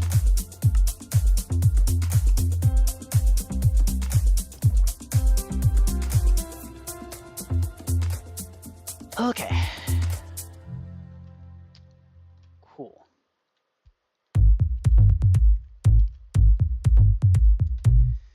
So speaking of the end of round,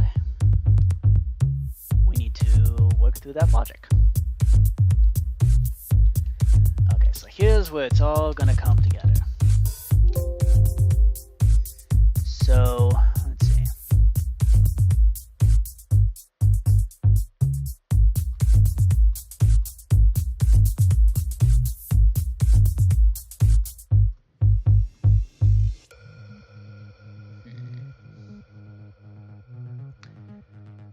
Should we look up the database again?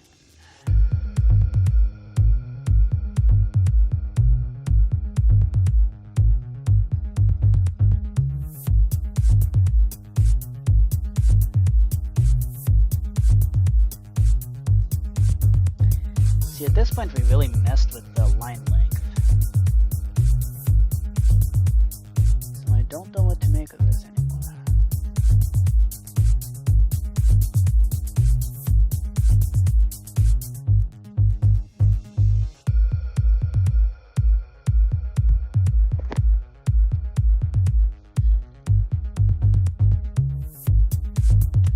How do we assign points now? So we're now at the stage where we actually have to worry about points now.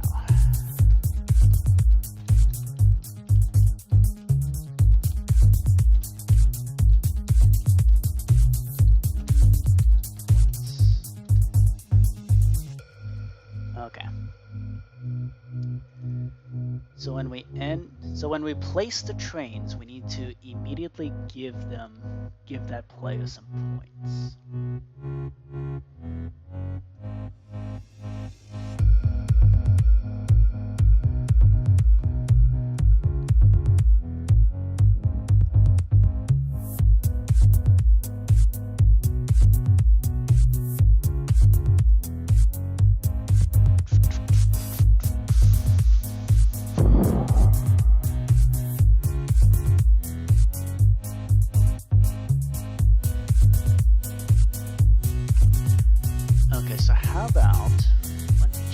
there's enough trains.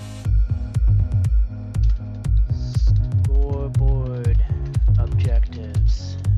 Add potential points. So then we look up the edge database. And then we do if score R10 line length matches 1. We've set the scoreboard potential points to 1. So this is where we keep the library of all the possible line lengths and point values.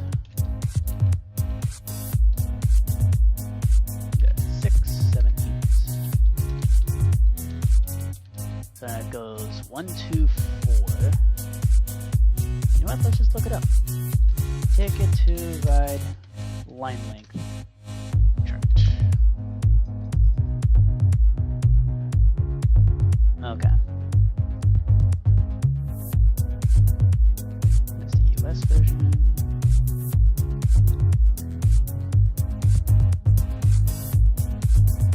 Isn't this the kind of thing that's printed directly on the map? Ah, indeed. Okay. So, length 3 is worth 4 points. Length 4 is worth 7 points. Length 5 is worth 10 points. Length 6 is 15 points. And then the 7 and 8 are a little longer.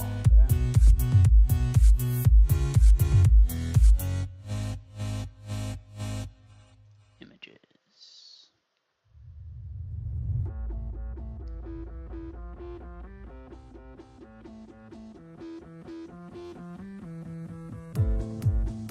Aha, there we go. Okay. Length 7 is worth 18 points, and then length 8 is worth 21 points.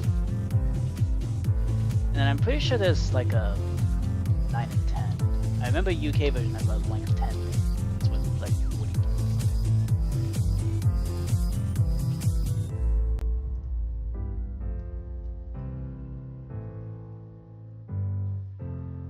Let's see. Yep, 5 is 10, 6 is 15. I don't think I've ever seen.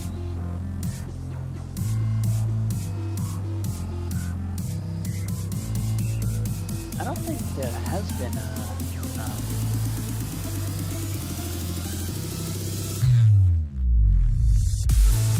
I've never seen a length 7 route. I mean, I might have, but I don't know. Oh, what's this way?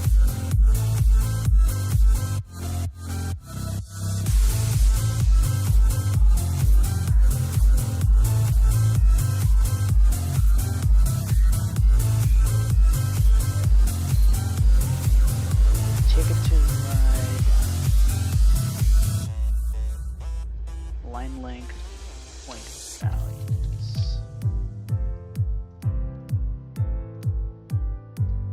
Is this going to have the list of length equals?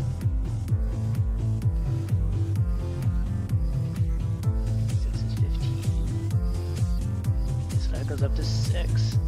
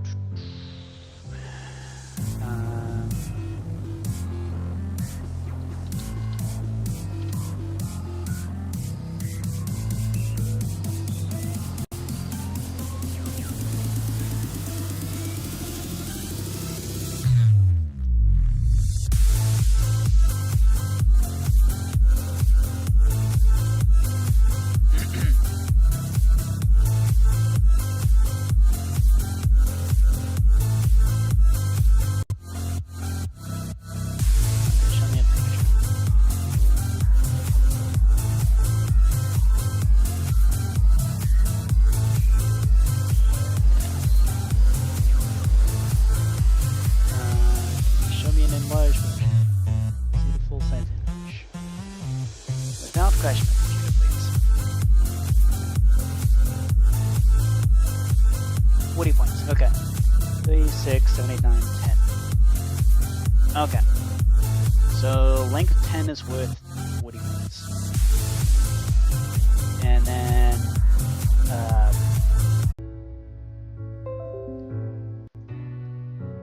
we back? Hello? Hello, hello? Please tell me we're back.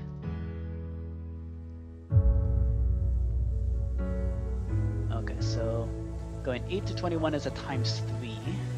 Oh, yay. Okay, 8 to 21 is almost a times 3. 10 to 40 is a times 4. So maybe it's 9 times 3.5. I'll take it for 30 points. Okay. So that's just the potential points. And then if it turns out that your thing is invalid, then you're also going to just lose your potential points. So, do play card.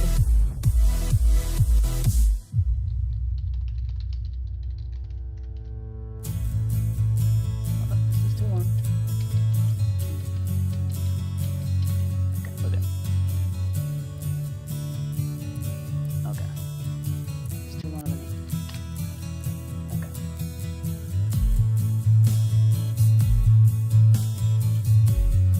And then we do the fancy gimmicks.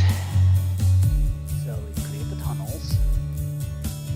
And then if it turns out that you have enough to play, and even if you don't, you get your potential points. And then once you place down your trains, then you do scoreboard, operation, add S, players operation, add S, points, plus equals, temp, potential points. Okay. There we go. Okay. So that's points from the actual train lines. So, yay. So now we gotta get the... Now we have to get the actual... We need to give out the points for the actual round, or for the tickets.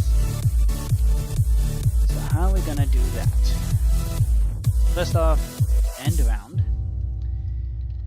So once the round is over, we're then gonna do clear at A, ticket to ride, in dimension, warp fungus on a stick, which is labeled as a train. Okay, so only tickets will remain.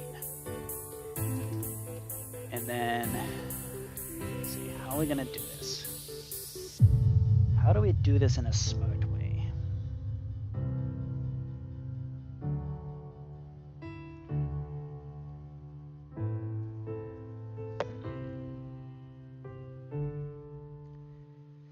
So what we can do is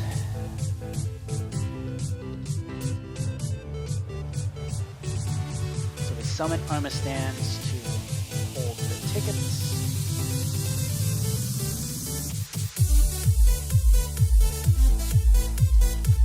Player 1, transfer tickets to stands. And then we do that for player 2, 6. Actually, here's an idea.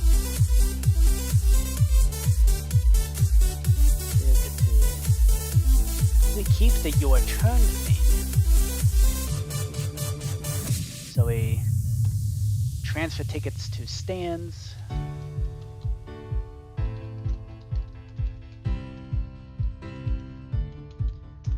And then we do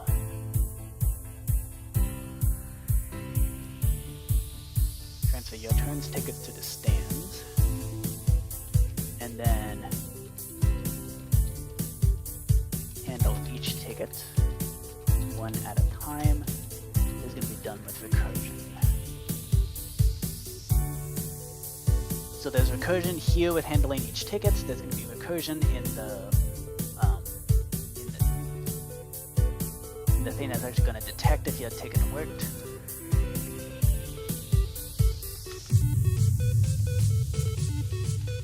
Give points plus minus for success / failure. And then at the very end, that's what we're going to do. Ride, dimension, tag equals your turn, and then we're going over here. This.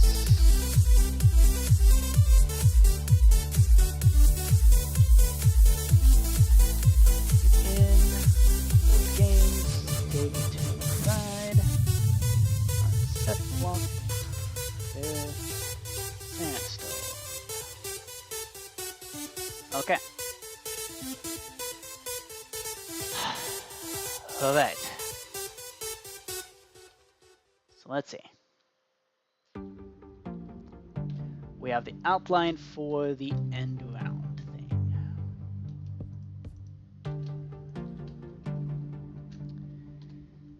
So let's see. How do we do this?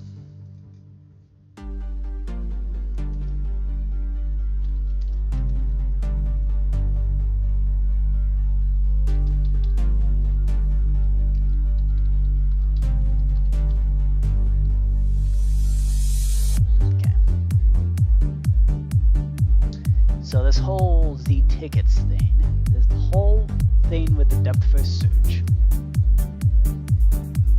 we tag the player as being successful. So, say success.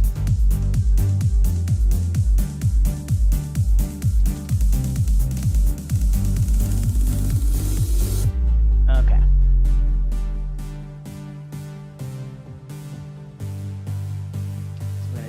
Scoreboard, objectives, add ticket points. And then do execute if any at A.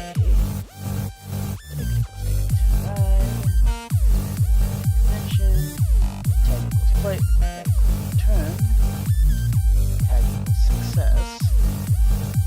Then we do scoreboard, players, operation at S.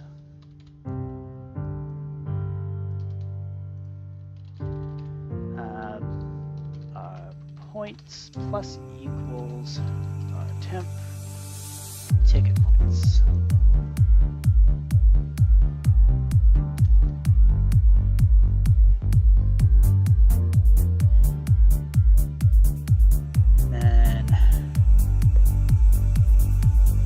Is there a way to import a string?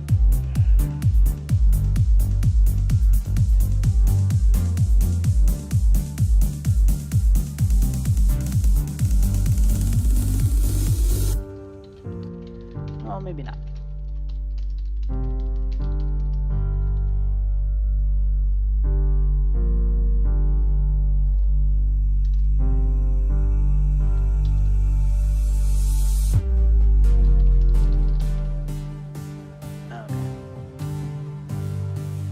Not successful, we subtract. Okay.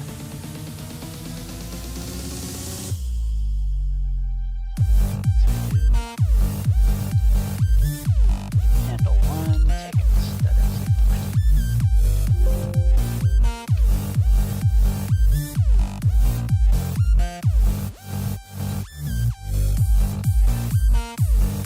okay. Success or failure At which point, search now stack. We should also have a ticket stack. Methinks. Yeah, I think having a ticket stack would be the best way to do this.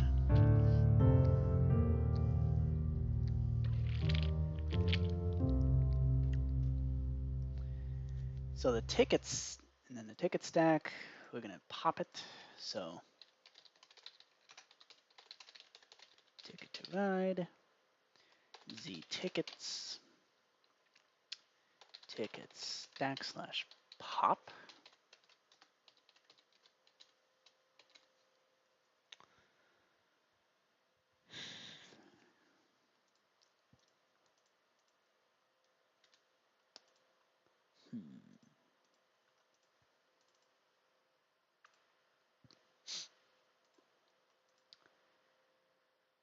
So when we do, nope. So when we read the tickets, we summon two armor stands, tag ticket reader 1, ticket reader 2.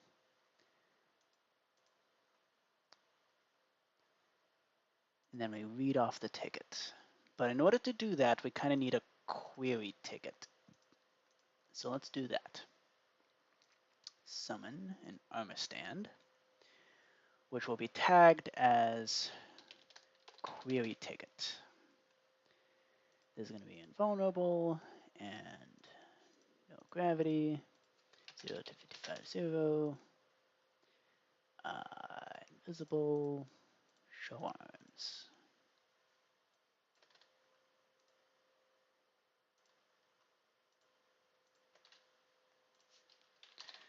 Execute in board games, ticket to ride, unsummon, blah blah blah. Okay. This is the part I was most nervous about. In case you can't tell by the fact that my knees are rattling. Let's turn on horizons. Close that. Okay, so we need, let's see, how are we gonna do this? So this is the armor stand that's going to test our ticket.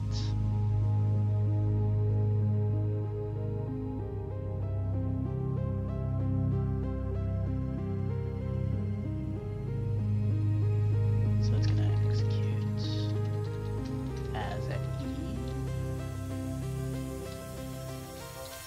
Equals ticket to ride. Showing on tag equals query ticket.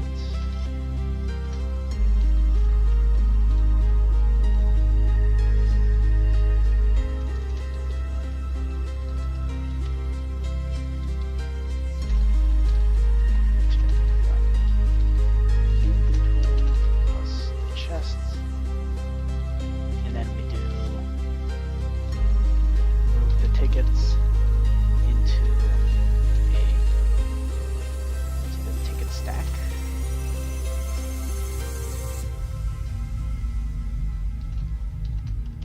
No gaps.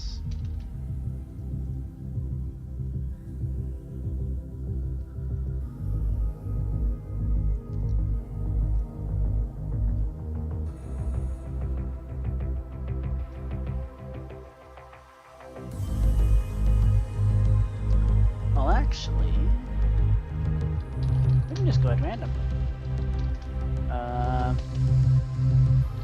Tag at E equals ticket to ride. Dimension tag equals player tickets. Limit equals 1. Sword equals random. Add. Check tickets.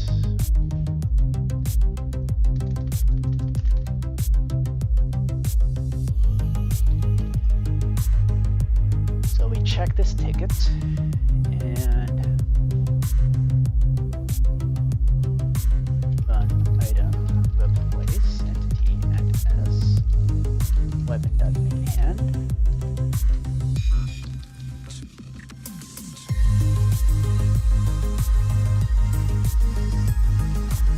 actually just make this the query ticket. Aha! I should do that. Player tickets.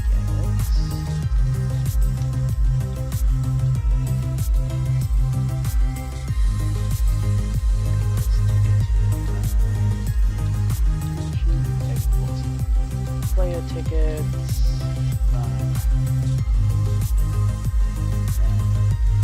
Run execute if unless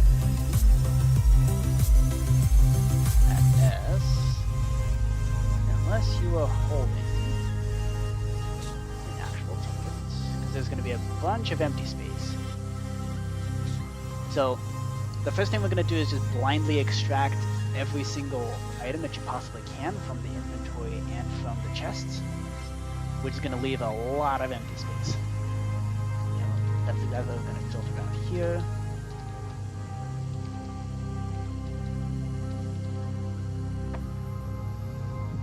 Actually, let's just do this.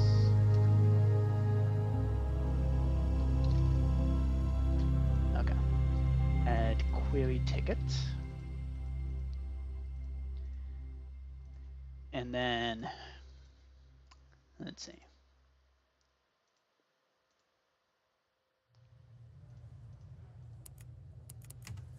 So anything that has a warped fungus on the stick, which is also a ticket.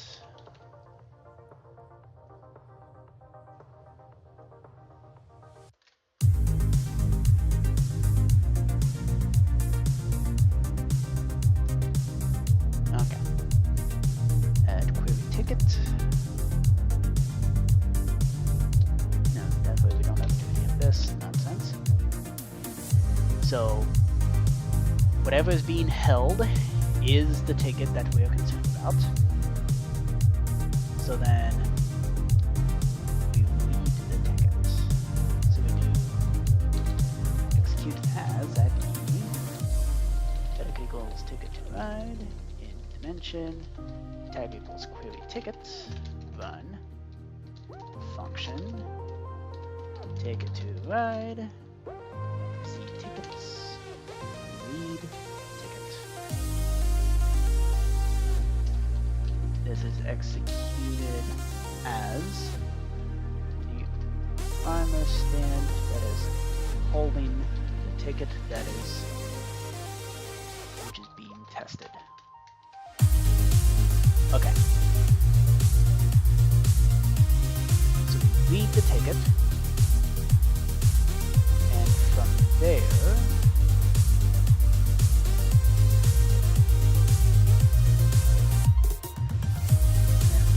start the check.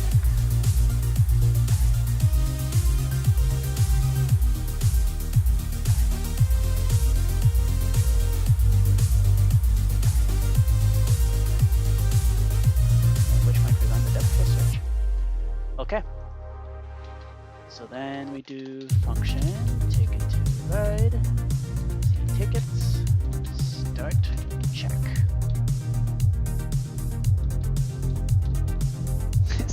Such an innocuous thing. This thing's probably going to run several thousand commands all at once. Read the ticket, start the check. Yep. At which point we go success or failure. So then we do item replace entity at E, predicate equals ticket to ride. In dimension, tag equals query tickets. Weapon dot in hand. Replace it with air. At which point we then do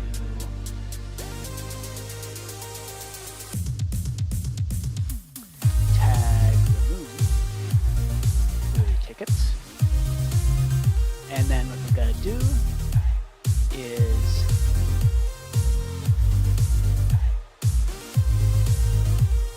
execute. So if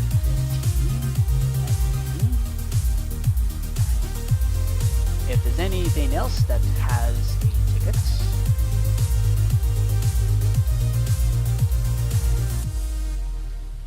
Tag equals player tickets.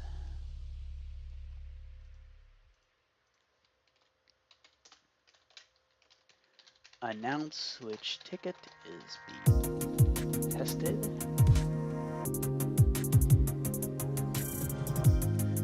So if there's any other armor stand that has a player ticket, that is currently holding that ticket, then we run the function ticket to ride, the tickets handle 1.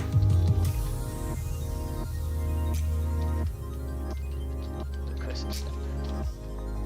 So now this is the recursive step.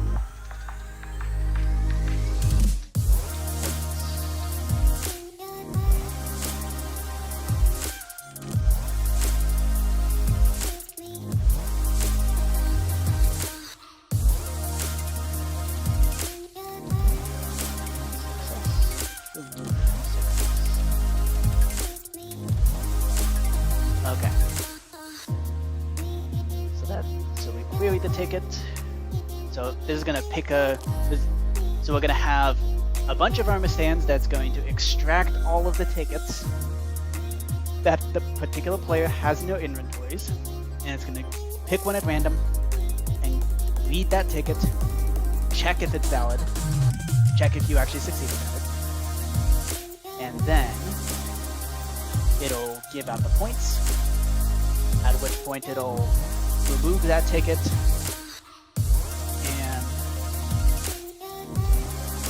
and if there's anything else any other tickets to check, it'll run the program again.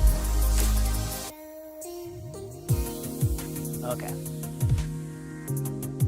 We'll also be announcing which ticket is being tested.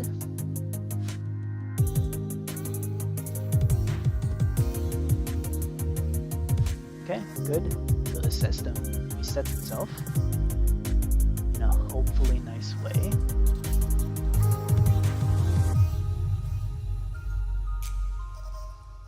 So that's all the recursion, and there's going to be recursion within the recursion. So then when we end the round, that's where we handle 1 ticket.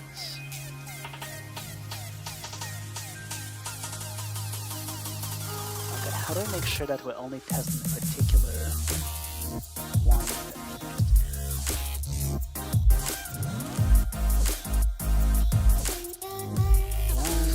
Line of interest.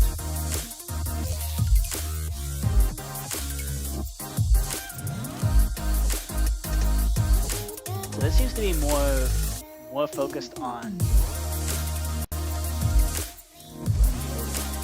cities, the lines, which is always insane. It's kind of a whole this thing. So we need to tag which one's the line of interest. And I think we can do that here in this end section. So we're gonna do execute if entity at a predicate equals ticket to ride in dimension tag equals your turn. If they are tagged as player 1, then we tag all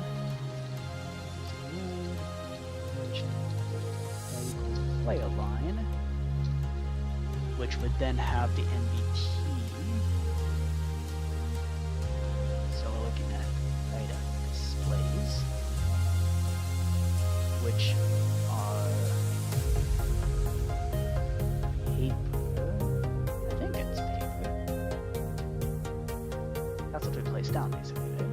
It's paper. Yep, it's paper.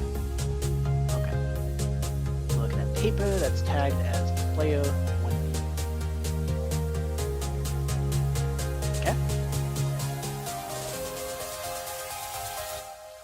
And line of interest.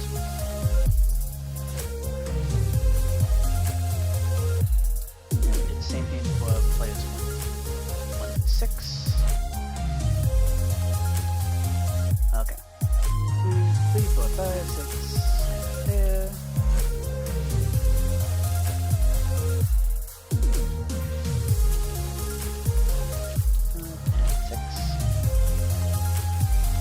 So it's going to do that, and then ticket points.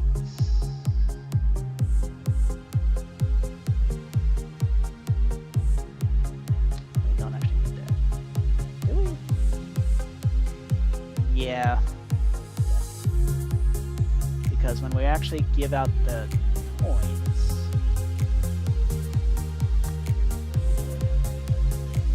okay. And also when we read the ticket, announce which ticket is being tested, assign our temp ticket points equal to the points that the ticket is worth. And this is basically going to be the ticket database.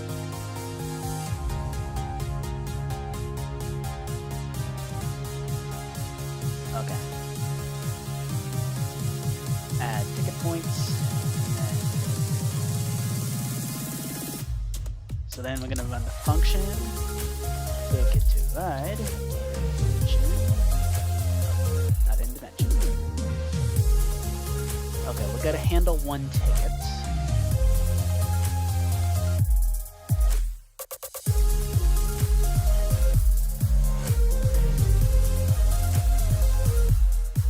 Okay, so we got to see tickets, extract tickets.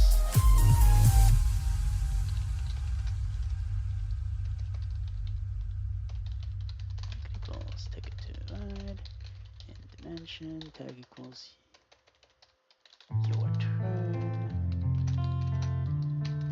We then extract the tickets.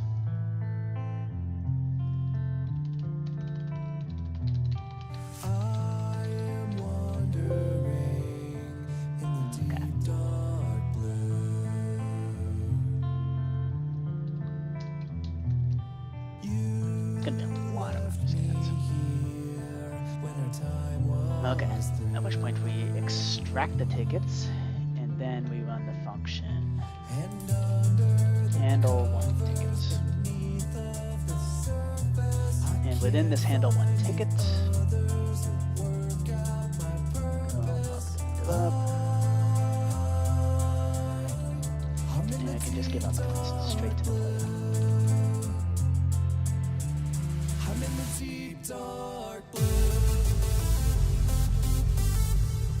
And then not success.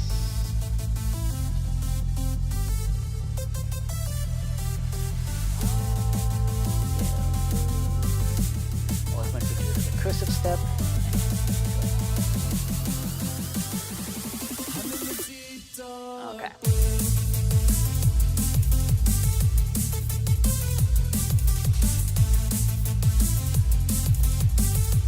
That's it for search. Okay. So that's going to handle one ticket. And then I'm in the deep dark.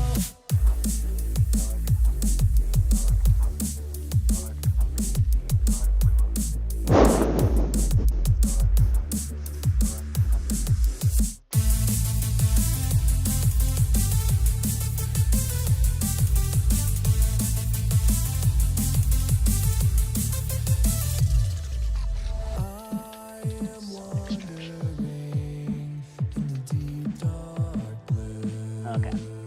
This is the summon extraction.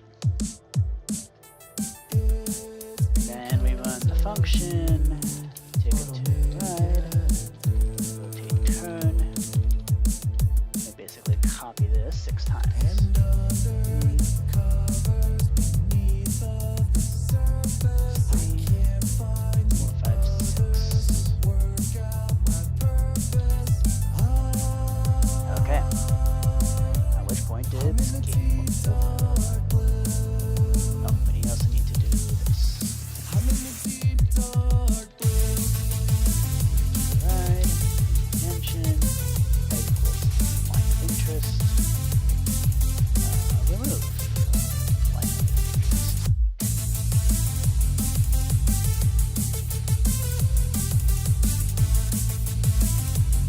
Okay, Deep dark. so we need to summon all the extractor understands, and we also need to extract the actual tickets.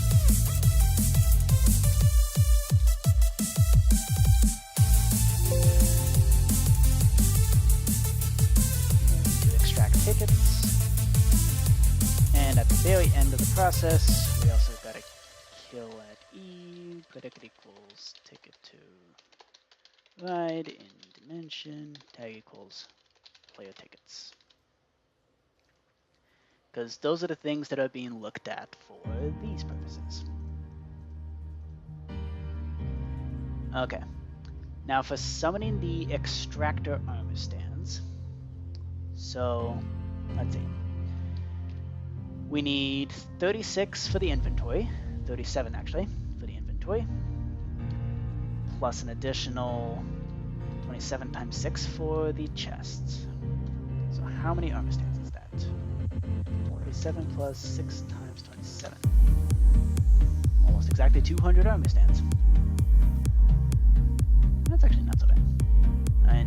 My computer can handle 200 armor stands just sitting right here, so I think we're good. Okay. I think it's time. If we're truly gonna do this stream, I think it's about time we boot up Eclipse. So let's do that.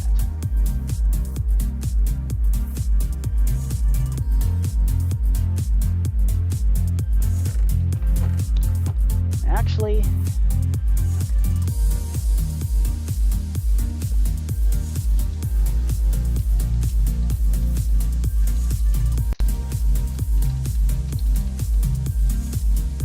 inventory and chests, and then summon extractor armor stands.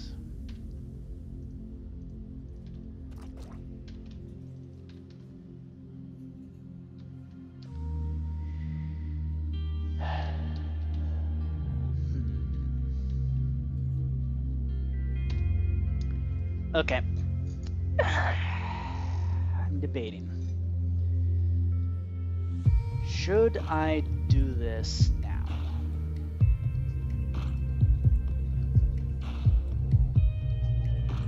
Should I do it on stream? At this point, all the even remotely interesting stuff is done. We got everything positioned. Literally all that's left is just summoning 200 armor stands and then extracting items using those armor stands. Like, there's really nothing interesting. So, is that something worth doing?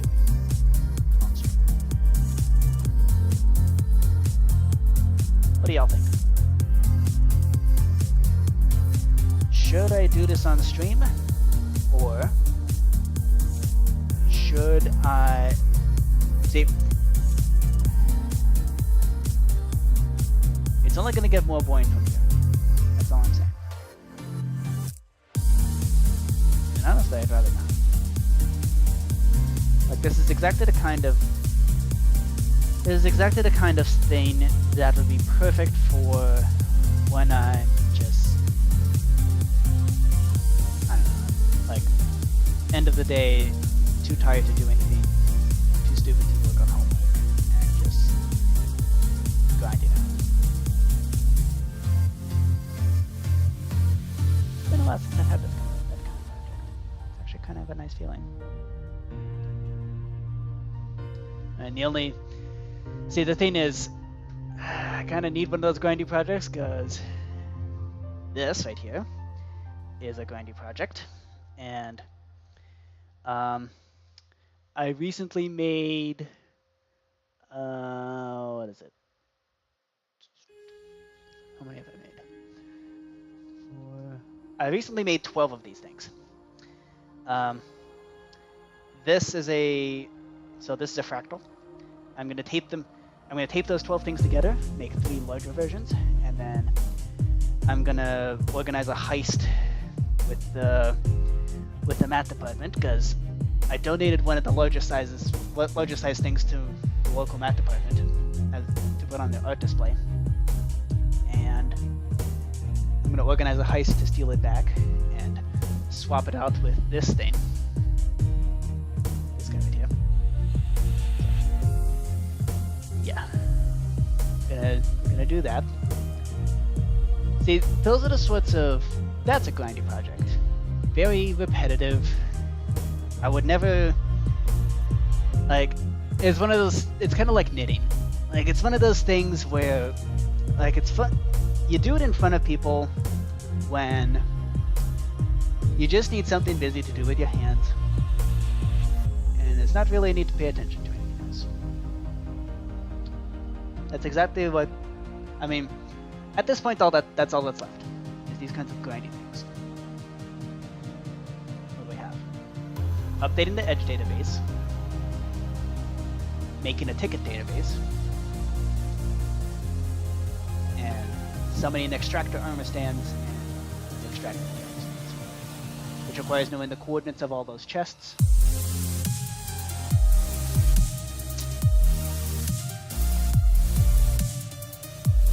I mean, yeah, I have the motivation to do that. And in fact, as soon as I end the stream, that's exactly what I'm doing. It's just a question of, do I do it on stream?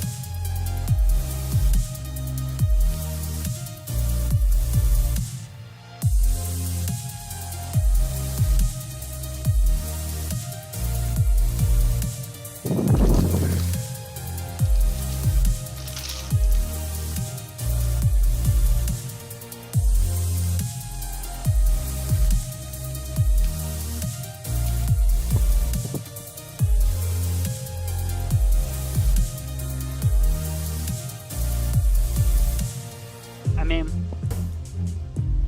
I said ticket to write a bust, right? This isn't really a bust. It's more of a... It's more of a death by boredom kind of thing. I know you'll still be there. Because you are eternally loyal for whatever reason. I'm still... The reason for such loyalty is honestly kind of a mystery.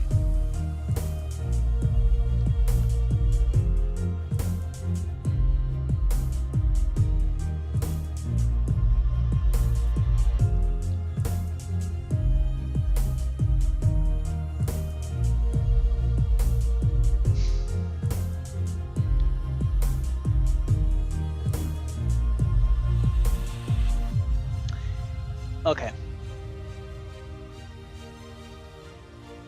I thought of something interesting to do.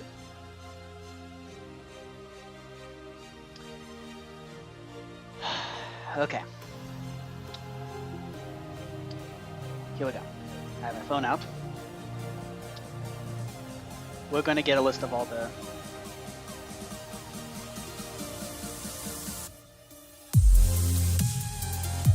So, I'm going to dig into Ticket to Ride, the app, and we're going to extract all those.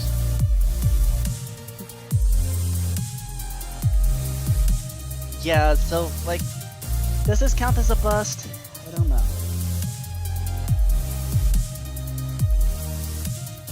A solo game. Yes, resume the unfinished solo game.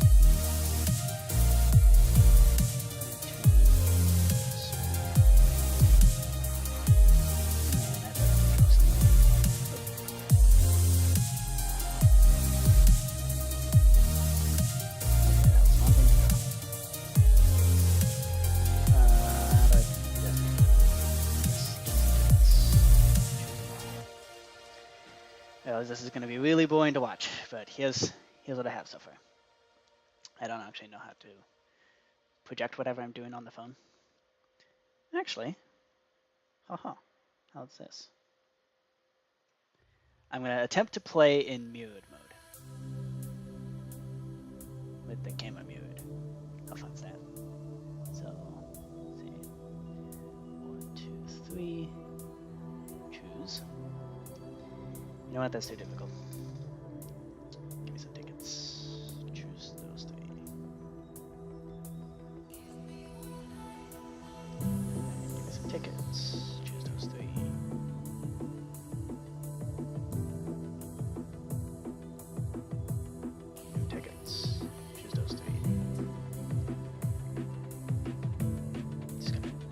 this completely drain the supply of tickets.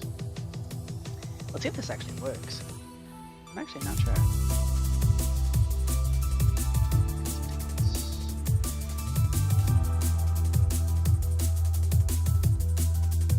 Okay, so currently the bot players here each have 2 tickets that are currently unknown.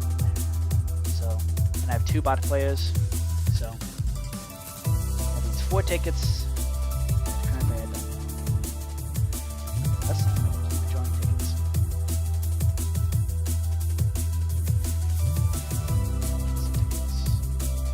Okay, so I've now stolen the very last ticket.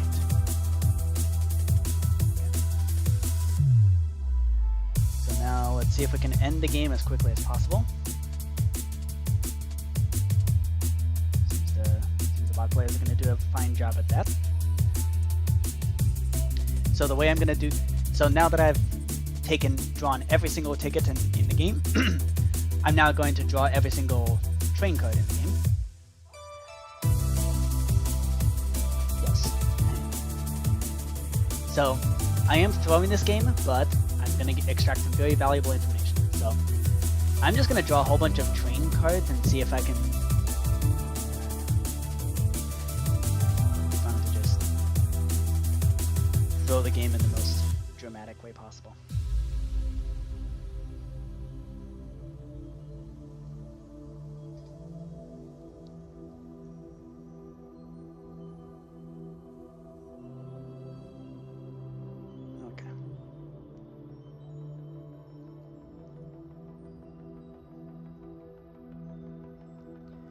Okay.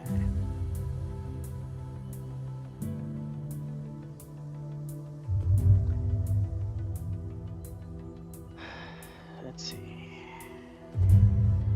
Okay, so now, just for the fun of it, I'm gonna play this 8 tunnel thing because I have 5 locomotives, and why the heck not?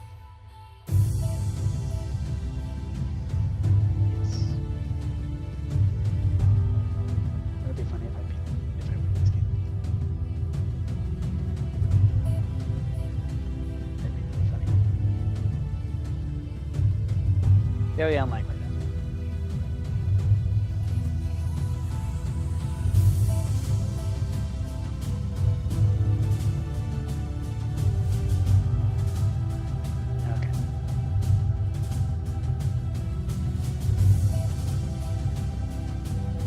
Okay, and then and now I'm gonna play down the sixth tunnel over here.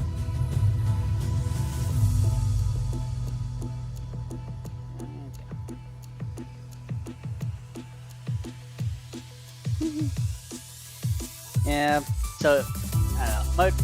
Mark Luffbot seems to be kicking my butt. This player 1, C Huntington. Is it backwards for you? Because it looks backwards to me. Is it backwards to you? Like, can you actually read that text there?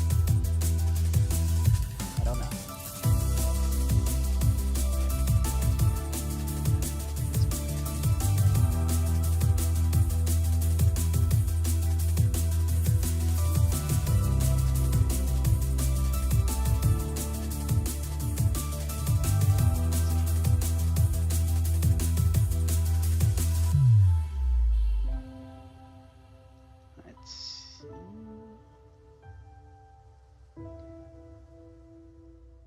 Okay.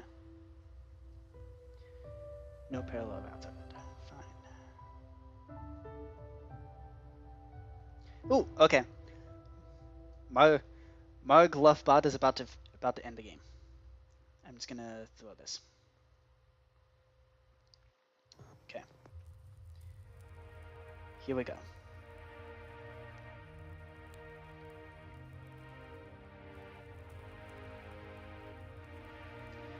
Actually, you know what would be worth doing? Okay.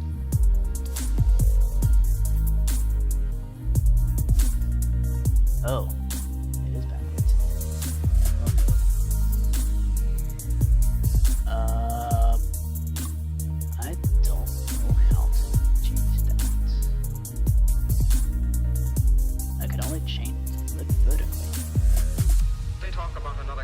That sucks. I don't actually know how to do that. What are you afraid of? Well then. Okay, so all these posters behind me are also backwards. Lost in old ways. That sucks. I'm not afraid. Okay. Well, here goes nothing. So it's now the last turn. And we'll hopefully be able to reveal what the other two tickets were. Okay. Okay. I'm gonna make a note file of every single ticket.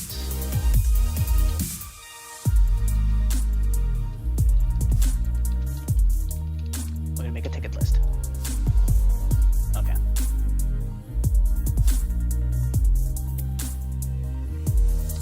I guess this isn't going to be any less boring, but at least it's something.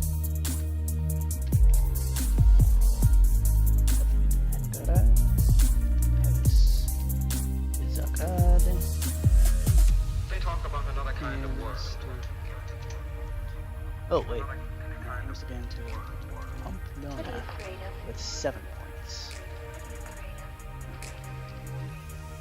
Good. Yepe. Lost in old ways. Does this thing have that super long? Sarajevo to Sebastopol.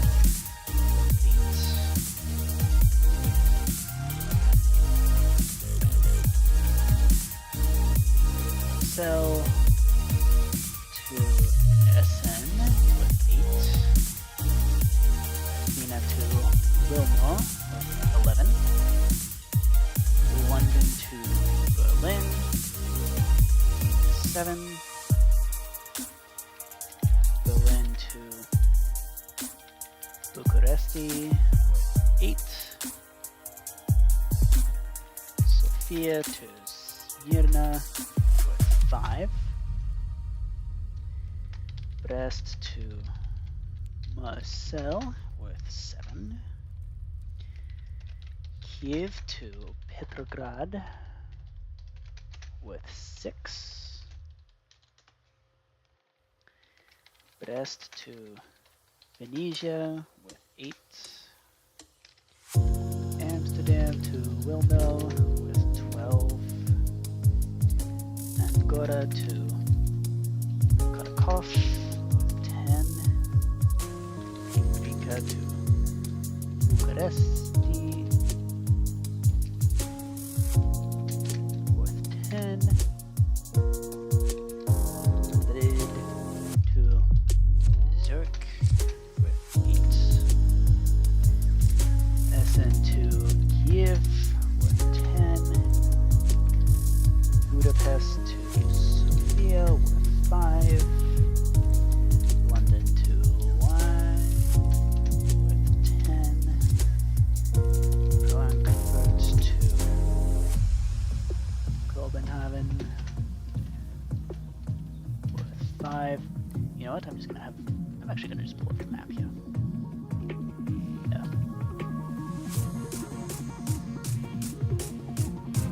That way you can see all the different tickets there. Frankfurt to Copenhagen. Berlin to Roma, 9. Frankfurt to Småland with 13. Stockholm to Berlin, 11. Brussels to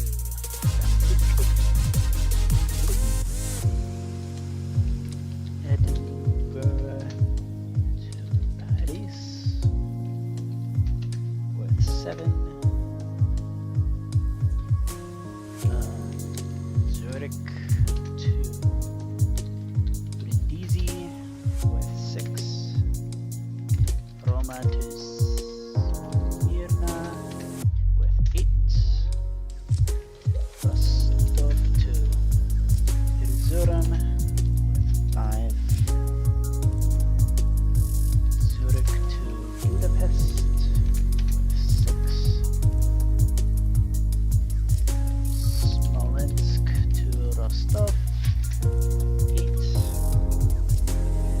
Okay, they do have the long ones here. Brest to Petrograd with 20. Okay. They do have the long ones. Excellent. Kiev to Sochi, 8. Barcelona to Brussels, 8.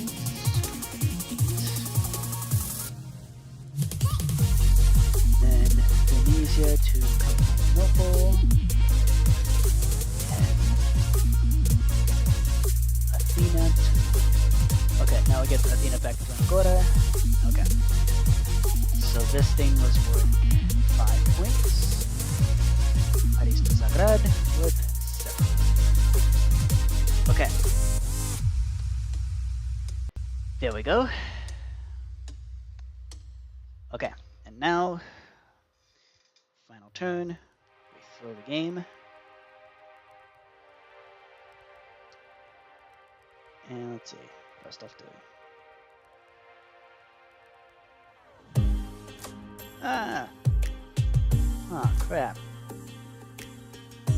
We didn't get to see what the other... Yeah, we didn't actually get to see what the other two... Rematch. I demand a rematch. Okay, so this is a new one. Let's see. Cadiz to Stockholm with 21. Then we had London to Vine.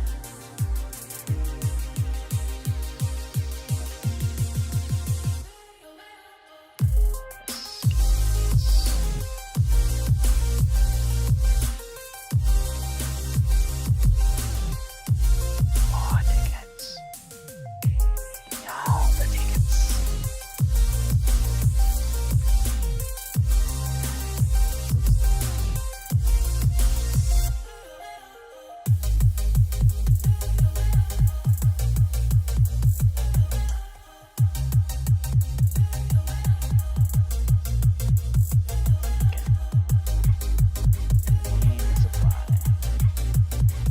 And then there's now 3 that we have not yet seen. That's adding up to a total of 45.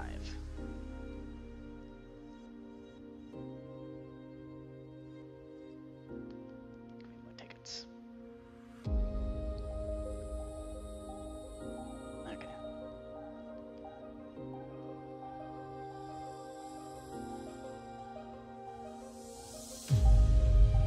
Okay, come on.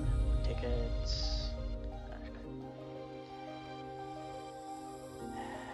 I keep only clicking 2 of them. So 3. Keep all 3. Every single time. All the tickets. For no particular reason. I'm just a collector.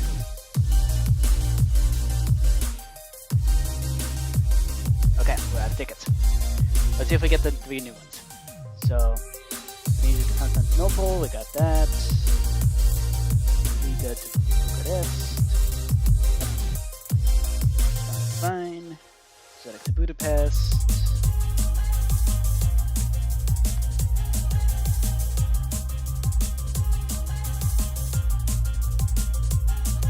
You know what would have been smart?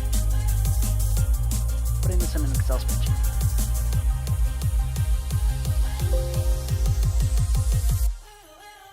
Okay, don't finish the game. Okay. Zurich to Budapest. Yep, we got that. Okay. Cadiz to Stockholm, that's a new one. Okay, that's one new one.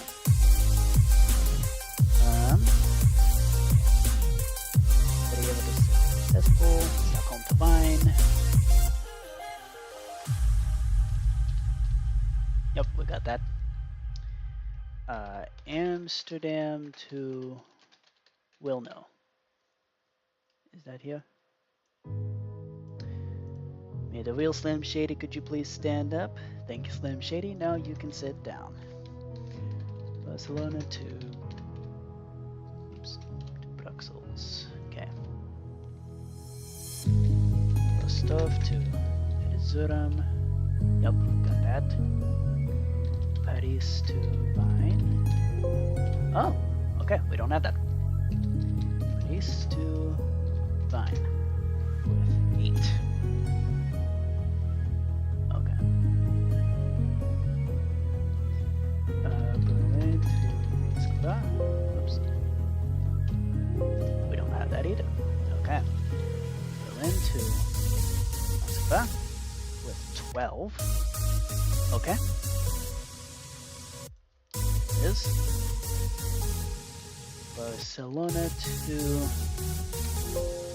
Oh, okay, we got him. Barcelona to München. 8.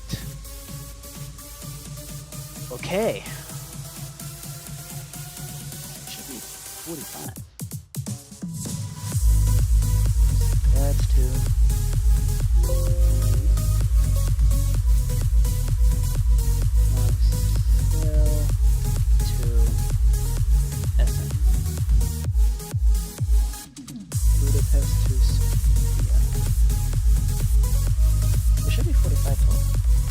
Oh, in this game,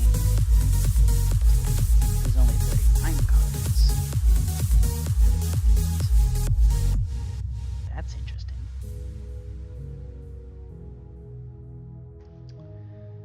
Well, we got them all. So, yay. Yeah. Let's exit that game. Okay. Excellent. Well, in that case, we now have the ticket list. So with that, we just got to refer to...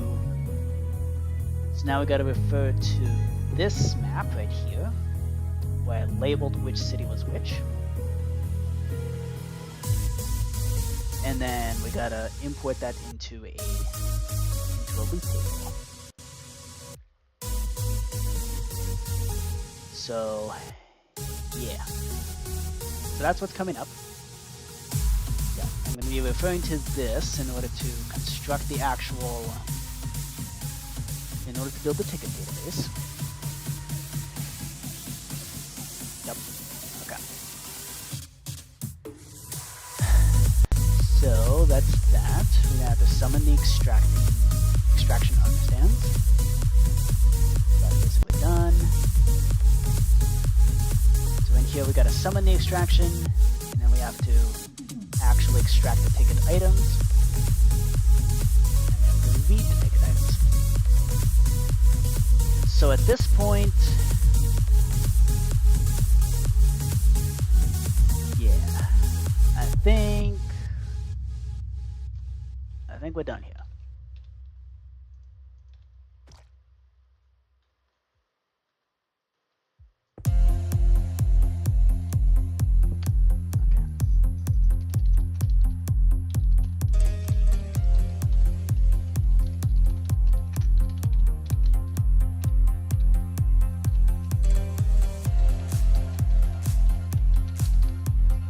Okay. I'm gonna have a They Might Be Giants mode. Why? Because I think it's funny. And all it's gonna do is replace the name of Constantinople with Istanbul. That's all it does. Let's see.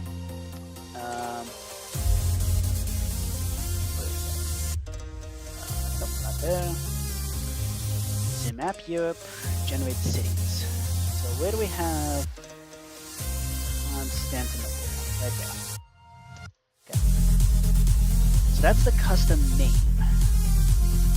So that just means we gotta change that custom name. Data merge entity, item display.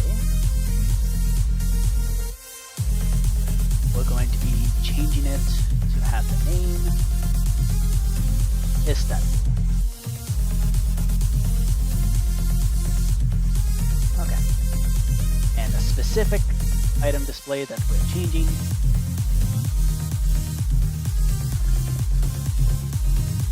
So in the They Might Be Giants mode, this. Equals, take it to the side. Dimension. Type equals item display. Tag equals city.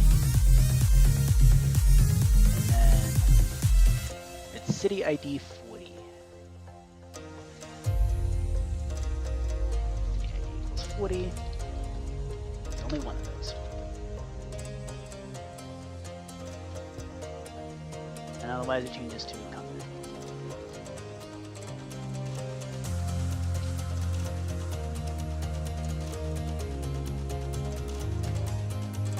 So that's Constantinople and Istanbul. There we go. It's Istanbul, the Constantinople. Okay. So Constantinople, Istanbul, Constantinople. Okay. I don't know. I just thought it'd be funny. The They Might Be Giants mode. Little gimmick. Okay. That was absolutely 100% critic rate. Okay. Tag equals armor stand. Tag is not player placement. 300 enemies. Holy smokes. Okay. I think our work here for now is done.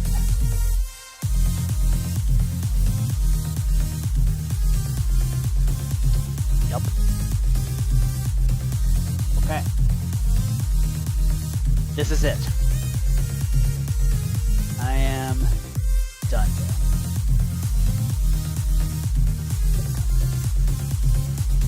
I don't know why I think that's so funny, but maybe it's the fact that it's midnight and I've been talking for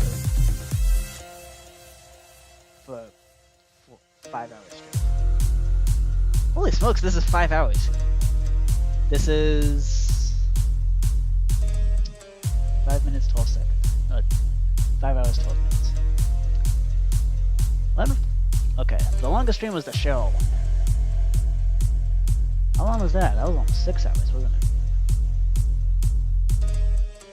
And at this point, it's just... I could keep going. I could absolutely keep going. That is not an issue. The issue is that the upcoming things would be ridiculously boring. And I'd just kind of rather not do it on stream. Yeah, Cheryl was almost 6 hours. Okay.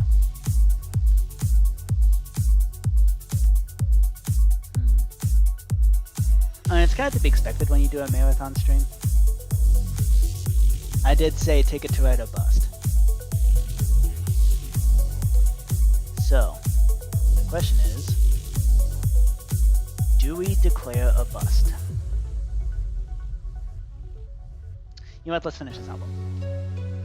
Let's just finish the album, and then we declare a bust. That'll give us a nice stopping point. So for this, we're gonna pop into Eclipse.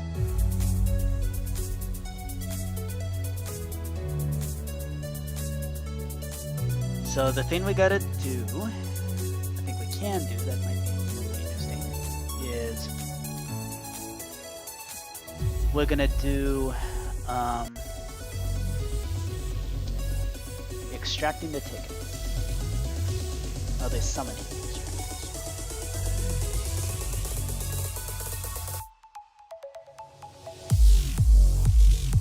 Because that one's pretty straightforward.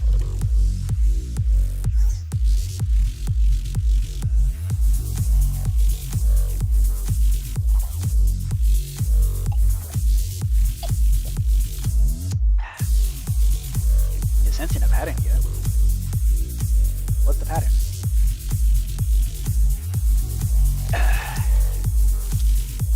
I was saying on my dick for a second.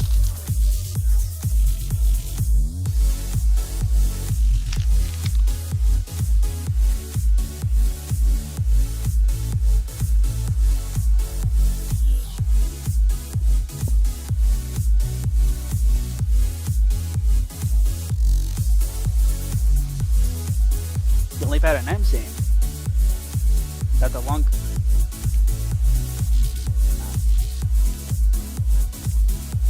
the only pattern I'm seeing is that the longer my hair gets, the more insane I get. This has been the case for a while. I don't know if it's an actual trend. In any case, that's kind of why I want to go out my hair. First of all, I'm jealous of people with long hair, and second of all, I want to see if that trend actually continues. Does it just max out at some point, or? Okay, we did run into a problem with drawing tickets.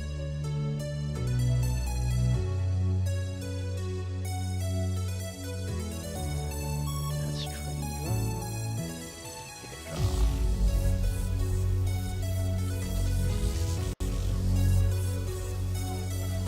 Okay.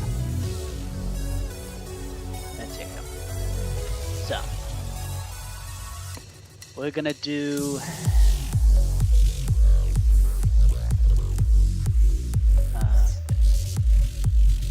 for int stand equals 0. Stand is less than 37 plus 27 times 6. Stand plus. And we're just gonna summon a buttload of arm stands.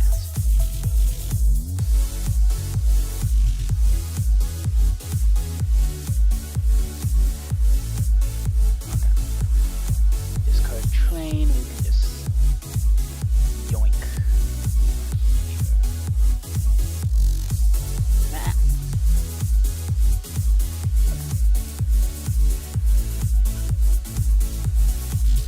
Okay.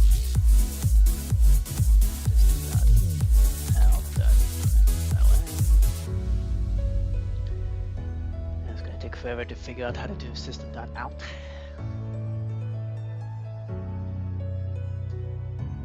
Come on. You can do it. Thank you. Okay.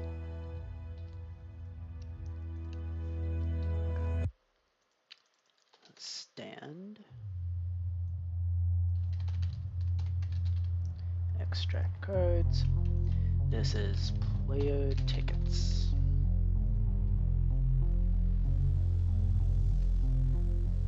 Okay.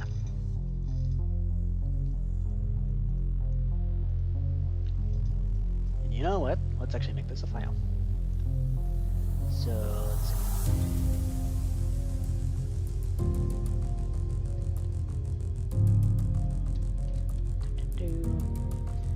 So we're gonna do file equals function. This is gonna be the function summon extractor stands. I think that's what this is called. Okay, summon extraction. And then this one is gonna be extract tickets. Okay. So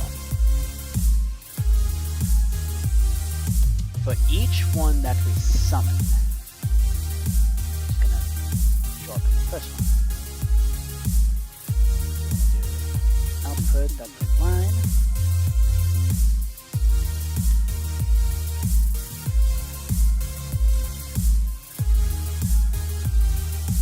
One of those, and one of those. Okay. So for each one of those stands, let's see. So if stand is less than well, less than 37. No. 36. Yeah, let's do that.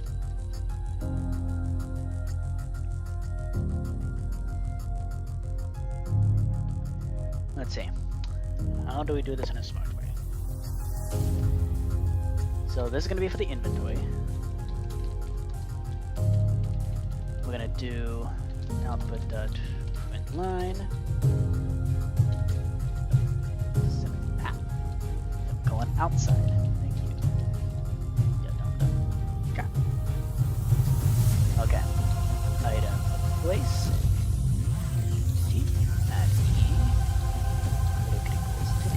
ride, that in Cheyenne, tag equals extract card, stand, weapon.main from entity, at A, ride, dimension, tag equals return, limit equals 1, hotbar dot stand. Okay. Hotbar equals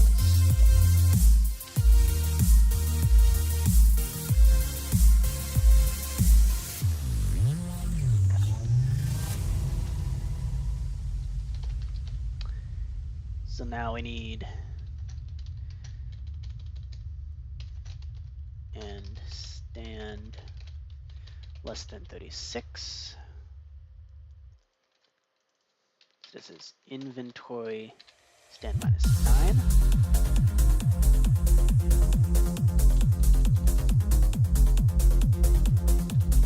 Let's just call it adjusted.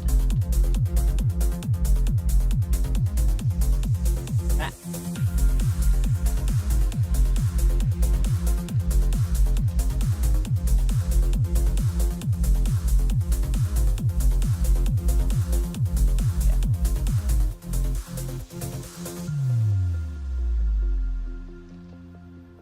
Okay, so that's extracting everything from the inventory. And then if you're exactly 37, we gotta extract from the offhand. Just an offhand remark. We do weapon dot offhand. And then if stand, so 38,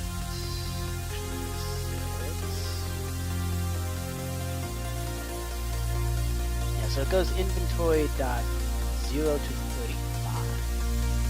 Wait, no, it goes up to 26. What that is. Yeah, sure. 38, stand. Now we dig into the chests.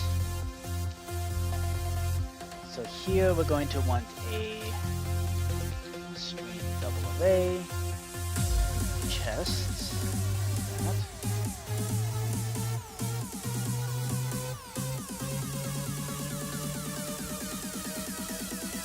Okay.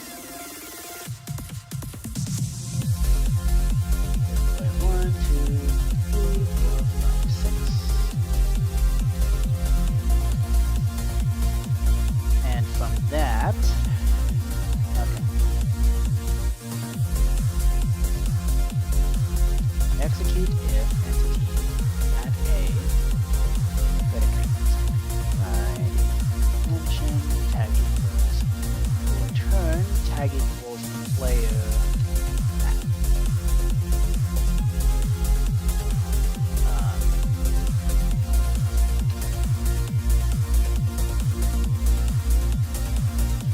Okay, so from here,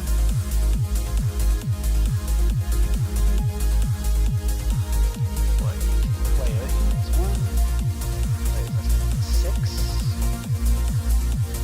player plus.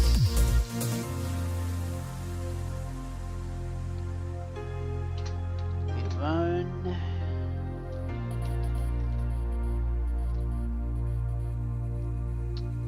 Stand. So stand is not going to be increasing, but now we're going to be extracting from a chest. Item replace entity weapon.main from block u container dot what's the option? We have villager, inventory, horse, ender chest, container. Okay, I think this is an option.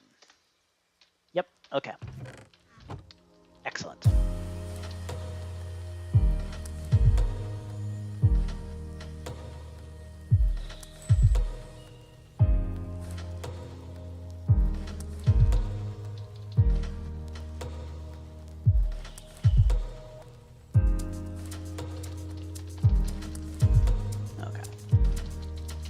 In board games, Ticket to Ride.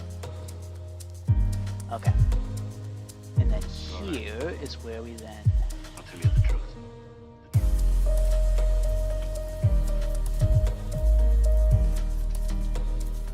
Okay, so that's chest number 1.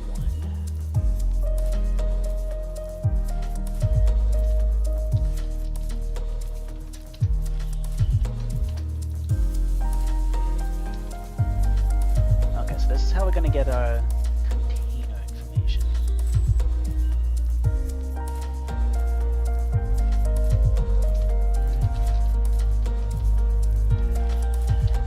Oh, we can actually extract exactly which chest we're looking at as well. Okay, let's see. Int chest.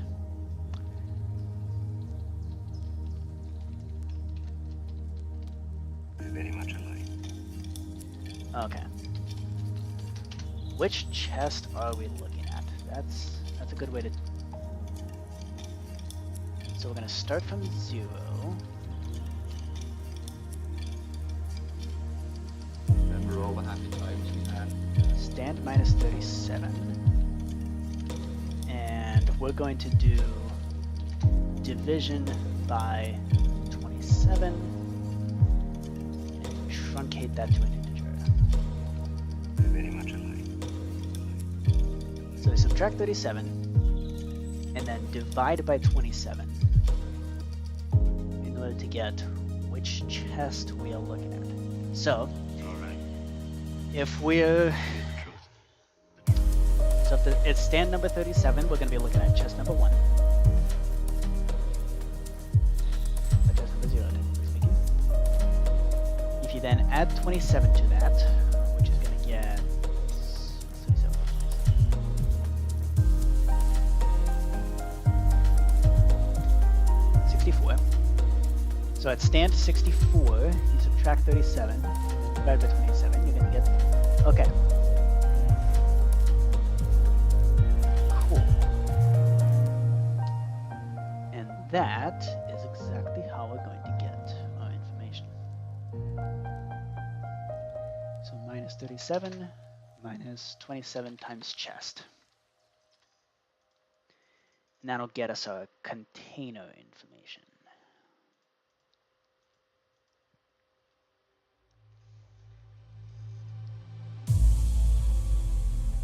Actually, I thought of an even more clever way to do it. Percent. Modulo. Because that's going to get us our actual chest slot. Let's see. So say you're at stand number 70. Then if you subtract 37 and divide by 27, you're working on chest number 1. But then if you subtract 37 and do a modulo 27, you're looking at the container slot number 6. Okay. Cool. Okay, adjusted. And then this is going to be chests, number chest, player chest. Okay.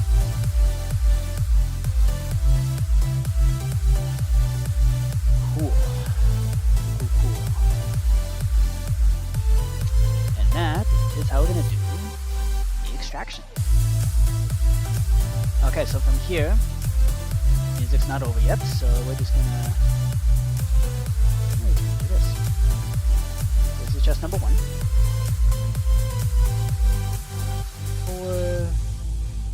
2459 minus 26. 24,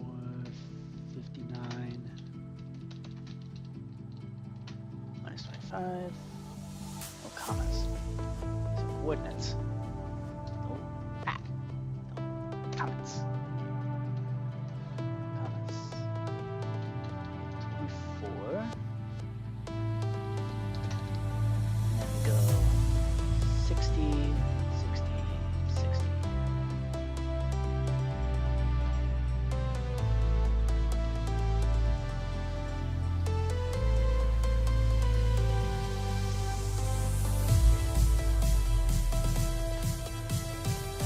So that's minus 19,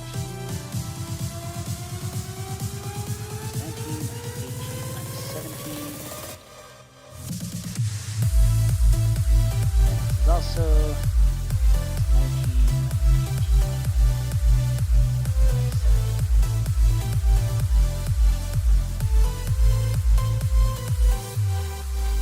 okay. This one here is going to be a minus 12, minus 11, minus 10, minus 12, minus 11, minus 10. Okay. Cool. Then here's 69 and 70.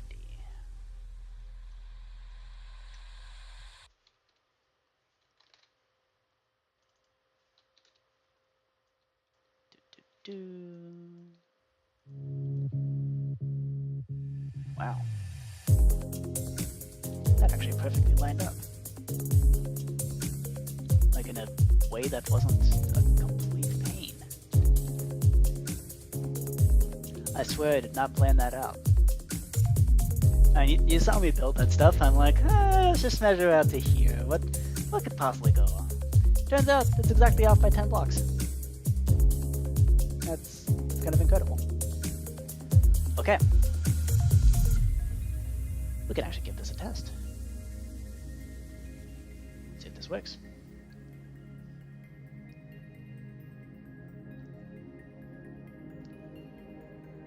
Array index out of bounds.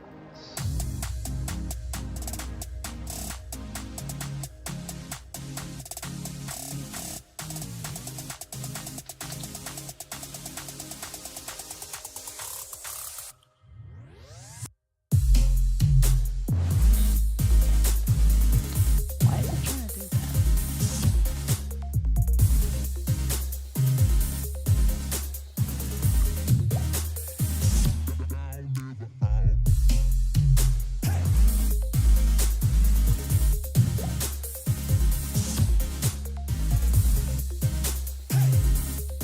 that? Nope. Okay then. I have no idea why this is going weird. Let's debug.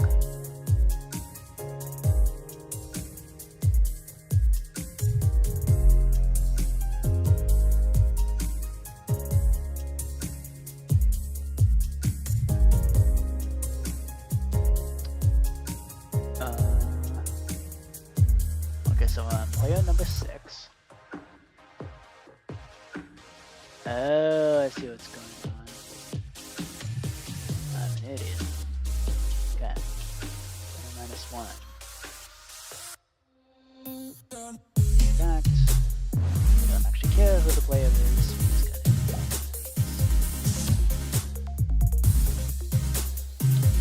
okay. There we go. That's more like it. Okay. Function. Ah. I see I've derped up really good.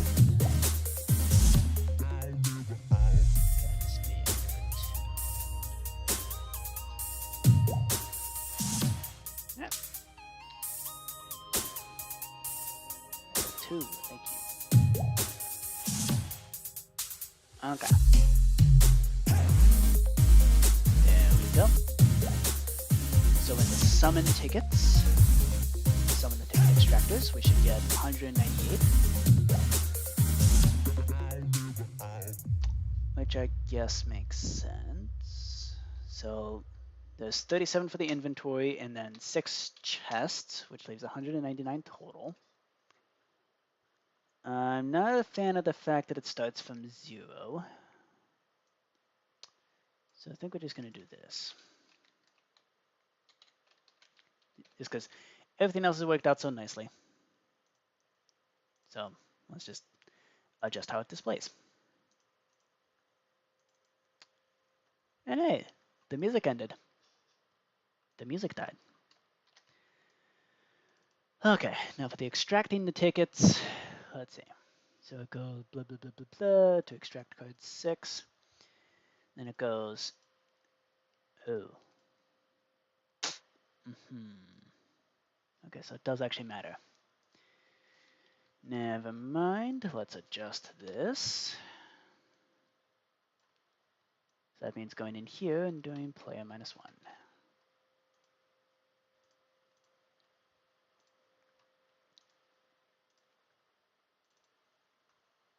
Okay. So then over here, extract card 37. Let's remove the wood map. So if you're player 1, then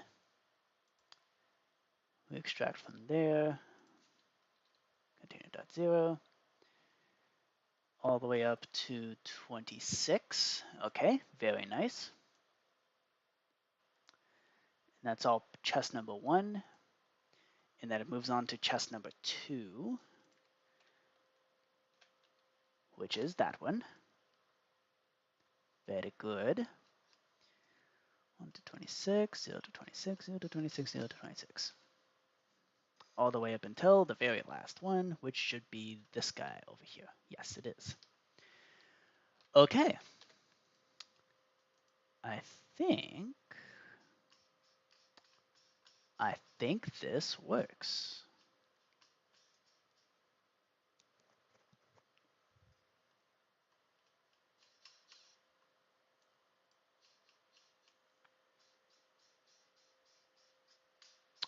Man, that's a lot of commands. How many lines is this actually? This is almost 1,000. Oh boy. So this was probably not the most efficient way to do things, but you know what?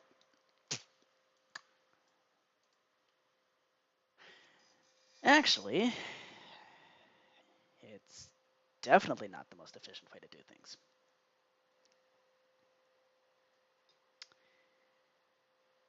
As a matter of fact, we can reduce how many chests we have by a factor of 6.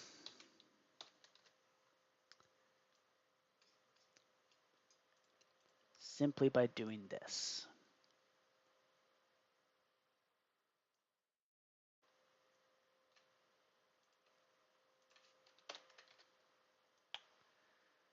Phone block.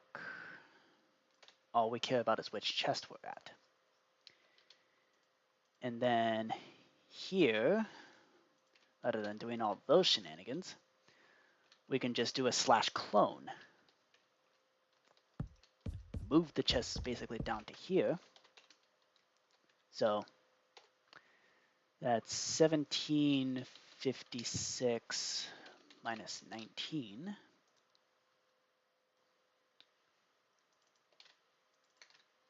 Minus 18 minus 17.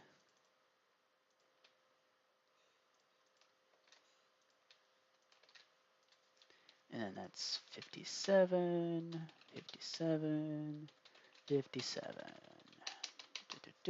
Go away. Go away. As it turns out, we don't need 6 different sets of chests. We only need 1. And then what we do is when it comes time to end the round, let's see if this already. Yeah, check this out. Yup. Yep, 200 commands. Now that's more like it.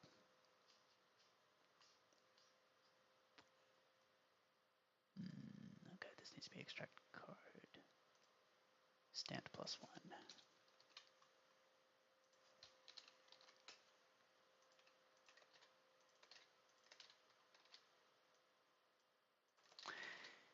And then what we do when we end the round is we do a slash clone. Execute in board games, take it to ride, run, clone.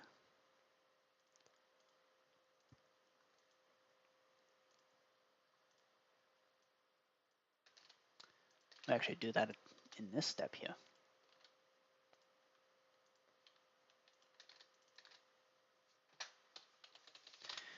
We're gonna clone. Let's see. Ah, what did I just push? Oh snap. 3, 2. Nope. Okay. We do 2459 minus 26 up to 2460 minus 24. And then this is the northwest corner, and we just clone it to here. 1756 minus 19.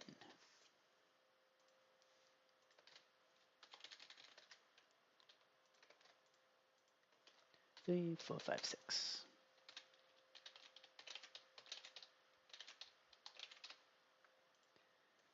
And then we can even interlace it. So here is going to be 2459 minus 19 up to 2460 minus 17.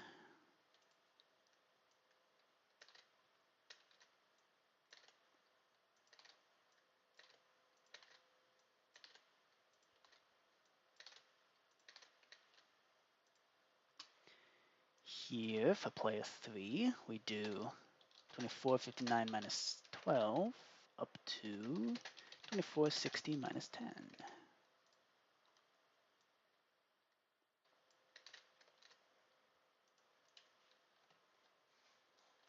Here we do 2469 minus 26 up to 2470 minus 24.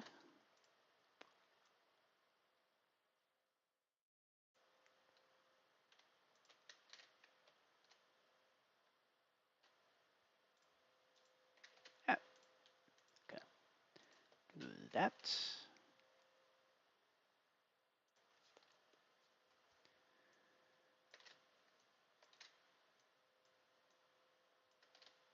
Ah, we do that up to that.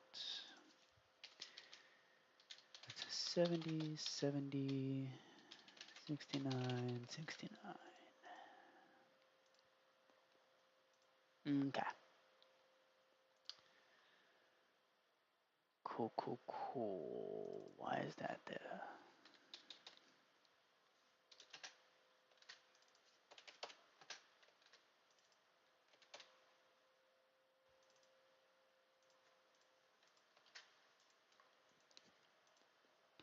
Okay.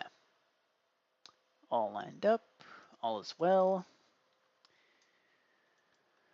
Okay, so this is the code that we then copy paste 6 times.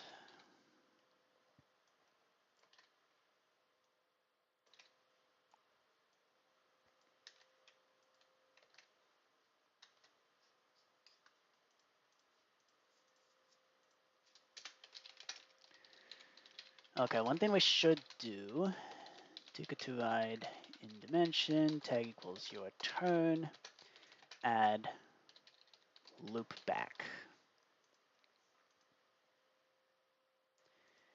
And then, so the first time, so after you rotate turn, tag equals not, loop back.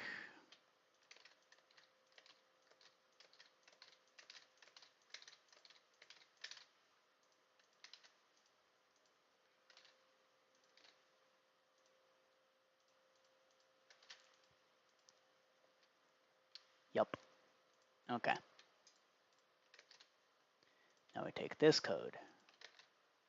Because otherwise, this is going to be repeatedly giving out points, which is not what we want.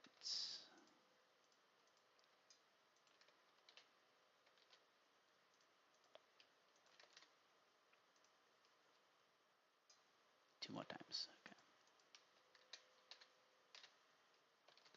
Okay, so we do 1, 2, 3, 4, 5, 6. At which point we remove your turn, remove loop back.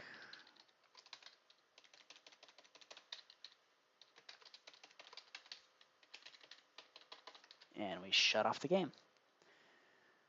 Okay.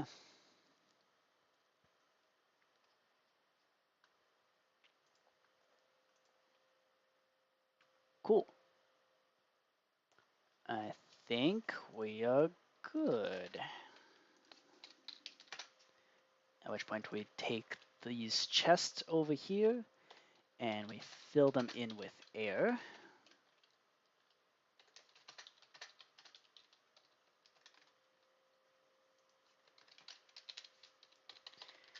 And I think that's it. We now have the ability to extract tickets in an actual smart way. Who would have thunk? Okay. And that's that. So let's see. What do we check off the list here? Extract tickets? Yep. Summon extractor stands? Yep. Yep. Okay, so all we need to do with the spheres of extra cards is then remove the trains at the end of the round. Extract the tickets extracting tickets. We got it. Make the tickets not discardable when you need them. That's going to be player specific. Well, it's all this. It's all the database stuff. So we need to get the teleporter train to work to actually teleport you to the proper sphere and also teleport you back. We need to basically make the tickets not discardable in the spheres. We need to remove the trains at the end of the round within the spheres. We need to update the edge database for the tunnels, and we need to create the ticket database. At which point, we'll be ready to test this absolutely gnarly game. I'm actually quite nervous about the testing process. It's I mean, this is officially the most complex game that I've made. It now officially even beats Egyptian Rat Slap and Scat. Well, Scat just had a lot of options. Ticket to Ride is a beefy game. And the other thing is, this is probably the game that's going to take the longest to play. It's on par with mini golf, in that mini golf can take 2 to 3 hours to play all the way through. But the thing is, with mini golf, you can stop at any point. Ticket to Ride, not so much. It's kind of like Monopoly in that regard. Like, you gotta play for 2 or 3 hours straight.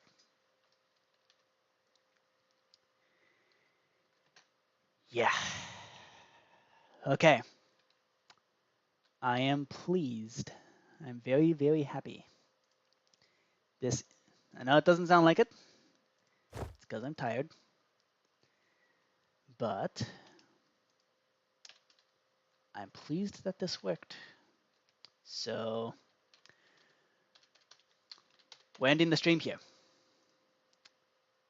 And I do believe this actually beats the longest stream thus far. We're now at 5 hours and 50 minutes. Okay. Yep. 2 to 3 hours. Okay. That's it for me. We're flying off. And I'll see y'all later.